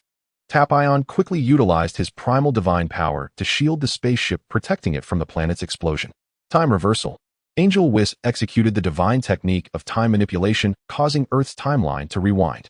Goku hastily gathered his Kamehameha to obliterate Frieza, successfully averting disaster. With the battle concluded, Goku and Vegeta followed Whis back to the God of Destruction's realm. Having witnessed Whis' time reversal firsthand, Sofia also grasped a new divine technique, Time Rewind. Time Rewind belonged to the fourth tier of divine techniques, primarily controlling the acceleration or reversal of time. It not only allowed one to recover from battle-inflicted injuries, but also enabled manipulation of all objective time within the space, barely qualifying as a high-level version of time manipulation. It required only a slight expenditure of energy and did not necessitate the deliberate use of divine inscriptions. Time reversal belonged to the fifth tier of divine techniques, a special ability granted to guardian angels by the cosmic rules. For Sofia, it was somewhat difficult to master, especially since she had not fully comprehended her own ultimate technique. In the seventh universe, the realm of the gods of destruction, the god of destruction Kampa and the angel Vados have come to visit, eager to showcase the recent emergence of two top-tier warriors from the sixth universe and to challenge the strongest fighter in the seventh universe. By coincidence, they encounter Sun Wukong and Vegeta, who are deep in training. Vados, observing that the opposing fighters are also top-tier warriors, turns to a woman in a red dress beside her, asking Malutus, "Do you believe you can defeat them?" This woman in red is Malutus, an evil Saiyan from the planet Salad in the sixth universe. Accompanying her is Parados, and they have temporarily set aside their hatred to serve Kampa. In truth, Vados intends to groom them as potential candidates for the role of God of Destruction, enabling them to step into the realm of the gods in a short span of time. Only one way to find out. Malutus slowly descends before them, her energy radiating outward, pressing down on Sun Wukong and Vegeta. A Saiyan. Seeing that Malutus is also a Saiyan, Vegeta, unwilling to lose face, unleashes the terrifying aura of a Super Saiyan god. Their energies collide fiercely, prompting the observing Angel Whis to exclaim in surprise, "Sister, I didn't expect that your sixth universe has such a powerful Saiyan. Whis, what do you think of her?" Vados asks, a hint of pride in her voice, confident that Malutus would not be outmatched by Vegeta.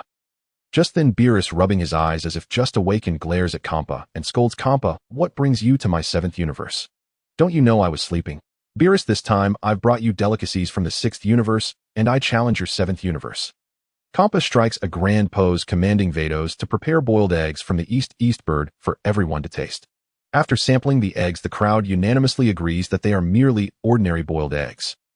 Beerus promptly instructs Whis to retrieve delectable Earth cuisine to entertain Kampa and Vados, instantly captivating their appetites. Upon learning that these delicious dishes come from Earth, Kampa hastens Vados to search for Earth in the sixth universe. However, they find that the humans of the sixth universe have long been annihilated, and the delicacies Kampa envisioned no longer exist. Determined to acquire the culinary delights of Earth, Kampa decides to challenge Beerus. Should the sixth universe emerge victorious, he and Vados would have free access to the seventh universe. Otherwise, Beerus could impose any conditions he desired. As battles between gods of destruction are forbidden, the matter is left to the competitors below. The participants from the sixth universe are quickly decided: Malutus, Parados, Hit, Vegeta, and Frost. The representatives from the seventh universe have yet to be confirmed. Beerus hastily sends Sun Wukong and Vegeta to recruit fighters while summoning the Supreme Kai Tapion to see if he can find reliable candidates. Before long, Tapion arrives in the realm of the gods of destruction and recommends Qing Xian to represent the seventh universe. Finally, the representatives for the seventh universe are confirmed: Qing Xuan, Sun Wukong, Vegeta, Son Gohan, and Majin Vegeta. With several days until the match, Son Gohan enters the hyperbolic time chamber for intense training, successfully returning to peak condition, his overall combat power surpassing that of a typical Super Saiyan at the third stage. Days later, the competitors arrive at a deserted planet on the edge of the seventh and sixth universes. Vados swiftly waves her staff to set up the arena, with Whis assisting, and in an instant a vast combat platform is established. Suo Feiliya arrives with Broly to watch the battles, but is surprised to see Malutus and Parados representing the sixth universe, indicating they have entered the realm of the gods. It seems that Sun Wukong and his companions will face a tough fight. In the first match, Majin Vegeta steps forward to face Frost. Frost proves no match for Majin Vegeta and is swiftly knocked out of the arena, infuriating Kampa, who nearly reprimands him. Kampa, your 6th universe is pathetically weak. With the first victory, Beerus immediately mocks Kampa, who had initially worried about the strength of the 6th universe's fighters. It now seems they are no match for Sun Wukong and Vegeta. Hearing this, Kampa grits his teeth and orders Vegeta to fight Majin Vegeta. In the second match, Majin Vegeta and Vegeta are evenly matched, ultimately both falling out of the arena and facing elimination. To avoid further losses, Kampa quickly sends out Hit as a backup, while his opponent is none other than Son Gohan. Suddenly, white lightning envelopes Son Gohan, his black hair standing on end as his aura surges to terrifying heights. The overwhelming white energy erupts into the sky, transforming him into his most powerful, mysterious form. Prepare yourself. Son Gohan launches a fierce offensive against Hit. Punches and kicks collide, appearing evenly matched on the surface, but the outcome is already decided. Hit has already stepped into the first tier of the divine realm, possessing a clear advantage over Son Gohan. Once he unleashes his time skip technique, even a second-tier cosmic master would struggle to defeat him. As expected, Hit easily eliminates the mysterious Son Gohan from the match. Seeing Hit's formidable strength, Beerus worries whether Son Wukong and Vegeta can defeat him. Kakarot, let me handle him. Vegeta flies into the arena ahead of Son Wukong. He knows not to underestimate Hit, and immediately transforms into his Super Saiyan God Blue form, launching a rapid and intense assault. However, before Vegeta can react, Hit, utilizing his time skip technique, unleashes a flurry of strikes. Vegeta is bombarded on the abdomen by a relentless storm of attacks, crying out in pain as blood spills from his mouth. He clearly suffers significant damage. Seeing that the others are still unaware of what is happening, Whis steps in to clarify. Upon learning that Hit can manipulate time, Vegeta's complexion pales. No wonder he couldn't see Hit's movements. For Whis, the time skip technique is a trivial skill. While it allows for minor time manipulation, it has yet to fully touch upon the powers of time and space, thus not qualifying as a true divine technique. Relying on his time skip, Hit dominates Vegeta, and even in his Super Saiyan God Blue form, Vegeta is ultimately defeated, leaving Beerus doubtful of Son Wukong's chances. Uncertain of King Chuan's true strength, Son Wukong takes to the arena to face Hit. Testing the waters against Hit's time skip, Son Wukong endures a barrage of severe blows, but his stamina remains ample. After a brief exchange, Son Wukong barely manages to predict Hit's movements, transforming into his Super Saiyan God Blue form to counterattack, and the two engage in an intense and epic battle. Facing the relentless pressure from Son Wukong, Hit experienced a remarkable enhancement in his time skip ability, leaping from a mere 0.1 seconds to 0.2 seconds, once again suppressing the Super Saiyan God's Blue form. Son Wukong, you are absolutely no match for me. Hit swung his fist with all his might, striking Son Wukong in the abdomen and sending him flying, inflicting severe damage. Hit, I haven't even begun to unleash my full power. Determined to defeat the formidable Hit, Son Wukong resolved to utilize the Kaioshin technique atop his Super Saiyan God Blue form. A surge of blue flames and red lightning enveloped him, his energy aura swelling dramatically, astonishing even Beerus and Kampa. Tenfold Kaioshin. In an instant, a more intense red aura surrounded Son Wukong, and he launched himself forward with blinding speed, attacking so swiftly that even Hit, employing his time skip, could not withstand the assault. How fast! Reeling from the onslaught, Hit could hardly believe that Son Wukong possessed such power. He deduced that his opponent's energy intensity had undoubtedly entered the second-tier divine realm, otherwise time skip would not be so ineffective against him. Realizing his stamina could not hold out much longer, Son Wukong channeled all his energy into a Kamehameha directed at Hit. At that critical moment, Hit's time skip unexpectedly achieved another breakthrough, skyrocketing from 0.2 seconds to 0.5 seconds, narrowly evading Son Wukong's Kamehameha and maneuvering behind him to knock him off the stage. Seeing Son Wukong actually lose to Hit, Beerus nearly lost his composure, but thankfully the Supreme Kai Tapion sitting nearby consoled him, saying, Lord Beerus, do you not trust my recommendation? She is the fairy queen of Yetelar, the strongest warrior in the entire 7th universe. She will not suffer the same dismal fate as Son Wukong and Vegeta. Tapion, you wouldn't be deceiving me, would you? Beerus shot a fierce glare at Tapion. He had heard of Qing Xian from Son Wukong and the others, leading him to believe her power had not yet entered the divine realm. Upon hearing this, Qing Xian instantaneously appeared before Beerus, bowing respectfully and stating, Lord Destroyer, I assure you I will not suffer defeat at the hands of Hit like those so-called Super Saiyans. How dare you say that? Vegeta erupted in fury, believing that Qing Xian was no longer a worthy opponent and now had the audacity to be so arrogant. Humpha defeated foe dares to speak so boldly before me. Am I mistaken? Qingxian slightly unleashed her energy, pressing down on Vegeta, causing him to feel a deep sense of trepidation. Very well then, I'll leave it to you. Sensing the faint energy emanating from Qingxuan, Beerus finally understood that this fairy queen from Eudora was certainly not an ordinary being. In no time, Qingxian teleported to the arena, her beautiful eyes scanning Hit, as she mockingly declared the #1 assassin of Universe 6 Hit, I will not show you mercy, as Sun Wukong did. Giant wing gale. Qingxian was enveloped in a tumultuous green aura, rapidly flapping her wings to conjure a towering tornado, generating a colossal super hurricane that bore down on Hit with overwhelming force. No way, what is happening? What immense energy. Is this truly her real strength? Seeing Qingxian as a cosmic powerhouse of the second tier, the onlookers felt a chill run down their spines. This energy far exceeded that of Sun Wukong's tenfold Super Saiyan Blue, and even Hit found himself at a disadvantage.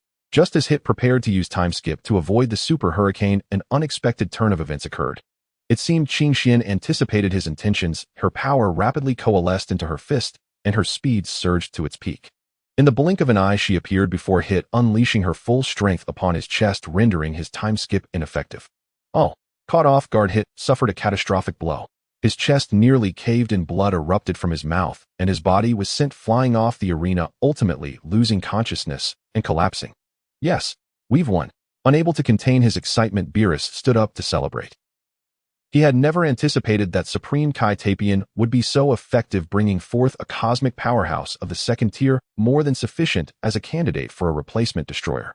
Bardoss, do you think we still have a chance of winning? Compa, beads of sweat on his forehead, inquired of Bardoss. His Universe 6 still had Marudis and Parity, but their combined combat power barely reached the first-tier divine realm, making it impossible for them to compete with the second-tier Qingxian.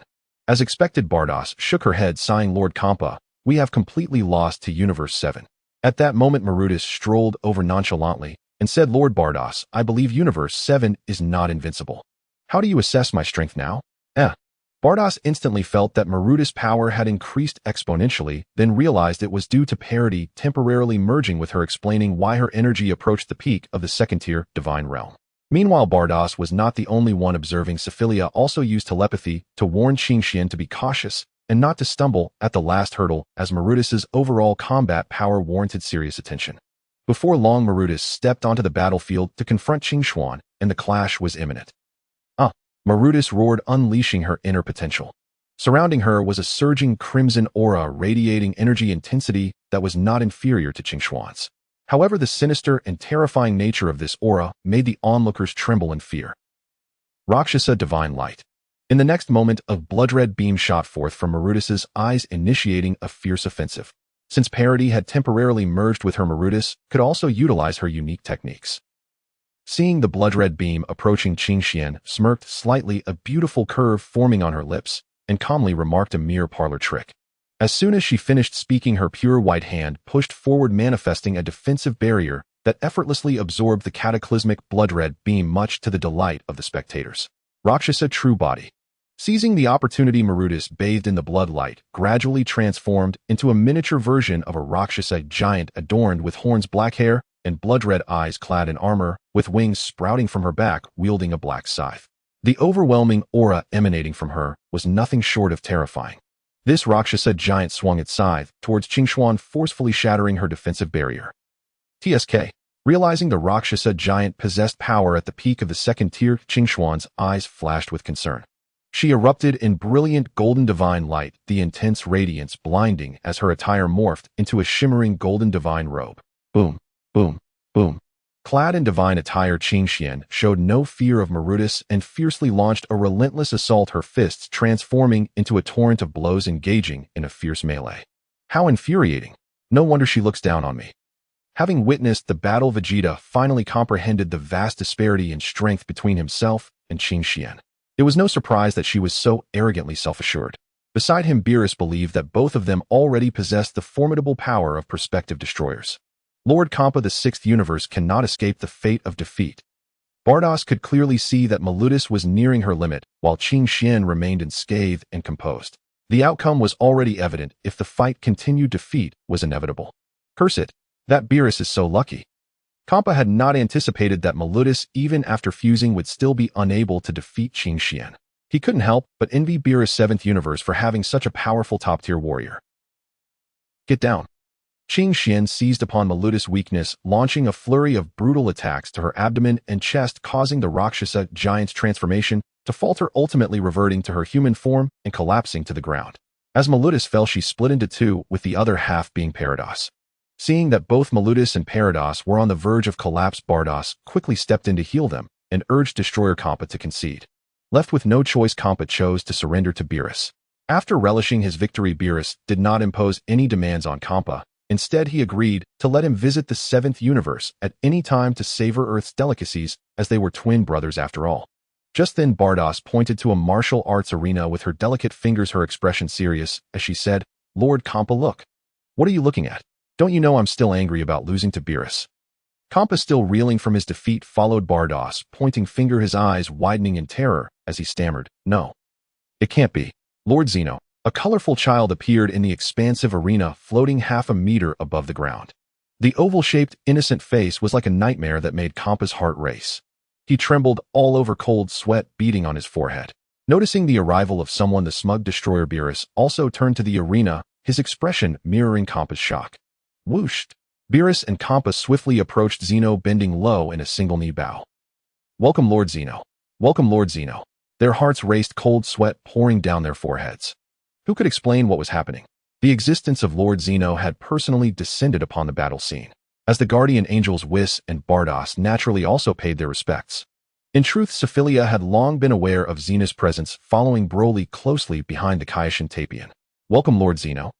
The crowd bowed in deference, especially when they saw the destroyers acting so cautiously. They dared not act recklessly.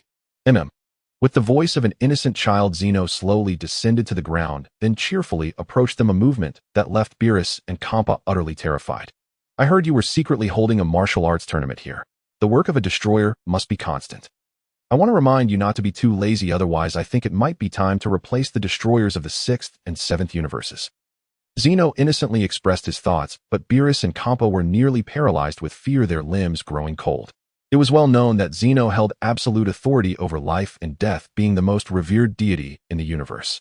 Initially, they thought Zeno intended to pass judgment, but he added, "However, after witnessing your tournament, I found it quite interesting, so I plan to let you off the hook. Thank you for your mercy, Lord Zeno." Beerus and Kampa finally exhaled in relief, wiping the sweat from their brows. However, before the crowd could fully relax, Zeno excitedly said, "I was thinking, should we hold a martial arts tournament for the entire universe? It would be even more interesting if it were on a larger scale." At this, the two attendants beside him began to sweat profusely. Whenever Zeno's enthusiasm peaked, it often led to cosmic calamity. The destruction of the universe could occur in the blink of an eye. "Lord Zeno, perhaps we should discuss this later. The work of the destroyer of the 7th universe is not yet complete." Whis calmly interjected, his heart steady as he sought to shift the topic. If Zeno were to host a martial arts tournament, the losing universe would surely face obliteration. "Is that not acceptable?" Zeno's expression fell in disappointment. "Then we shall decide later. Remember, the work of the destroyer must always be maintained. Rest assured, Lord Zeno, we will diligently fulfill our duties as destroyers." Beerus quickly promised, eager for Zeno to depart. The longer this conversation continued, the more his heart could hardly bear it. "Well then, I shall take my leave." With that, Zeno waved goodbye to the crowd, transforming into a dazzling multicolored flash that erupted like blooming flowers in the sky, vanishing before their eyes at an unimaginable speed. Once it was confirmed that Zeno had finally departed, Beerus and Kampa collapsed to the ground. Goku and the others were unaware of Zeno's esteemed status, but had some understanding of Beerus. It was no exaggeration to say that the power of life and death in every universe rested in the hands of the destroyer. Anyone who could instill such fear was undeniably formidable. Seeing their bewilderment, Whis explained, "Lord Zeno presides over 12 universes, each with its own Kaioshin and destroyer. Lord Zeno is the supreme deity at the pinnacle of the universe, possessing the authority to replace any destroyer or Kaioshin at will. With just a thought, entire universes can be wiped away. With just a thought, entire universes can disappear." The crowd gasped, unable to fathom the magnitude of such an entity. If even the angel Whis spoke of him, so it had to be true. That oddly-looking child was indeed such a revered supreme deity. At this realization, the attendees began to tremble uncontrollably, fearing they too could vanish without a trace. "Bardos, let us return." Kampa hurriedly led the contestants of the 6th universe away from the scene. "Yes, Lord Kampa." Bardos softly replied, raising her staff as she and the 6th universe contestants instantly vanished. Qing Xian of the 7th universe, I shall not lose to you next time we meet. Before departing, Maludis conveyed through telepathy to Qing Xian that she planned to retreat and cultivate to reach a higher realm. Since the 7th universe's victory in the tournament, Beerus treated Kaioshin, Tapion, and Qing Xian with courtesy, instructing Whis to continue training Goku and Vegeta as they had lost to the assassin hit from the 6th universe. In the 11th universe, within the realm of the god of destruction, Suo Feiliya descended, her identity concealed behind a mask. The angel Makalita was training Topo when she suddenly sensed an intruder in the god of destruction's domain, startling even the god of destruction, Vermid. Human, how dare you trespass into the god of destruction's realm? Vermid appeared before Suo Feiliya in an instant, feeling an overwhelming surge of energy emanating from her. No wonder she had managed to breach this domain. Upon hearing his words, Suo Feiliya retorted without mercy, so you are the god of destruction, Vermid. You seem even weaker than I had imagined.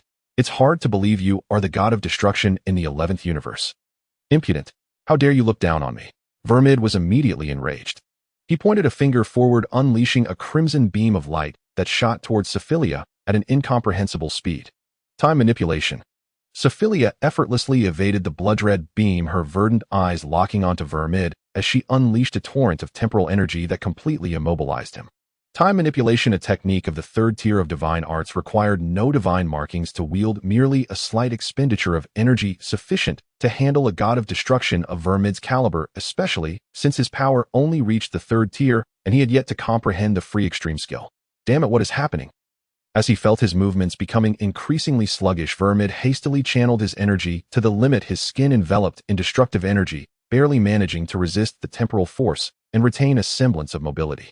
Seizing the opportunity, Suo Feiliya rapidly concentrated her energy into her fist, transforming it into a barrage of fists that struck Vermid with cataclysmic force, inflicting severe damage upon him. Oh. Caught off guard, Vermid was heavily injured. His chest nearly caved in as blood poured from his mouth, a testament to the extent of his injuries. Had Suo Feiliya not held back her strength, Vermid would have been no match for her. It was well known that Suo Feiliya had transcended her limits, mastering the even more potent free extreme skill, elevating her combat prowess to the 4th tier, far surpassing Vermid. Lord Vermid. Topo hurriedly rushed to support Vermid, unable to believe that their god of destruction was not even a match for this intruder. At that moment, the strongest warrior of the 11th universe, Jiren, finally appeared before Suo Feiliya, clad in a red suit with dark accents on his shoulders and legs, his muscular frame radiating immense power, especially his striking black eyes that shone like black jewels. Accompanying him was the god of destruction of the 11th universe, Kai, who had used instant transmission to bring Jiren to the god of destruction's realm. Lord Vermid, let me handle her. As soon as he spoke, Jiren launched a fierce offensive, closing in on Suo Feiliya with astonishing speed, his overall combat strength clearly exceeding that of Vermid, likely reaching the pinnacle of the 3rd tier. To counter Jiren's relentless assault, Suo Feiliya had no choice but to employ the free extreme skill. Her golden hair shimmered with white specks as her body was surrounded by golden energy, her power and speed surging to unimaginable levels. The free extreme skill belonged to the 5th tier of divine arts. Without the support of original divine power, it would lead to rapid fatigue lasting only a few minutes, as evidenced by the case of the white god Goku. However, the cells within Suo Feiliya had undergone mutations, bestowing her with infinite energy and an immortal body, making it easy for her to sustain the free extreme skill. After all, her physical condition was incomparable to that of a Saiyan. Thanks to the free extreme skill, Suo Feiliya effortlessly defended against Jiren's ferocious attacks, while severely injuring him, leaving even Vermid and Makalita in disbelief. In truth, Makalita had already recognized that Suo Feiliya had mastered the free extreme skill, explaining why Jiren and Vermid were no match for her. Grey Jiren, you are no match for me either. Suo Feiliya's right arm sliced through the air, her energy compressed into countless golden blades that surged toward Jiren and Vermid with overwhelming force, forcing Makalita to intervene. Makalita swiftly raised her staff, conjuring an incredibly sturdy white barrier to withstand the onslaught of golden blades. Initially believing she could defend against the multitude of golden blades, a shocking sight soon unfolded. Crack! The seemingly impenetrable white barrier began to crack, allowing some energy to seep through and injure Jiren. Even Topo, who was nearby, found himself caught in the crossfire, covered in injuries. After the initial strike, Makalita's white barrier was left riddled with holes. Intrigued by this mysterious figure, she marveled at how a human could cultivate such formidable strength, a feat even Jiren could not match. Estimating her energy intensity, Makalita concluded that Sophia's power was nearing the peak of the 4th tier. Let me see your true identity. Makalita summoned a brilliant white light from her palm, blindingly bright, like 1,000 suns enveloping the entire realm of the god of destruction. The overwhelming energy pressed towards Sophilia, shattering her mask completely. Sophilia felt an overwhelming surge of energy crashing against her body, prompting her to unleash all the power within her. Drink. With a fierce cry, Sophilia waved her pristine hand, releasing a profound and otherworldly light that eclipsed the skies. This radiant force dispelled the pervasive white light that blanketed the god of destruction's realm, immediately engulfing Makalita and her companions and drawing them into the dimensional barrier of will. Despite this, Sophilia was still gravely injured. Numerous wounds marred her delicate form.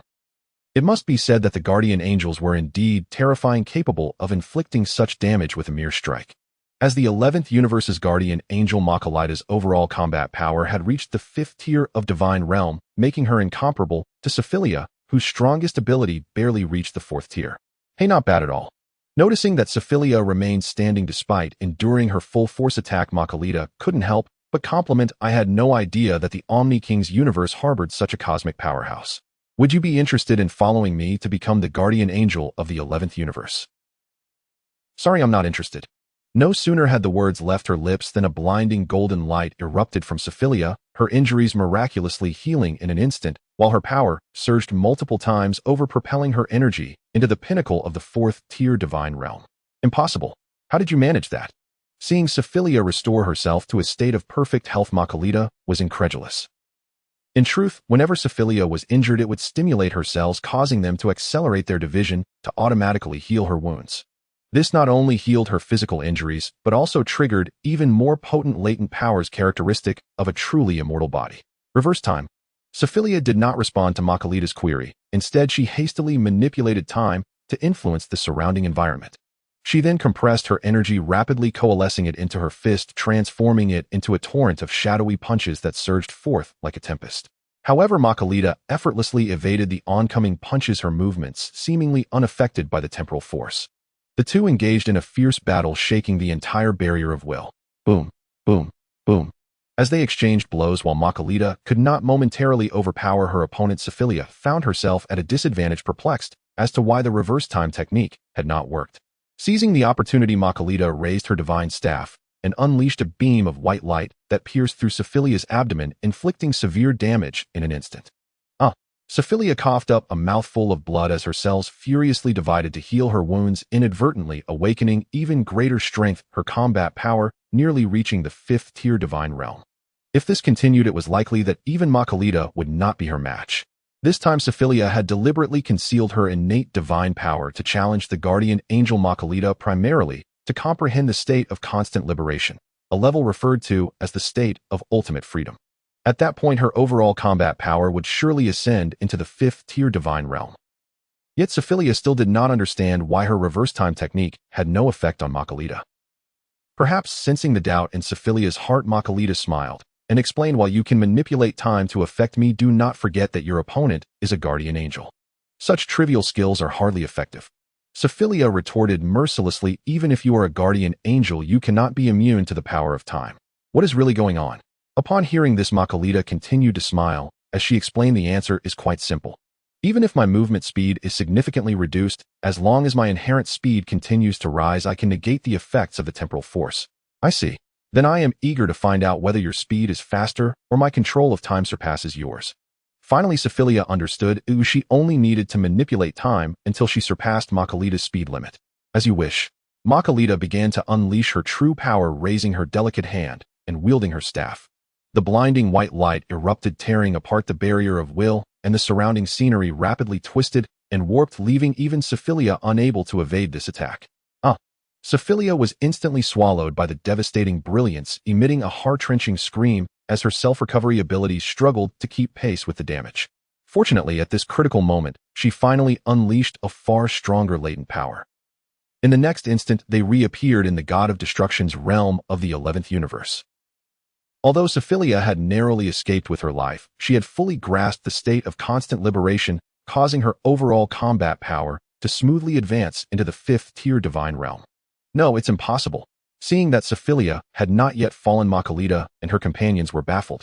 How could a human body withstand the overwhelming energy of a guardian angel? Could she possibly be a top-tier powerhouse of the 5th tier? At that moment, Sophilia had successfully transcended her limits, reaching a new realm. Her golden hair began to lengthen, cascading down to her waist, and her cells seemed to be endowed with a consciousness of their own, constantly self-regulating to protect her body from harm. Before anyone could react, a sudden force of time and space enveloped Sophilia, instantly transporting her away to an unknown location. Something even Makalita could not comprehend. Could she be a high deity from another timeline? As Sophilia vanished without a trace, Makalita began to doubt her identity. She quickly reported the news to the Grand Priest.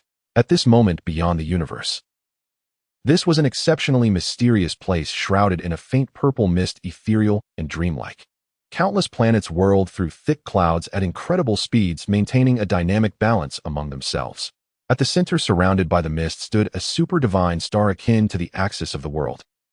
Towering ancient trees pierced the clouds, and at the pinnacle of the celestial dome stood a massive altar resembling a floating island.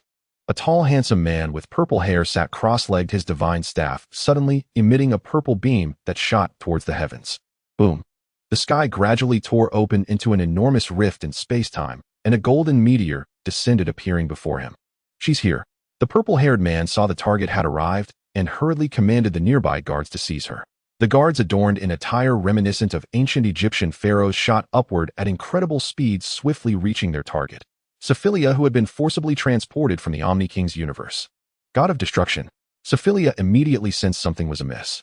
Extending her pristine hand forward, she summoned an immense force of time and space, declaring loudly, "Reverse time." As her words echoed, this force caused time within a certain range to rapidly stagnate, freezing the energy, as well resulting in the guards' movements slowing to a crawl, unable to advance even an inch. The reverse time technique belonged to the 4th tier of divine techniques, having already touched upon the profound forces of time and space, allowing her to effectively control the flow of time and influence her enemies. "Get away." Sofia gathered energy in her palms and unleashed a golden tempest, instantly inflicting severe injuries upon her assailants. These guards were indeed formidable destruction gods from the Divine King universe, with some reaching the pinnacle of the 3rd tier of godhood. Yet they were still no match for Sofia.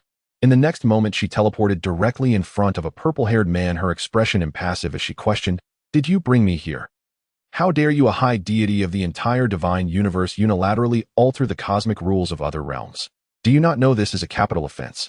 The purple-haired man retorted angrily, having realized that Sophia's overall combat power had surprisingly reached the 5th tier of godhood. Upon hearing this, Sofia crossed her arms and sneered, "Foolish. Do you think you can impose a death sentence on me? Impertinent." The purple-haired man gripped his divine staff and shot a beam of purple light towards Sofia. However, before the beam could reach her, she deftly evaded it.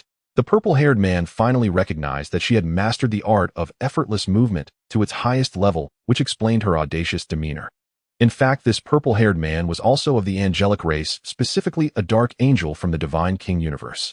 In terms of strength, he was nearly on par with Sofia, which deterred him from employing aggressive tactics against her.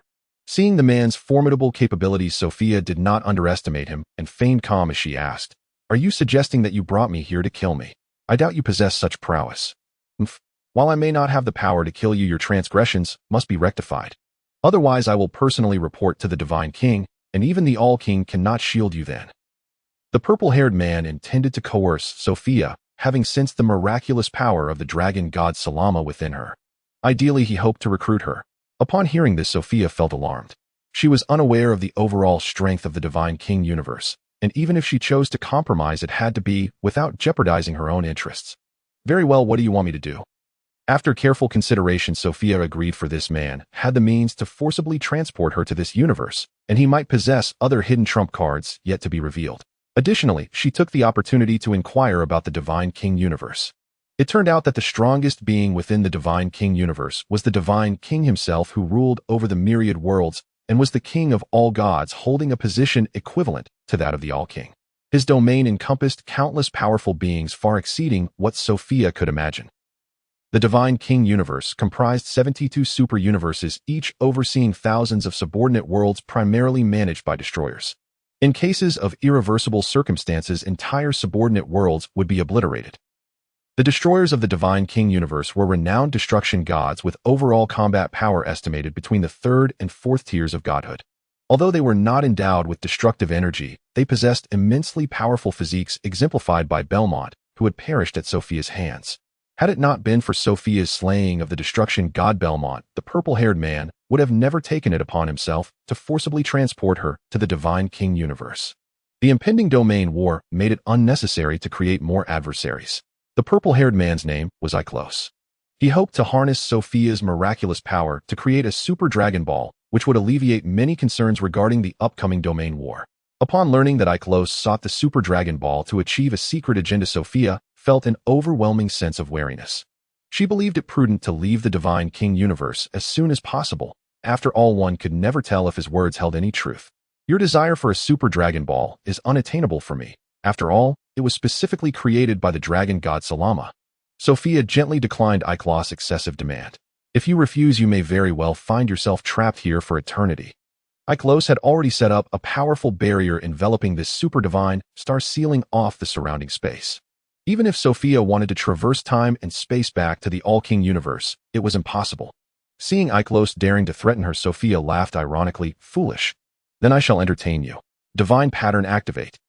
In an instant, the power of the divine pattern on Sofia's forehead surged forth, manifesting golden dragon wings on her back, while a radiant golden halo began to rise behind her, unleashing a vast source of divine power.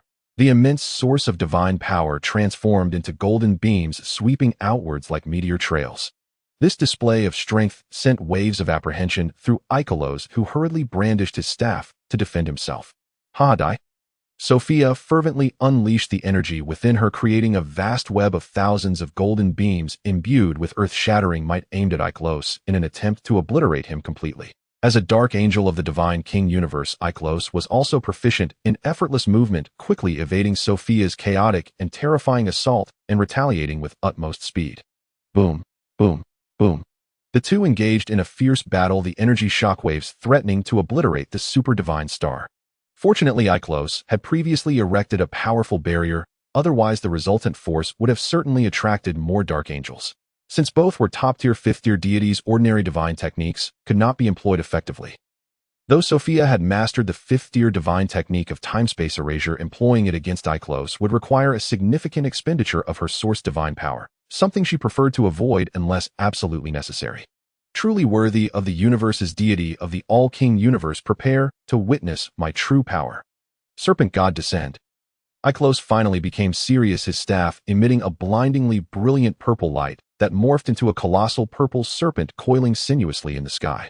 The purple serpent opened its gaping maw and unleashed a torrent of purple flames, crashing towards Sofia like a tidal wave powerful enough to threaten even top-tier 5th-tier deities. Fool, do you think I fear you? Sofia activated her destructive energy, condensing it onto her right arm, which she struck outward in a knife-hand motion. In an instant, a world-shattering purple energy blade materialized, annihilating the descending purple flames and cleaving the serpent's body in two. As the purple serpent was severed, a glint of light flashed in Iklos' eyes, and he commanded, Ouroboros, ensnare her. As his words fell, the serpent's body transformed into a binding ring of purple light, ensnaring Sofia and rapidly draining her strength. This purple serpent was the legendary serpent god Ouroboros. Once the ring was formed, it could easily restrain even top-tier 5th-tier deities, and Sofia was no exception. How dare you scheme against me? Suo Feiliya immediately felt the energy within her being rapidly absorbed by the purple halo. Soon her primordial divine power would be drained completely. If she did not unleash her trump card, soon she would undoubtedly fall to Iklos. Seeing that Suo Feiliya could not escape the Ouroboros ring, Iklos teleported in front of her, confidence radiating from his smile as he said, Do you still not concede and submit to me? Ridiculous. Do you really think I can't deal with you? Power of time and space within my grasp, yin and yang, inverted fate, stripped away. Suo Feiliya quickly converted all her primordial divine power into the power of time and space, forcefully breaking free from the Ouroboros ring.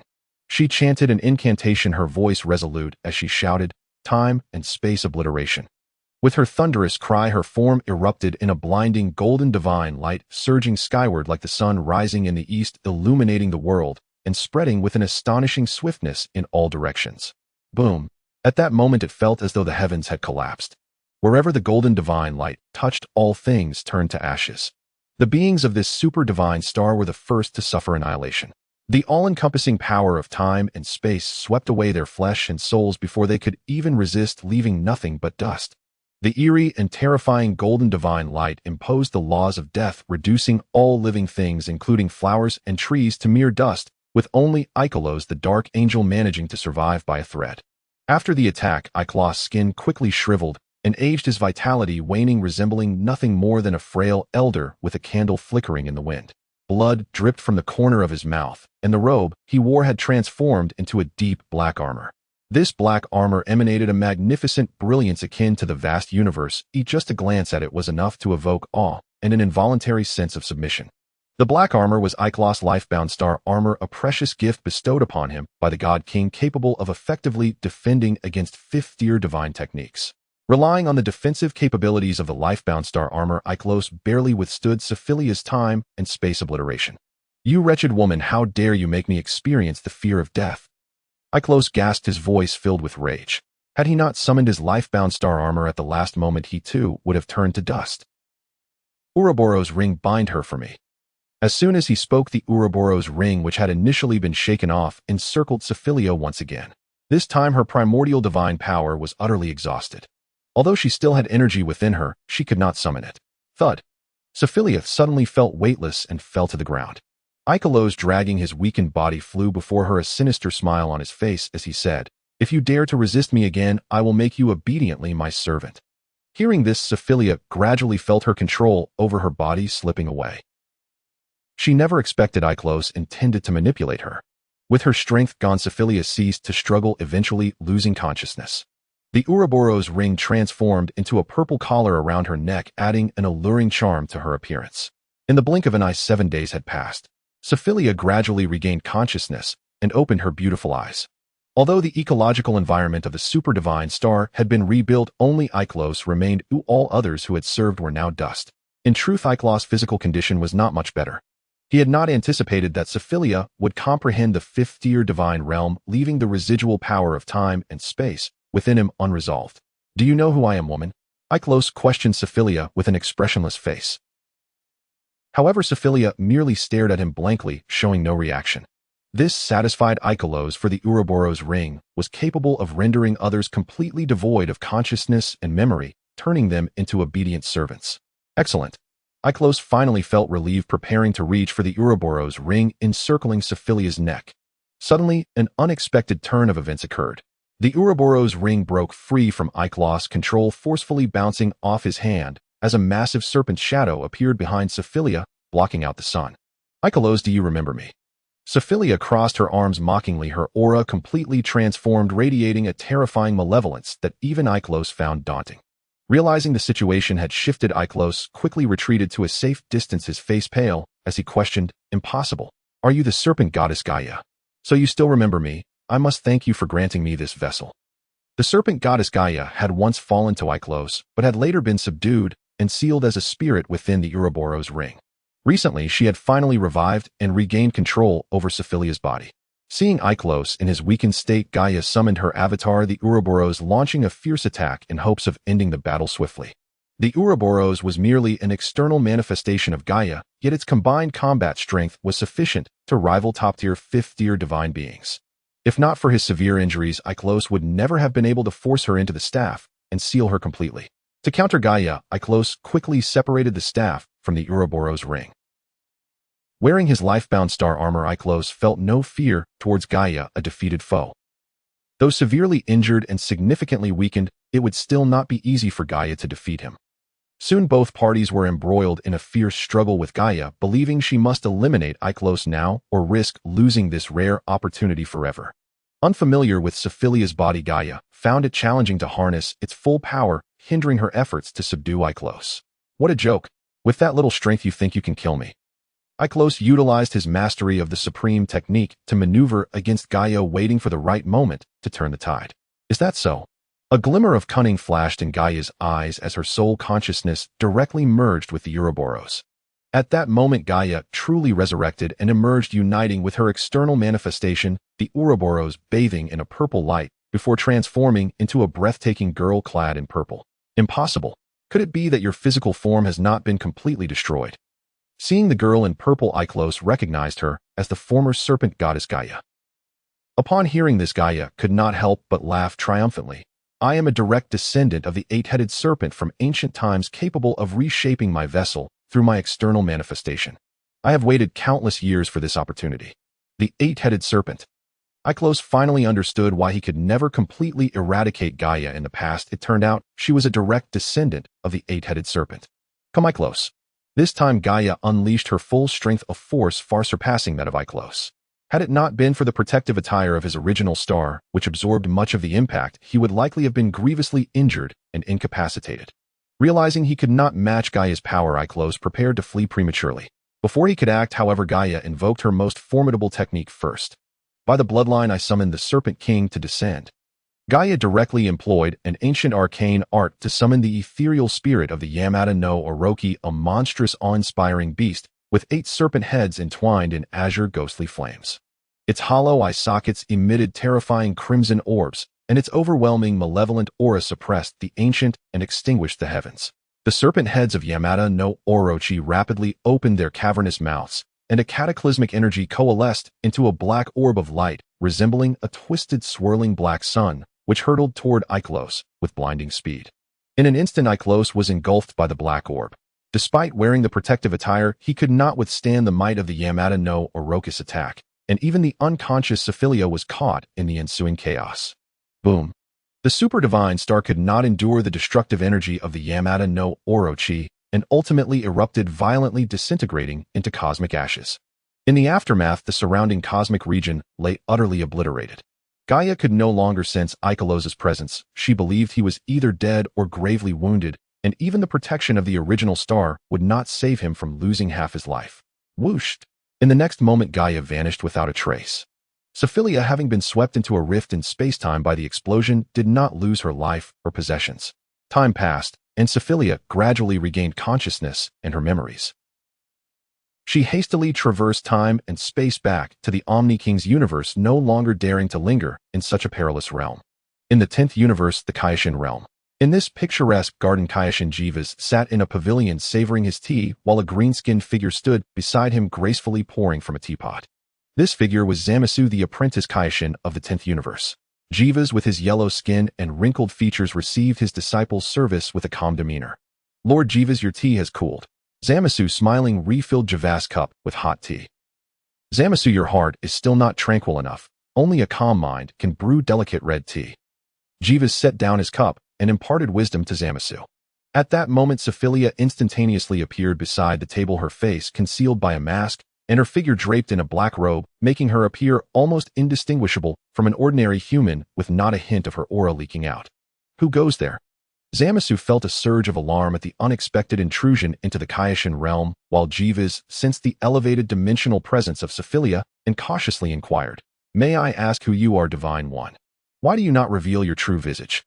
Suo Feiliya's pristine hands gathered destructive energy, and a 5-point star pattern of golden divine runes began to manifest on her forehead.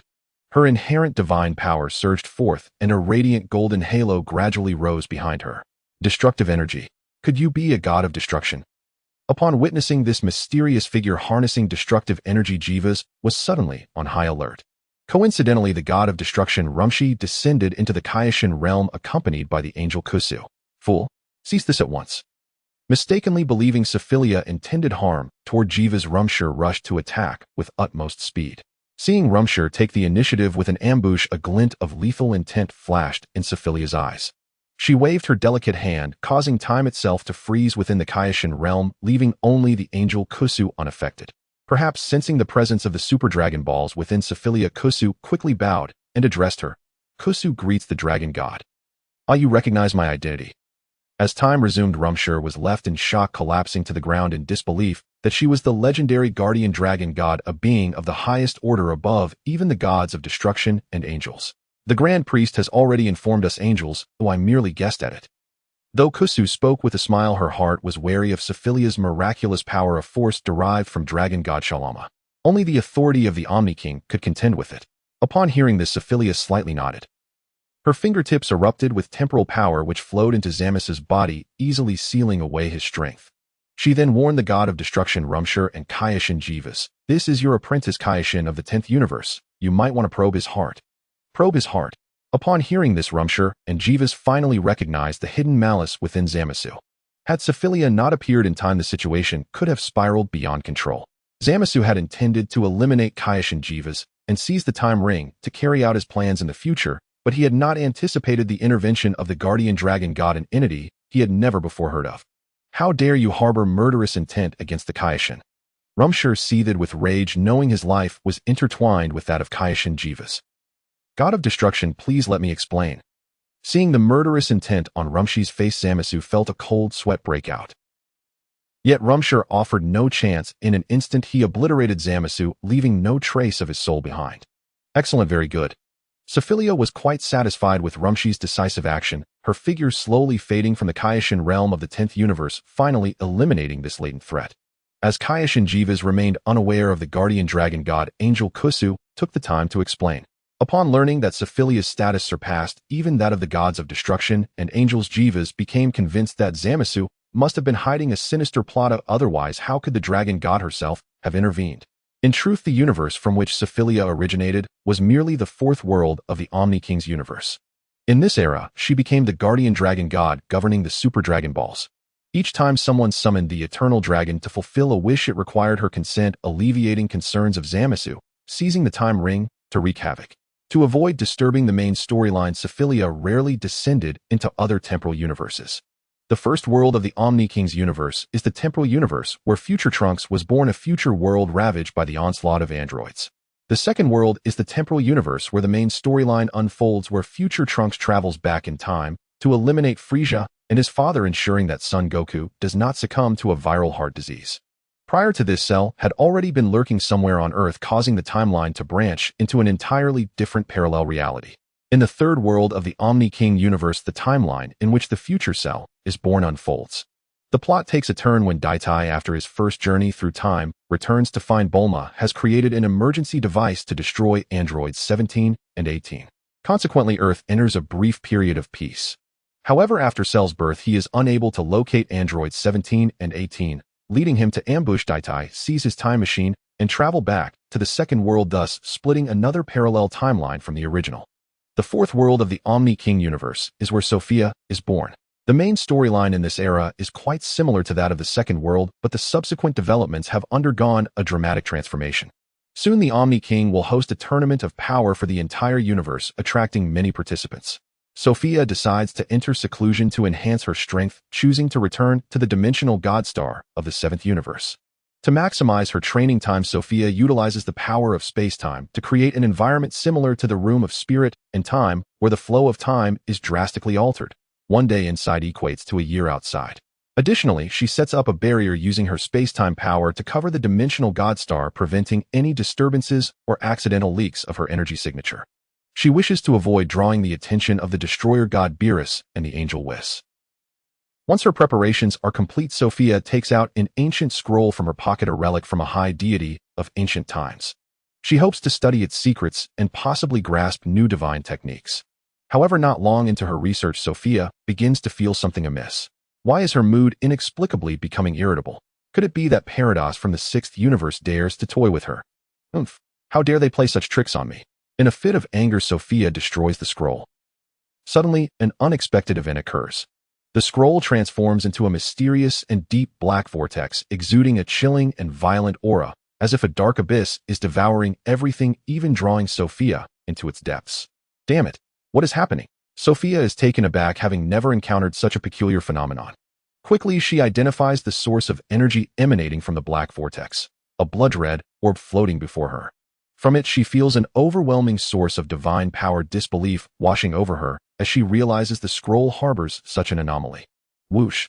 The blood-red orb seems to possess a consciousness of its own as it swiftly embeds itself into Sofia's heart, too fast for her to react. An earth-shattering energy begins to radiate from her body, surrounding her with bizarre blood-red runes. These blood-red runes contain a form of energy law, shifting and changing in a manner beyond description, inadvertently leading Sofia to discover the best method to enhance her strength. To be cautious, Sofia quickly absorbs and integrates the blood-red runes surrounding her, then escapes the black vortex, returning to the dimensional god star, though the blood-red orb is now permanently embedded in her heart. Drink. At that moment, her external appearance undergoes a dramatic transformation. A golden divine pattern in the shape of a pentagram appears on her forehead, evolving into a faint yet striking blood sun rune radiating a terrifying blood light. In the mystical realm, Sofia grazes the surface of the energy laws as boundless blood light coalesces into a thread resembling fine feathers. Though she senses immense divine power, this vast energy is surprisingly stable, controllable to an exceedingly delicate degree, as nimble as her own limbs. This thread of blood light represents a manifestation of the energy laws, tentatively named Thread of Law. Sofia's soul consciousness gradually absorbs and merges with this thread, causing her pupils to deepen into a rich crimson hue, her hair transforming into a vivid blood red, and a radiant blood halo emerging behind her, exuding an overwhelming aura of power that reaches the pinnacle of the fifth-tier divine realm. What formidable energy!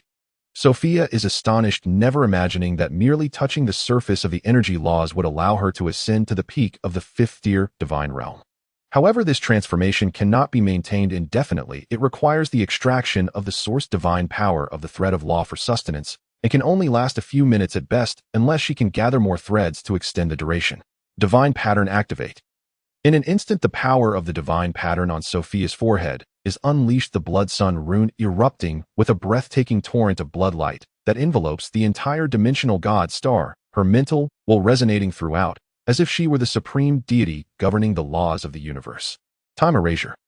With a powerful shout, Sofia thrusts her delicate white hand forward, unleashing a torrent of space-time energy that utterly erodes the dimensional god star, turning all living things, including flora and fauna, into dust, until the very planet itself vanishes without a trace. Time reversal. Next, Sofia once again harnesses the power of space-time to restore the dimensional god star. Since absorbing and merging with the thread of law, she no longer needs to expend divine power to execute any divine technique. Time reversal, a fifth-tier divine technique, is a special ability granted by the cosmic laws to the guardian angels. Now, thanks to the thread of law, Sofia can perform it without the usual time constraints.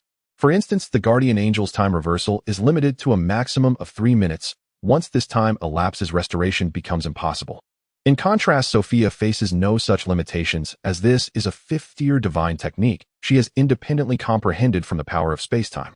A few minutes later, Sofia returns to her normal form with golden hair and green eyes, her power reverting to the fifth-tier divine realm. At that moment, Sofia unexpectedly senses a powerful energy wave emanating from the King Kai's realm, enough to shake the seventh universe. She quickly teleports to investigate the situation. Whoosh! In the next instant, Sofia arrives at the King Kai's realm. At this moment, Qing Xian sits cross-legged, meditating, surrounded by a surging green aura, her energy having risen to an astonishing level. Tapion, the guardian by her side, is highly satisfied, estimating she will soon break through her bottleneck to ascend to the third-tier divine realm. Since Qing Xian won the cosmic tournament, the old King Kai Peter Toro gifted her a vial of divine blood, hoping to assist her in reaching a higher realm. This vial of divine blood is a precious artifact from ancient times treasured by the successive King Kais of the seventh universe. The great King Kai once used a drop of this divine blood to create the spirit race of Yedora's star. The initial spirits created by the great King Kai were all powerful enough to rival Super Saiyan third stage, with the strongest approaching the divine realm. Fortunately, these spirit girls are inherently kind and do not pursue combat, or otherwise the lower realm planets of the seventh universe would have been completely dominated by them. After countless ages, the original spirits of Yedora's star have gradually passed away. With no great King Kai to continue bestowing divine blood, most of the spirit girls born on Yedora's star have become relatively ordinary, though the successive spirit queens have retained a considerable level of combat capability. Qing Xian had now consumed the divine blood and was in the process of absorbing and digesting it. A profound ethereal aura radiated from her body, and her dimensional level surged dramatically, shooting up to the third tier. Her presence also ascended to the peak of the second-tier divine realm, and it would not be long before she could break through the bottleneck to advance to the third-tier divine realm. 15 minutes later, Qing Xian successfully absorbed and digested all of the divine blood. Her body erupted with a dazzling golden divine light and intense radiance that was blinding, transforming the clothes she wore into a shimmering golden divine robe. Qing Xian let out a deafening roar, and a surging green flame shot into the sky. Her overall combat power had fully stepped into the third-tier divine realm, and in terms of strength, she could easily rival some of the weaker destroyers. Most importantly, ever since Qing Xian completely absorbed the divine blood, she had unknowingly developed a solar divine mark on her forehead. This, along with a radical transformation in her bloodline power, meant that donning her innate divine robe would no longer consume any of her stamina. Tapion, what do you think of my power? Qing Xian asked Tapion with a triumphant smile, surprised at her newfound strength. Seeing that Qing Xian had entered the third-tier divine realm, Tapion nodded with satisfaction and replied, "Very impressive. With your strength, you are destined to become the strongest warrior of the 7th universe. Even Lady Sofia will surely regard you with new eyes."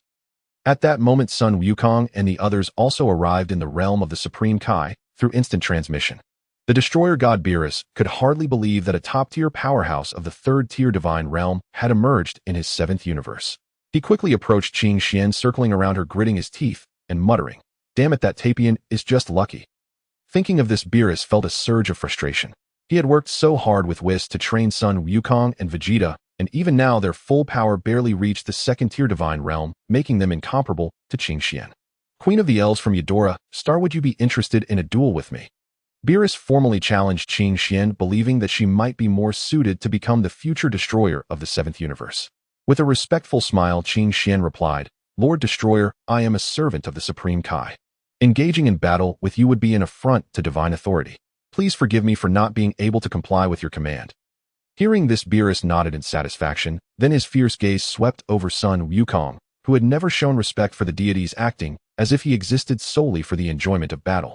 Understanding the gap in their strength, Sun Wukong and Vegeta chose not to engage with Qing Xian.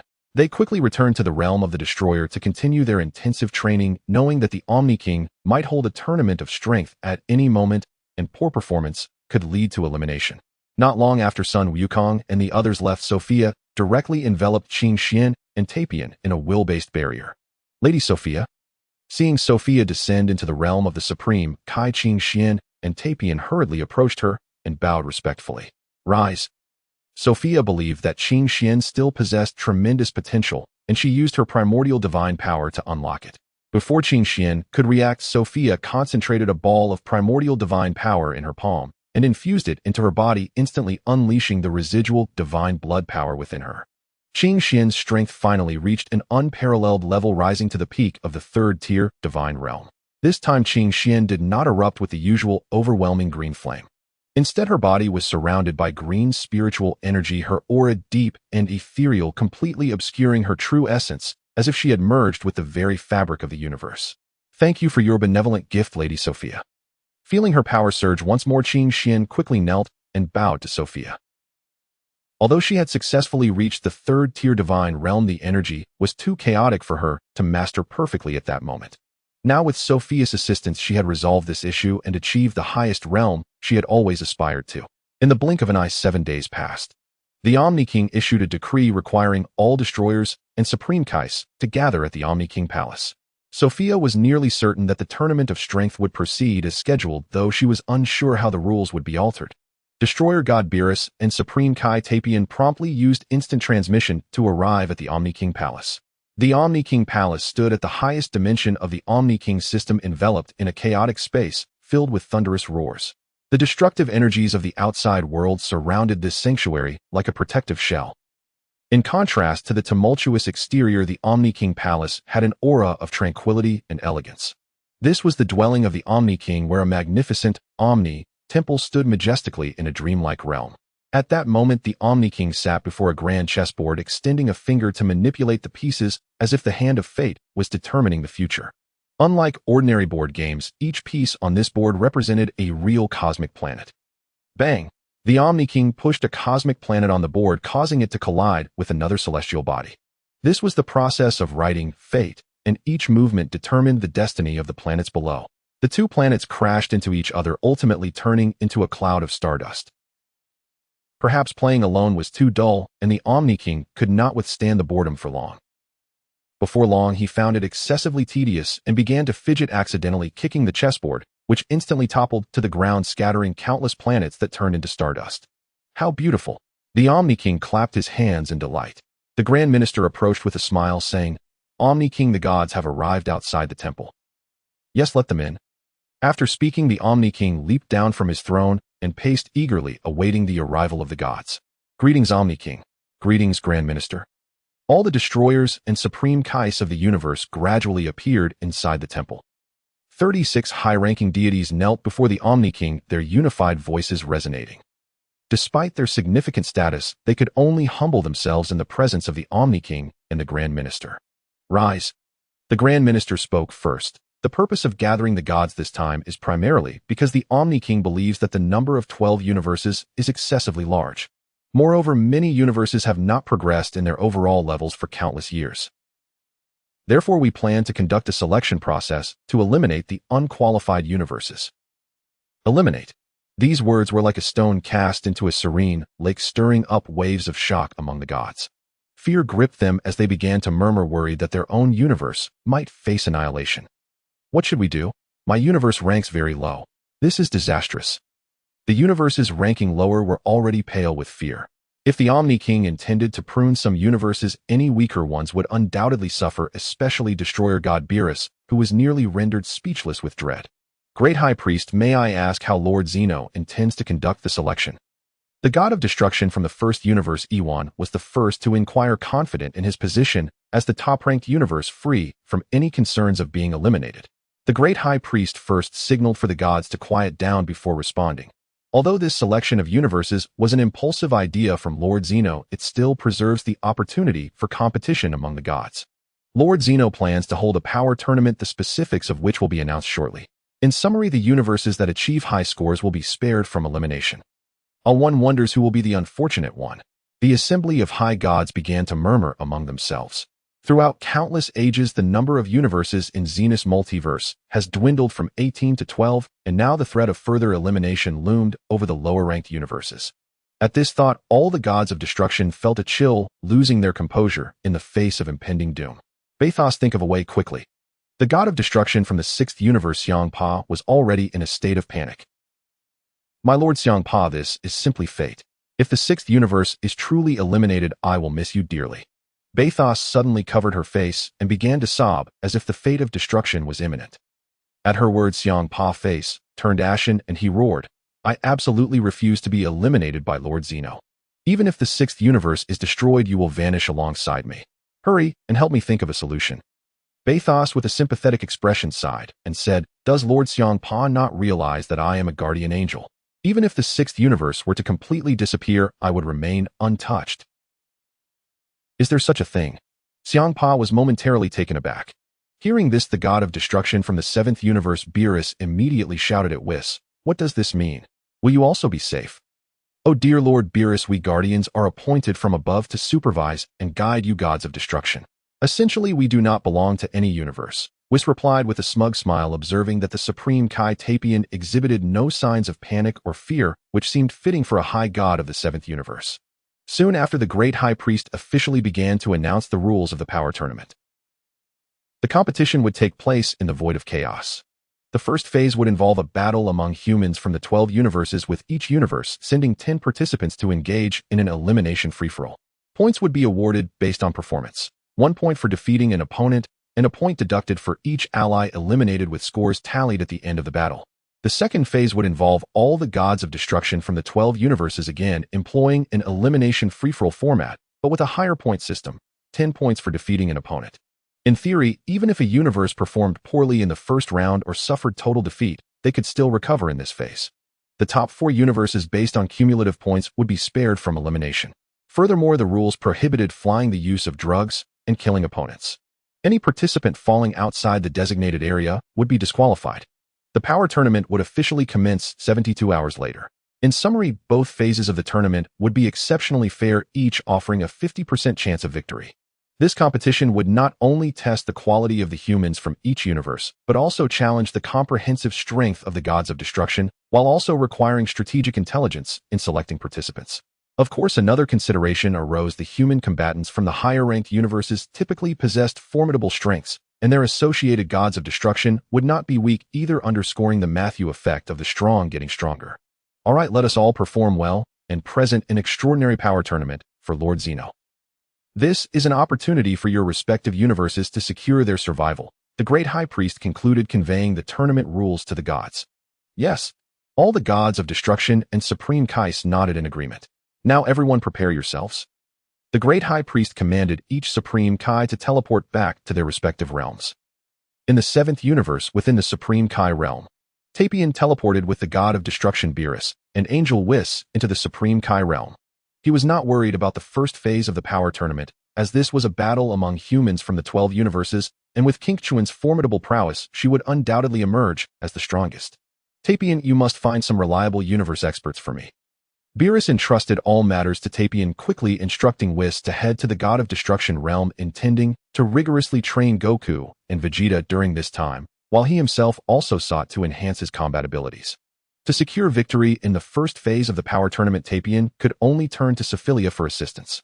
Suo Feiliya personally took Tapion to the underworld, first locating Frieza, who possessed powerful first-tier divine strength sufficient to compete in the tournament and potentially play a crucial role in dire circumstances. Additionally, Suo Feiliya selected Cell for him as well. With Saiyan cells within him, after special training and unlocking potential, he should be able to ascend to the divine realm with relative ease. The contestants representing the 7th universe were officially decided: Qingshuan, Broly, Goku, Vegeta, Cell, Frieza, Gohan, Majin Vegeta, Android 17, and Android 18. With enough time for special training, Suo Feiliya took Cell and Frieza to the dimensional divine star, where the flow of time compared to the outside world was approximately 1 day, equaling 1 year, allowing them to engage in intense training to elevate their potential. Meanwhile, similar events unfolded in other universes. In the 11th universe, god of destruction Vermoud summoned Makarita, go find the Pride Troopers. Soon after, the 10 members of the Pride Troopers descended into the god of destruction realm, accompanied by the Supreme Kai of the 11th universe Kai, who had teleported them there. Since their defeat to Suo Feiliya last time, Jiren had been training relentlessly, yet his overall combat strength remained at the peak of Tier 3, unable to break into Tier 4, at most just surpassing god of destruction Vermoud.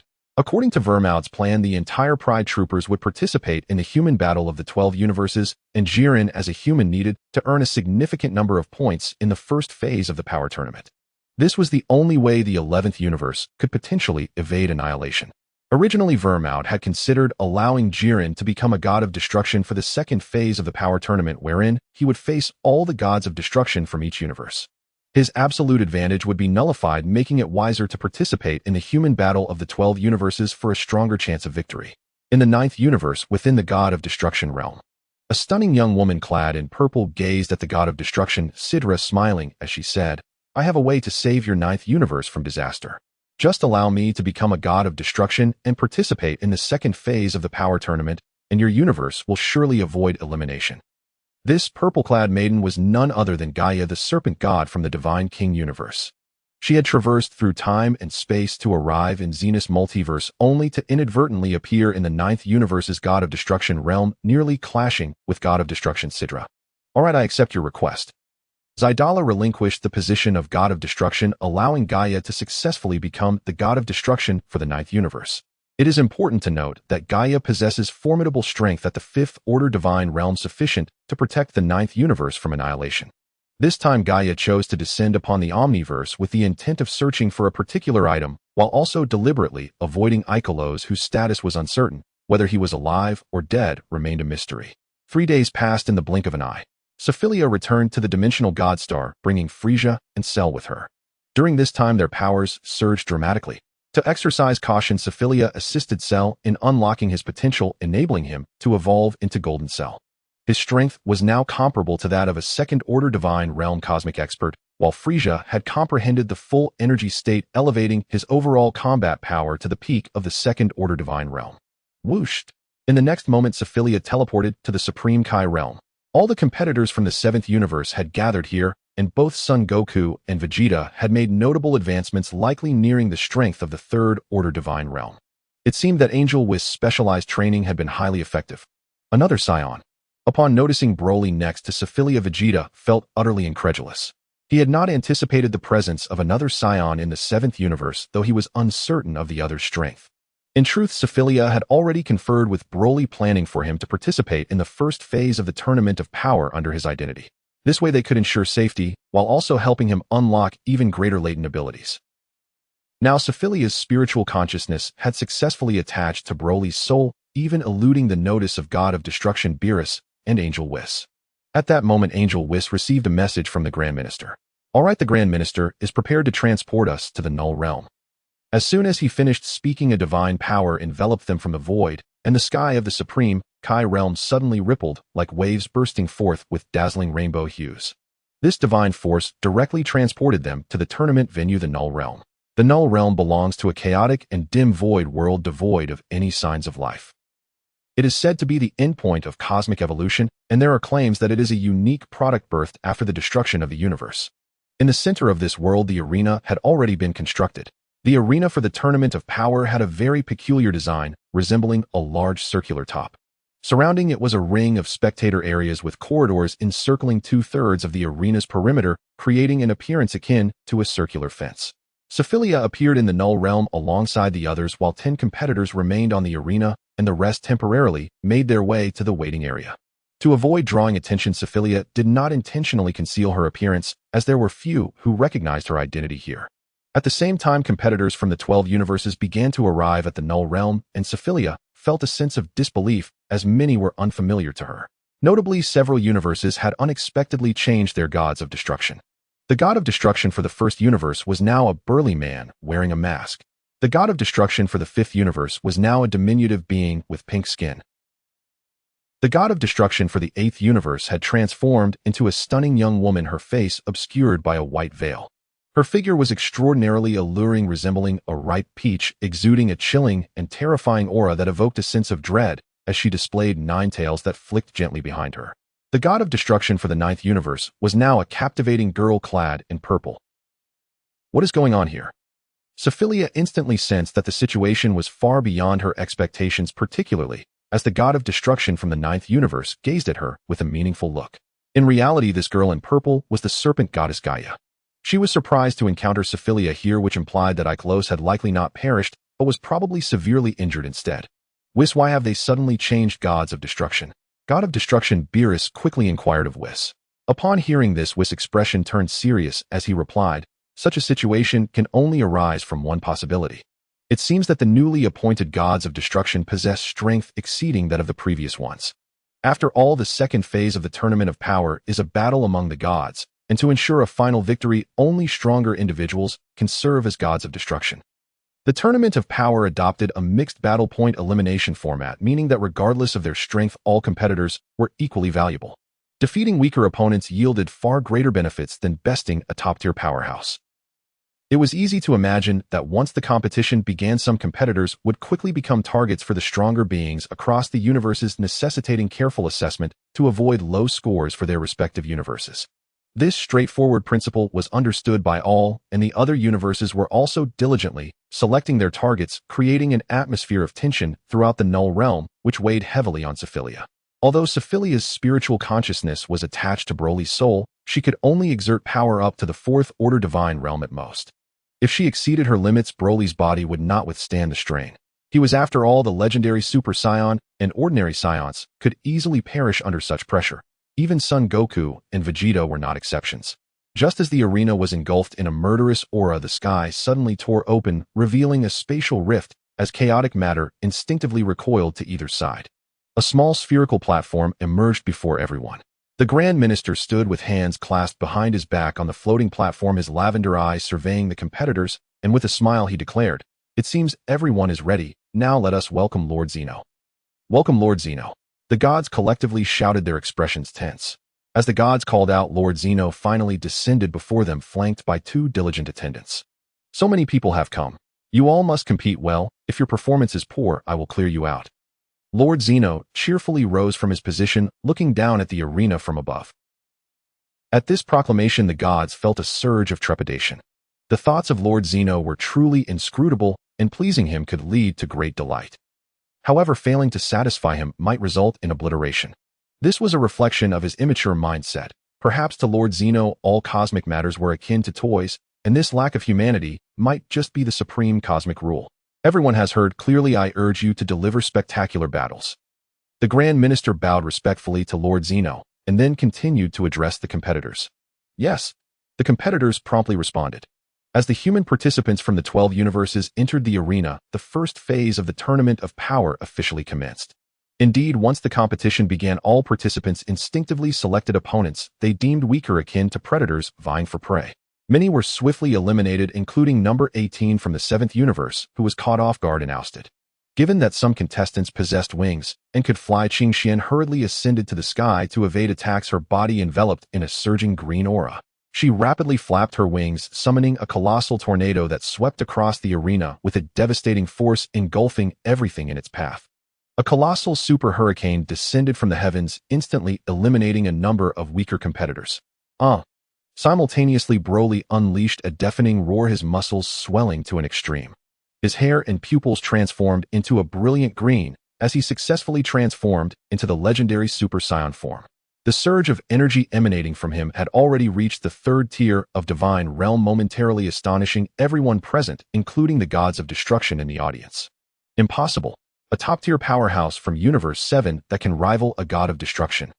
The god of destruction from Universe 11 Vermaud felt a sense of foreboding, utterly unprepared for the emergence of such a formidable fighter from Universe 7.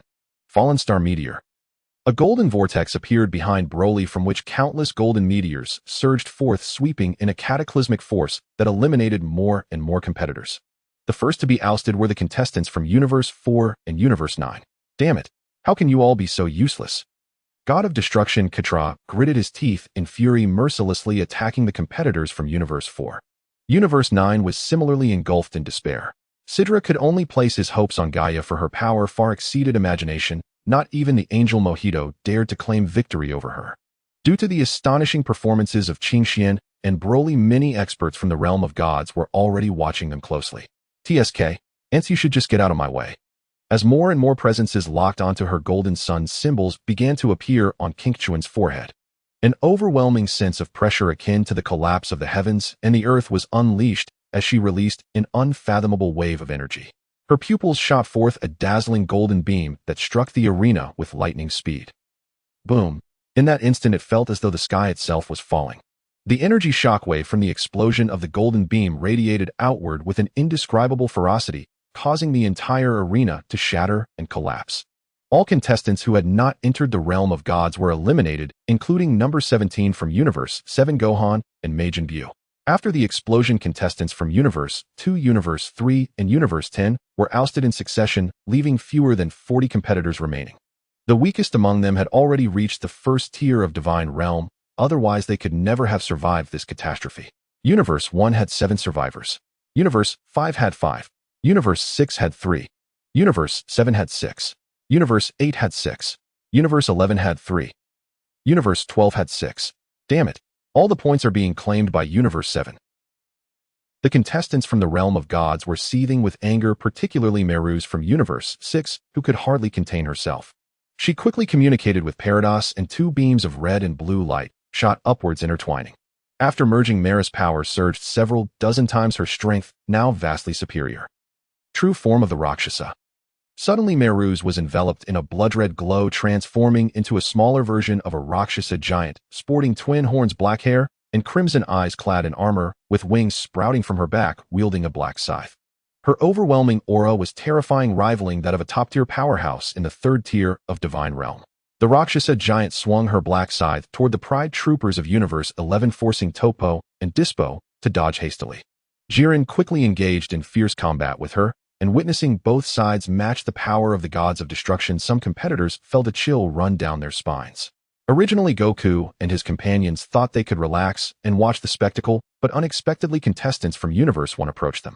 The remaining competitors from Universe 1 were all experts from the realm of gods, ready to eliminate Universe 7 as a rival and claim sufficient competition points.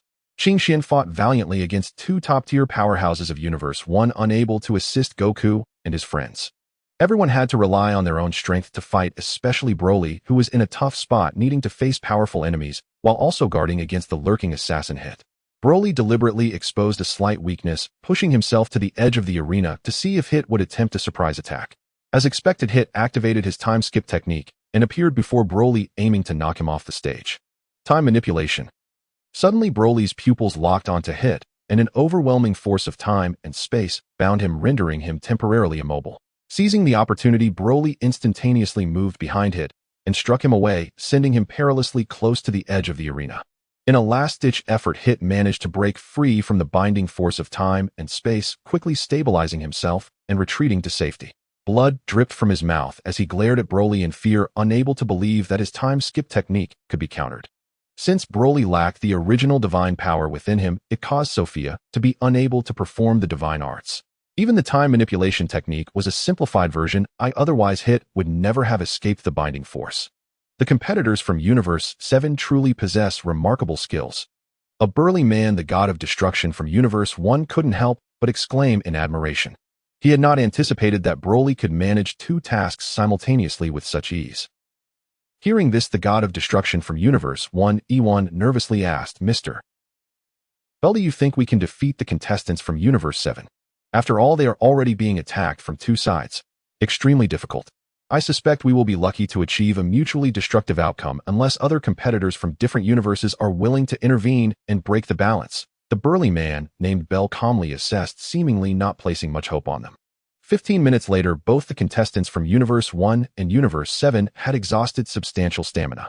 Continuing in this manner would only lead to a scenario where both sides suffer, while a third party benefits, causing them to tactfully disengage from combat. Through this engagement, Sofia discerned the overall strength of Universe 1, noting that 3 of them possessed third-tier divine realm combat power, while the remaining 4 were at the peak of the second tier. No wonder Goku and Vegeta were struggling to gain an advantage, while Frieza and Cell had sustained considerable injuries. With a temporary ceasefire between Universes 1 and 7, attention gradually shifted to the battles between Universe 6 and Universe 11, where Meruz was astonishingly suppressing Jiren, while also dealing with other members of the Pride Troopers. "Jiren, hurry up and defeat her." Vermoud from Universe 11 was growing increasingly frantic, aware that if Jiren did not quickly overpower Meruz from Universe 6, his stamina would surely wane before the final showdown, given that many competitors were constantly at their peak. "If you wish to win, let us see if you have the ability to do so." Rakshasa Divine Light. The Rakshasa giant continued to swing her black scythe, feigning an attack on Jiren, while unleashing a sweeping blood-red light that aimed at the other members of the Pride Troopers. Super Light Speed Mode.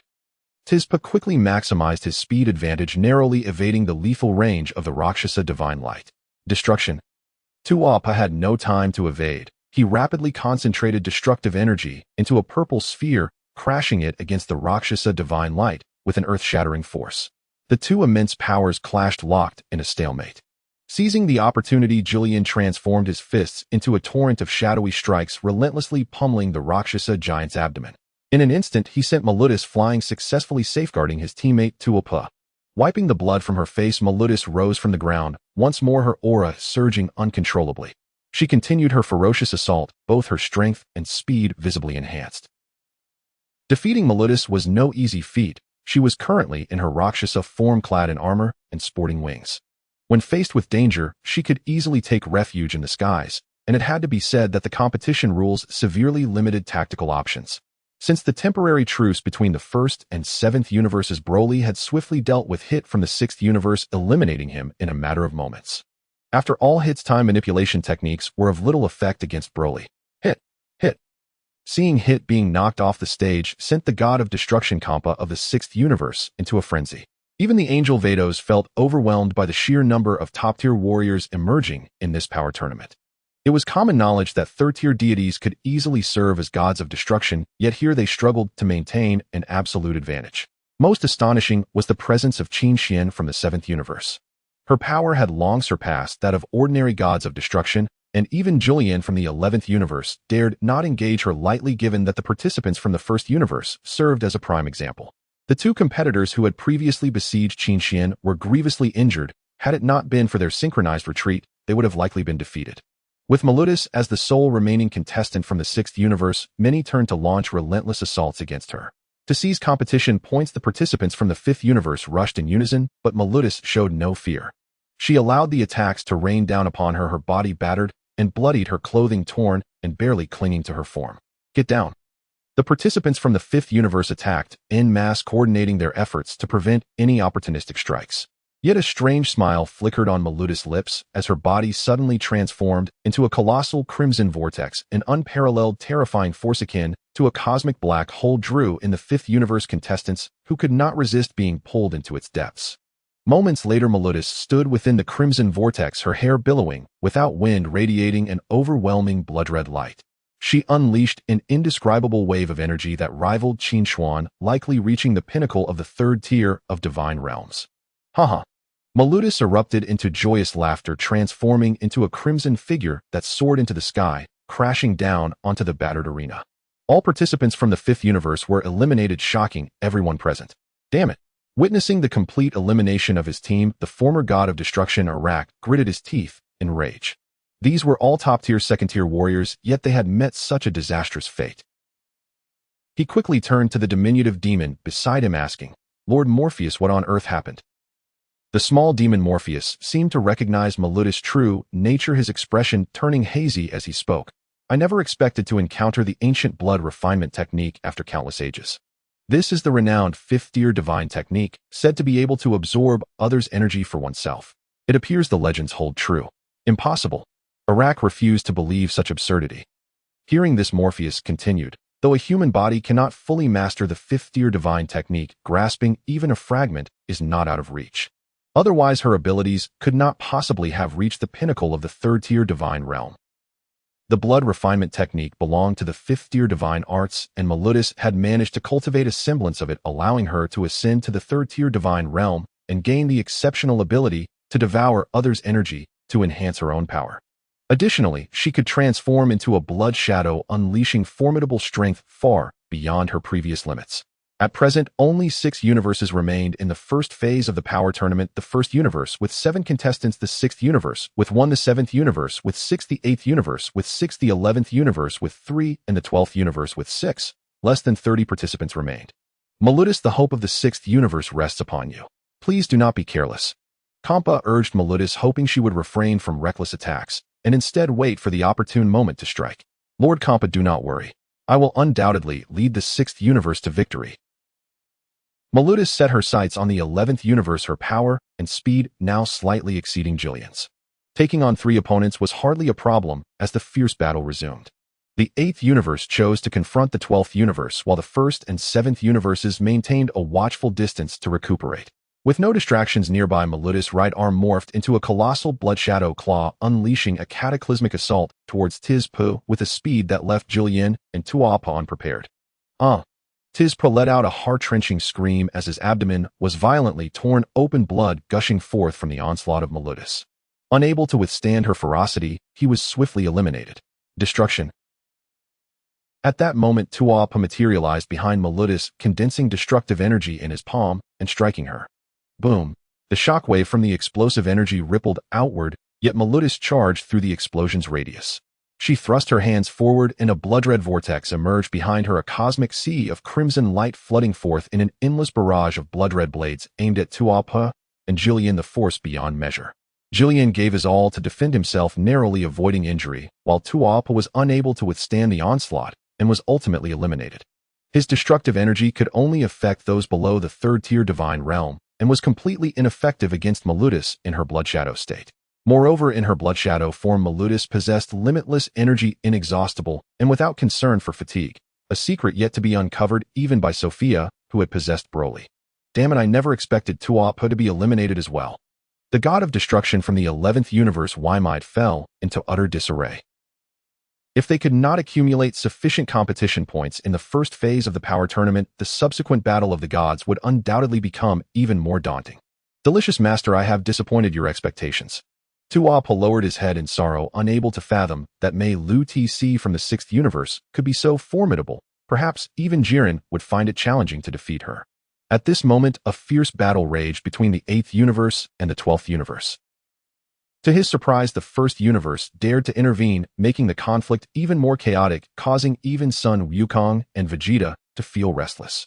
Sun Wukong transformed first into the Super Saiyan God Blue state, his body enveloped in swirling blue flames and red lightning, his energy rapidly expanding. 20 times Kaioshin. Suddenly, Sun Wukong was engulfed in an even more intense red aura, the energy intensity approaching the third-tier divine realm, seemingly unaffected by the side effects of Kaioshin, allowing him to wield this power with remarkable control. Kakarot, I will not be outdone. Seeing Sun Wukong unleash his full power, Vegeta naturally refused to fall behind. His own body surged with blue flames as he forcefully broke through his limits, transforming into the Super Saiyan God Deep Blue state, an all-encompassing energy, form his power also nearing the third-tier divine realm. With preparations complete, Son Wukong and Vegeta plunged into the fray. Frieza and Cell, having sustained severe injuries and exhausted their stamina, opted to refrain from participating in this deadly brawl. Seizing the opportunity, Sofia, possessing Broly, heightened her own energy and discreetly communicated with Qing Xian, hoping she could temporarily act as her protector. Broly let out a low growl, his muscles swelling dramatically, the energy within him almost compressed to its limit, the green flames around him gradually dissipating as he seemed on the verge of breaking through his own limits. Suddenly, an unexpected change occurred. Broly, under Sofia's influence, exceeded his limits and transformed into the legendary Super Saiyan full power form, achieving the fourth-tier divine realm in human form. His stature expanded to 3 meters, his emerald green hair slightly lengthened, while a colossal surge of energy erupted around him, capturing the attention of all. Fourth-tier divine realm. The gods were immediately struck with fear, rising to their feet in disbelief that a human could attain such power. Falling star. Behind Broly, a golden vortex of cosmic stars materialized, unleashing countless golden meteors that swept in all directions with devastating force. The indiscriminate assault left many competitors injured, including the peak third-tier divine realm fighters Jiren and Mei Lu Tc. This guy is a monster. A flicker of fear crossed Mei Lu Tc's eyes as blood gushed from her right arm, rendered numb.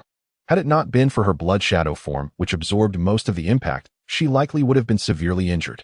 Jiren's situation was not much better. His prideful team uniform lay in tatters, his body covered in wounds, yet he showed no signs of weakening. After the devastating strike, most competitors lay injured and incapacitated, including Son Wukong and Vegeta, who suffered collateral damage. Seizing the moment, Jiren launched a surprise attack on the 8th and 12th universes, eliminating 2 universes in one fell swoop, which filled Sofia with rage as her points were snatched away. Jiren, well done. Seeing Jiren eliminate so many competitors at once, the Destroyer God from Universe 11 Wei Meda couldn't help but smile broadly. Underhanded ambush. I will not hold back in the second phase of the Tournament of Power. The Destroyer God from Universe 12A Jean was clearly enraged, casting a sharp glance at Wei Meda as they began to compete from afar. As the 8th universe's competitors were entirely eliminated, the former Destroyer God Li Jie turned pale, placing all his hopes on the young woman beside him, respectfully saying, Uzumoheim, I leave the rest to you. This enchanting young woman closed her eyes in meditation, seemingly oblivious to the first phase of the Tournament of Power, showing no concern for the fate of the 8th universe. After all, she was not a powerhouse from the Omni King realm, but had been hastily appointed as the Destroyer God of Universe 8. To stabilize Li Jie and the remaining competitors of Universe 8, the young woman, named Uzumoheim, released a fraction of her aura toward Wei Meda from Universe 11, her immense destructive power nearly crushing him. Wei Meda felt as if he were suffocating, prompting the angel Makalita to quickly create a protective barrier to barely withstand this overwhelming aura. Her expression shifted to disbelief as she turned toward the resting area of Universe 8, astonished that this newly appointed Destroyer God possessed such formidable power. It's impossible, could she be? Wei Meda began to tremble, vaguely guessing the identity of his formidable opponent. Nearby, Makalita sighed, Wei Meda, it seems the second phase of the Tournament of Power will be even more brutal than I anticipated. Universe 8 actually released the seal to reinstate her as Destroyer God. Hearing this, Wei Meda clenched his fists, gritting his teeth. At this moment, 4 universes remained in the first phase of the Tournament of Power: 7 from the 1st universe, 1 from the 6th universe, 6 from the 7th universe, and 1 from the 11th universe, leaving a total of 15 competitors.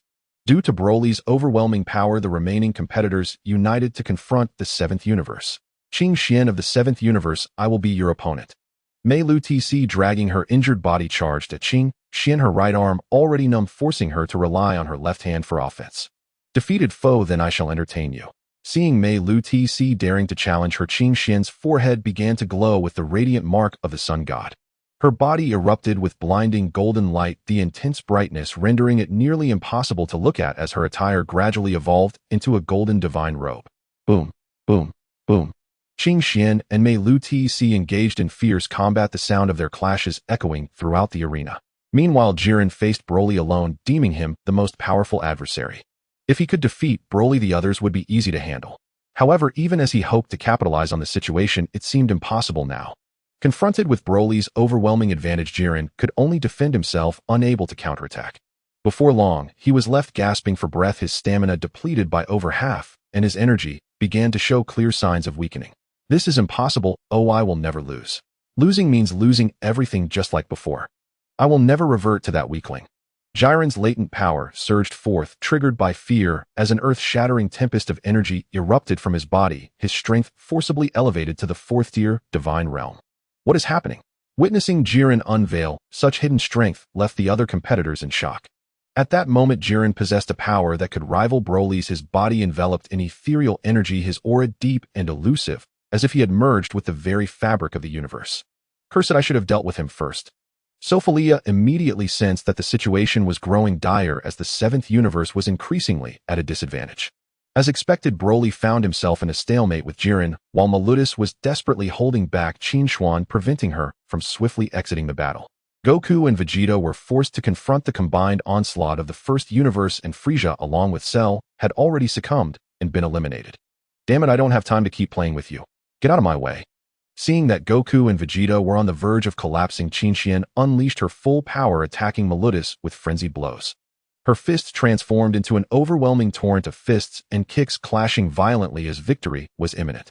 Wearing her destined divine armor, Qinshian refused to defend herself, choosing to sustain injuries in order to defeat Maludis swiftly.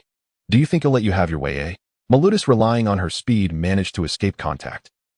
She was aware that dragging the fight out would only worsen the situation for the seventh universe.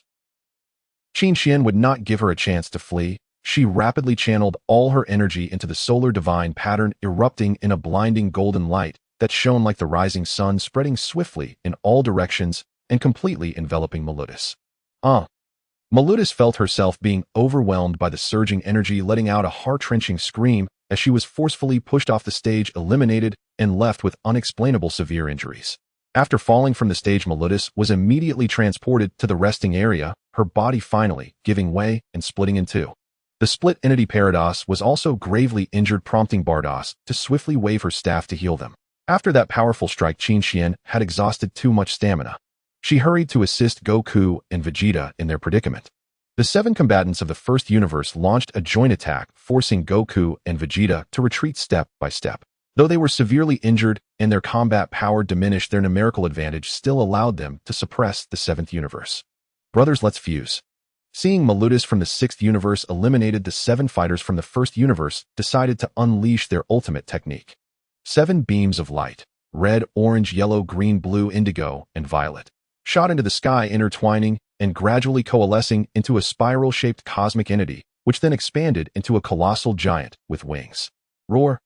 The gigantic being, bathed in a rainbow of colors, let out a thunderous roar, exuding energy waves that shook the very heavens. Even Suo Feiliya's attention was drawn to it. This creature's overall power likely surpassed that of both Broly and Jiren. Impossible! Could this be the ancient star spirit war god?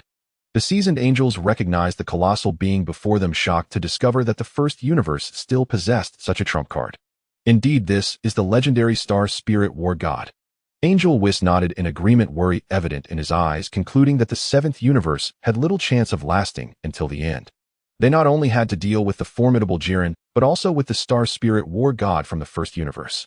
In truth, the star spirit war god could only maintain its form for a few minutes, as after disbanding the users would enter a brief period of vulnerability, making its use a last resort. Seventh universe, prepare to perish. The moment the words left its mouth, the star spirit war god dove down at incredible speed, its fists striking like thunder, forming a blinding barrage of lightning fists that rushed toward Goku and the others. Goku and Vegeta were the first to bear the brunt of the relentless assault, the incomprehensible divine power severely injuring them and nearly incapacitating them. Qinshian was not faring much better, blood spilling from the corners of her mouth. Kakarot. Vegeta gritted his teeth against the pain, forcing himself to stand. He quickly retreated with Goku to a safer location, preparing to use the fusion technique of the Metamorans. Before that, he could only silently signal Qinshuan, hoping she could stall the star spirit war god of the first universe. To buy time for Goku and Vegeta, Qinshian chose to confront the star spirit war god, engaging in an intense battle where each punch and kick collided, unleashing devastating energy shockwaves that swept in all directions. After a brief moment, Goku and Vegeta successfully performed the Metamoran fusion technique, giving birth to the super warrior Gogeta, who rapidly transformed into Super Saiyan Blue, his body radiating a magnificent blue aura. 20-fold Kaioshin. Suddenly Gogeta was enveloped by an even more intense red aura, his energy surging dramatically. This terrifying power had reached the 4th tier of divine realms, and he launched a swift attack toward the Star Spirit War God of the First Universe. Meanwhile, Broly was gradually gaining the upper hand against Jiren. It is known that Broly is the legendary Super Saiyan, and with Suo Feiliya's mental presence his power was pushed to its limits, allowing him to dominate Jiren in several exchanges. Impossible Jiren is once again at a disadvantage. The destroyer god of the 11th universe Vermouth finally began to despair. Beside him Margarita's sighed. Before long Jiren will be eliminated. We truly underestimated the 7th universe's top-tier fighters. As anticipated, Broly seized the moment to launch a fierce assault. His fist struck like thunder, creating a vast golden fist shadow with a golden vortex cosmic backdrop, erupting with thousands of golden meteors attacking in overwhelming force to eliminate Jiren. Faced with the torrential onslaught, Jiren ultimately could not withstand it. The world-rending golden fist shadow and meteors struck him, causing him to scream in agony as blood spewed from his mouth. In the next moment, Broly's right arm slashed through the air, compressing energy to its peak and forming a golden blade of light, once again striking the battered Jiren, successfully knocking him off the stage and eliminating him. Whoosh! Eliminated Jiren was immediately transported to the resting area, where Destroyer God Vermouth rushed to help him, and Margarita waved her staff to heal his wounds. It became clear to everyone that the 7th universe would emerge victorious in the first phase of the Tournament of Power. To better confront the Star Spirit War God of the First Universe, Qin had retreated to the back of the battlefield. Her body was covered in injuries, clearly having sustained significant damage, and even her divine armor was riddled with cracks. Broly instantly appeared by her side, smiling as he asked, "How about it? Do you want me to help you deal with him?" "Broly, don't underestimate me." Qin directly declined Broly's offer. Her pupils slowly deepened into a crimson hue as the remaining divine blood power within her erupted, a blood-red halo rising behind her temporarily, granting her primordial divine strength. What is this? Suo Feiliya accidentally sensed a resonance with King Shuan's divine blood power, especially as her heart began to race violently, prompting her to quickly calm this surge of energy. As the battle raged on, the ultra-blue Vegeta, bolstered by the 20-fold Kaioshin, easily held back the cosmic spirit god of the First Universe. Even without Broly's assistance, he had a strategy to defeat his opponent. However, Qin was not willing to let Vegeta take all the glory. Temporarily imbued with primordial divine power, she thrust her pure white hand forward, unleashing a torrent of crimson light threads that ensnared the cosmic spirit god. In terms of potency, her attack was comparable to a 4th-tier divine technique capable of inflicting damage on the spirit and soul of her adversary. With a thunderous cry, Qin crimson light threads struck the cosmic spirit god of the First Universe, rendering him temporarily incapacitated. Big Bang attack. Seizing the opportunity, Vegeta gathered energy within himself to manifest a powerful energy wave, unleashing it towards the cosmic spirit god of the First Universe and successfully knocking him off the stage. Whoosh! In the next moment, the 7 contestants from the First Universe disintegrated and were transported to the resting area. With the battle concluded, Qin's pupils returned to their emerald hue, her aura having weakened drastically. The first phase of the power tournament officially came to an end, with the scores from each universe as follows. The First Universe, no contestants survived, having defeated 15 opponents, but with 5 points deducted for their eliminated members, they ended with 5 points. The Second Universe, no contestants survived, having defeated no one, and with 10 points deducted for their eliminated members, they ended with -10 points. The Third Universe, no contestants survived, having defeated no one, and with 10 points deducted for their eliminated members, they ended with -10 points. The Fourth Universe, no contestants survived, having defeated no one, and with 10 points deducted for their eliminated members, they ended with -10 points. The Fifth Universe, no contestants survived, having defeated 11 opponents, but with 1 point deducted for their eliminated members, they ended with 1 point. The Sixth Universe, no contestants survived, having defeated 13 opponents, but with 3 points deducted for their eliminated members, they ended with 3 points. The Seventh Universe, 4 contestants survived, having defeated 30 opponents, but with 6 points deducted for their eliminated members, they ended with 24 points. The Eighth Universe, no contestants survived, having defeated 16 opponents, but with 6 points deducted for their eliminated members, they ended with 6 points. The Ninth Universe, no contestants survived, having defeated no one, and with 10 points deducted for their eliminated members, they ended with -10 points. The 10th Universe, no contestants survived, having defeated no one, and with 10 points deducted for their eliminated members, they ended with -10 points. The 11th universe, no contestants survived, having defeated 20 opponents, but with 10 points deducted for their eliminated members, they ended with 10 points. The 12th universe, no contestants survived, having defeated 11 opponents, but with 1 point deducted for their eliminated members, they ended with 1 point. According to the tournament rules, the 8 universes with the lowest scores would be eliminated. Currently, the 7th universe held the highest score, ensuring their safety from annihilation. The results of the first phase of the power tournament were announced. After the scores were known, the audience began to murmur amongst themselves, with only the severely penalized universes drawing significant attention, while the others reacted relatively normally. The second phase of the power tournament would be crucial in turning the tides and securing victory. In the next moment, the Grand Minister waved his right arm, restoring the arena, which transformed into a circular platform surrounded by a viewing area. The corridor encircled 2/3 of the arena, resembling a circular fence. Time and space power. Witnessing the Grand Minister use time and space abilities to reverse time, the deities were left in awe, while only Suo Feiliya remained undisturbed, meditating. In truth, the Grand Minister was a top-tier deity at the 6th level, second only to the Grand Zeno, and certainly not comparable to the Destroyer Gods or Angel Guardians. With preparations complete, the Grand Minister and the Destroyer Gods entered the arena. It's my turn now. The Destroyer God of the 7th universe, Beerus, leaped into the arena, feeling the immense time and space power that enveloped the platform, which slowed his movements drastically. Whoosh, whoosh, whoosh. One by one, the Destroyer Gods from other universes made their appearances. To ensure that the Grand Zeno could see clearly, the Grand Minister personally employed time and space powers to suppress the movement speeds of the gods, while also reinforcing the platform to prevent it from collapsing again. All 12 Destroyer Gods entered the arena, marking the official commencement of the second phase of the power tournament, a battle of the gods that would determine the fate of the universes. The match begins. As if preordained, the Destroyer Gods wasted no time to observe their opponents, launching directly at their predetermined targets in a brutal display of survival of the fittest.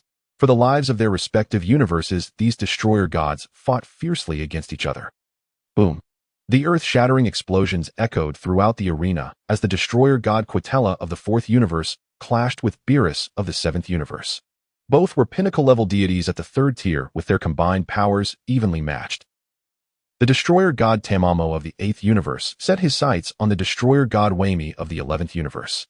The gap in their strengths was vast, as Tamamo effortlessly inflicted severe injuries on Wami. With her right arm poised like a blade, she summoned an endless barrage of black and white light blades, swiftly severing his limbs. Wami couldn't help but scream in agony, and before he could react, Tamamo eliminated him from the match. 5th tier Divine Realm. Seeing Tamamo was indeed a 5th-tier cosmic expert, the other Destroyer Gods felt a chill run down their spines, with only the Angel Guardians aware of her true identity. Earlier, Jiren had ambushed the 8th and 12th universes, stealing a substantial amount of points that enraged Tamamo, leading her to unleash her fury on Wami, given that he was a Destroyer God of the 11th universe. Lord Wami. The Pride Troopers rushed to support Wami's severely injured form, his life energy fading swiftly. Had it not been for Tamama's restraint, Wami would have surely perished. Among the 5th-tier cosmic experts present was Gaia, the Destroyer God of the 9th universe, whose strength rivaled that of the Angel Guardians. Gaia targeted the Destroyer God Ramusi of the 10th universe, swiftly knocking him off the platform with ease. The Destroyer Gods of the 1st and 5th universes also demonstrated formidable strength, holding 4th-tier capabilities while having perfected their techniques to an extraordinary degree, easily overpowering ordinary Destroyer Gods.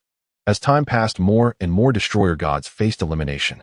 Beerus, exerting all his strength, barely managed to defeat Yetelar, but to his dismay, he was soon eliminated by Gaia. Currently, only the contestants from the 1st, 5th, 8th, and 9th universes remained, while the others had been thoroughly eliminated.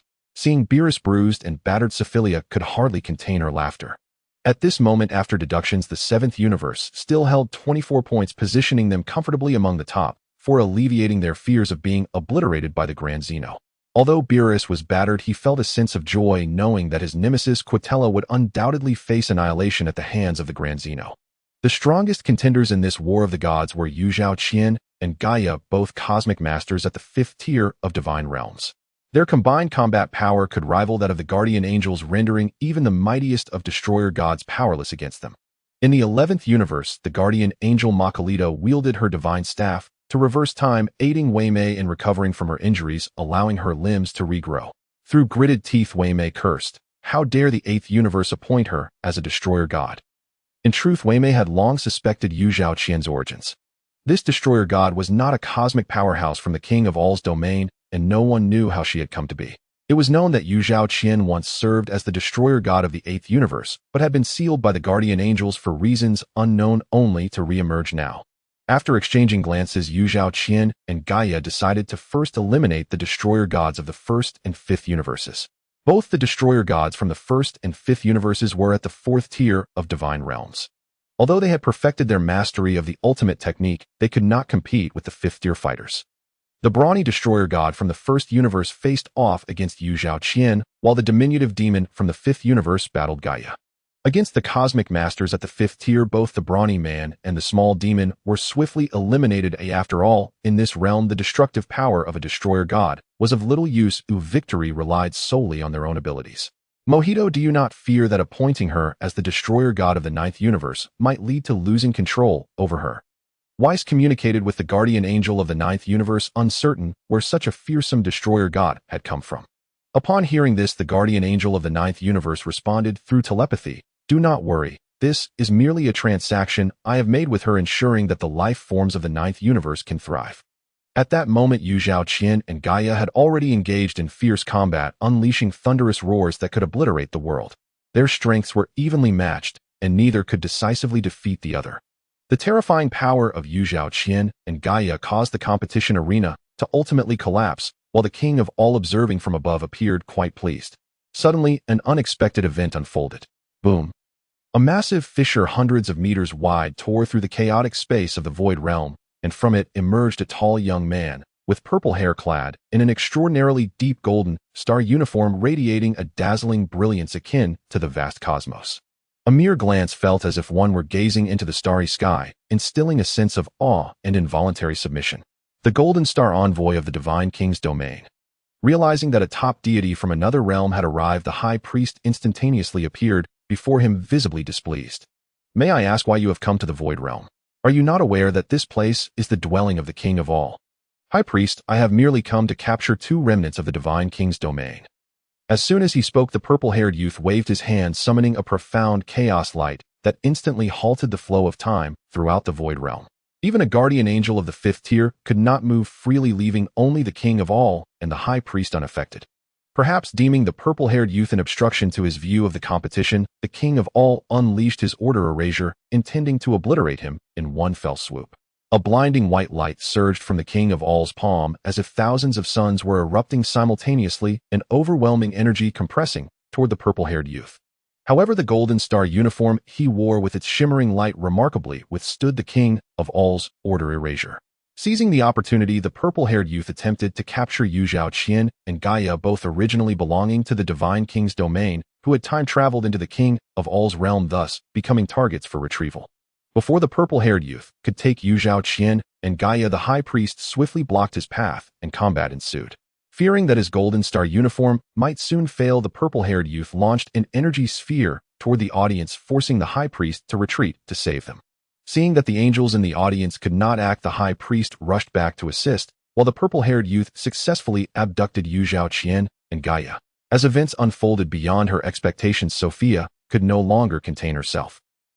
A blood-red divine mark began to manifest on her forehead, emanating a terrifying crimson light that transformed her pupils into a deeper scarlet and dyed her hair a vivid blood red, a halo of crimson radiance rising behind her. With the primordial divine power of the threads of fate, Sofia was momentarily unaffected by the chaotic time flow. Noting that Sofia possessed the pinnacle of the 5th-tier divine realm, the high priest was equally perplexed, suspecting her to be the guardian dragon god of the king of all's domain. Temporal erasure. With a fierce shout, Sofia thrust her pure hand forward, unleashing a deluge of temporal power toward the purple-haired youth. Yet clad in his dazzling golden star uniform, he remained unharmed. Sensing that Sofia bore the bloodline of the king of all, the purple-haired youth seized the opportunity to take her as well, breaking through the chaotic void of the void realm and departing with great haste. At this moment, time in the void realm had become utterly chaotic, and the high priest was unable to restore order in a timely manner. In desperation, he could only temporarily relocate everyone to the palace of the king of all. Due to the disturbance caused by outsiders in the divine battle of the power conference, the king of all did not eliminate the lower-ranked universes, narrowly avoiding disaster, with the high priest playing an irreplaceable role in this situation. Meanwhile, the purple-haired youth wandered through the time rifts clutching Sofia, intending to find a spatial node to return to the Divine King's domain. Unexpectedly, he inadvertently stumbled into a different dimension at the end of time. Oh no. The purple-haired youth was instantly terrified, and he hurriedly dropped Sofia and the others, frantically searching for a time rift to the outside world, lest he be trapped here forever. Before he could find a way out, Yu Zhaoqian and Gaia launched a fierce assault on him, their eyes flashing with rage, as if they bore an ancient grudge against him. You mere ants dare to raise your hands against me. Die? In an instant, a blinding purple divine mark appeared on the purple-haired youth's forehead, releasing a cataclysmic purple divine light. Even Yu Zhaoqian and Gaia formidable, as they fell short as opponents against him. In a single strike, the two were reduced to dust, vanishing without a trace. Witnessing the ease with which the purple-haired youth dispatched Yu Zhaoqian and Gaia, Sofia felt an unfamiliar dread for the first time. She had never realized there were other cosmic powers from different realms in the Dragon Ball universe. This individual likely rivaled the High Priest, probably possessing the formidable strength of the 6th tier of divine realms, which explained his fearlessness in the face of the King of All's order erasure. The purple-haired youth, unable to find a spatial rift to the outside world, landed directly in front of Sofia, his expression grave as he questioned, "Woman, how do you possess the bloodline aura of the Lord of Gods?" "If I don't know what you're talking about." Sofia had no idea what he meant. Seeing that Sofia dared to feign ignorance, the purple-haired youth immediately took action, preparing to extract her memories. In the next moment, he rushed to her side, his fingertips pressing against her forehead as he began to delve into her mind. Suddenly, a transformation occurred. Strange blood-red runes swirled around Sofia's body, embodying a complex energy law that was both wondrous and unfathomable, causing her blood-sun divine pattern to emit a breathtaking, overwhelming bloodlight. Before the purple-haired youth could react, he was engulfed by the surging bloodlight, his primal divine power rapidly drained along with the golden star garment he wore. No. With eyes wide and filled with despair, he let out a scream, and in that blinding bloodlight, he seemed to glimpse a blood-sun divine core embedded in Sofia's heart. Divine, Lord of Gods. In his final moments, it appeared he had guessed Sofia's true identity, yet before he could finish speaking, his essence was completely consumed, leading to his utter disappearance. In stark contrast, Sofia had donned the glittering golden star garment, radiating a profound and ethereal divine aura. Her dimensional rank surged to level 6. At level 6, her life level corresponded to that of a high priest, granting her the ability to manipulate the order of her cosmos. For instance, the Omni King is the supreme deity of the Omni King universe, endowed with the power of order erasure, capable of effortlessly obliterating all life within his realm. In this bewildering turn of events, Sofia had inadvertently absorbed the purple-haired youth's primal divine power and gained access to a wealth of his memories. This individual was revealed to be Ulysses, a cosmic powerhouse from the Divine King universe. Ulysses was also a high-ranking archangel from the Divine King universe, his status comparable to that of a high priest in the Omni King universe. The Divine King universe housed 18 archangels, each adorned in golden star garments bestowed by the Lord of Gods, alongside golden star artifacts that allowed them to wield the laws of the universe. Other cosmos referred to them as golden star envoys. Now, with Ulysses dead at Sofia's hands, the Divine King universe was reduced to merely 17 golden star envoys. Each of these envoys was protected by divine blood, and with their golden star garments they could withstand the forces of order, enabling the Lord of Gods to rule over the heavenly realms. Having successfully donned the golden star garment, Sofia was recognized as a golden star envoy of the Divine King universe, standing above countless others. Drawing from Ulysses' memories, Sofia summoned forth a golden star artifact, grasping the golden scepter in an attempt to comprehend even greater divine techniques. However, she found herself unable to grasp anything. She was trapped in the other dimensional space at the end of time, and unless she located a spatial rift to the outside world, she would be eternally confined there. While Sofia had absorbed Ulysses' primal divine power, the energy had already coalesced into strands of law, with hundreds of these strands floating around her soul. These strands represented a manifestation of energy laws, marking a transcendental alteration of essence. They shielded Sofia from the order of her cosmos, meaning that even if her physical form were to be completely annihilated, her consciousness would remain intact, merely requiring the flow of time to restore her body. Typically, deities at the pinnacle of the 6th tier were nearly indestructible, only capable of being erased by the order power granted by the laws of the universe. Since donning the golden star garment, Sofia's strength had reached the peak of the 5th tier. Once she extracted the primal divine power from the strands of law, she would unleash terrifying power at the 6th tier, though this transformation could not be maintained indefinitely. Divine Pattern Activate. Suddenly the power of the divine pattern on Sofia's forehead surged forth. The Blood Sun divine pattern erupted with a heart-stopping torrent of bloodlight enveloping the entire other-dimensional space and permeating every corner as if she were the supreme deity ruling the laws of the universe. In an instant, Sofia found the spatial rift and successfully escaped the other-dimensional space.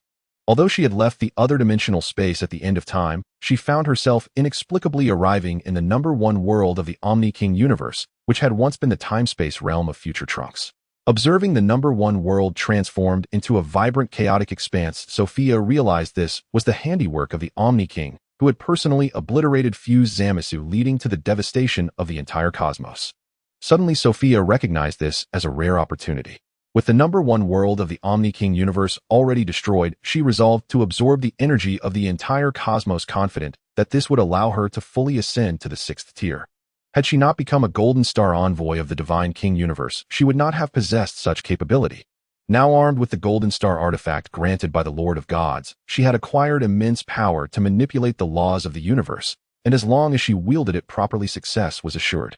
Holding the Golden Scepter to control the laws of the universe, Sofia's Blood Sun divine pattern voraciously absorbed cosmic energy, causing her form to swell and transform into a towering giant reaching for the heavens, standing upon emptiness, with eyes like blazing suns, a mouth resembling a blood pool, and teeth akin to sword-like spears, exuding an aura of divine nobility.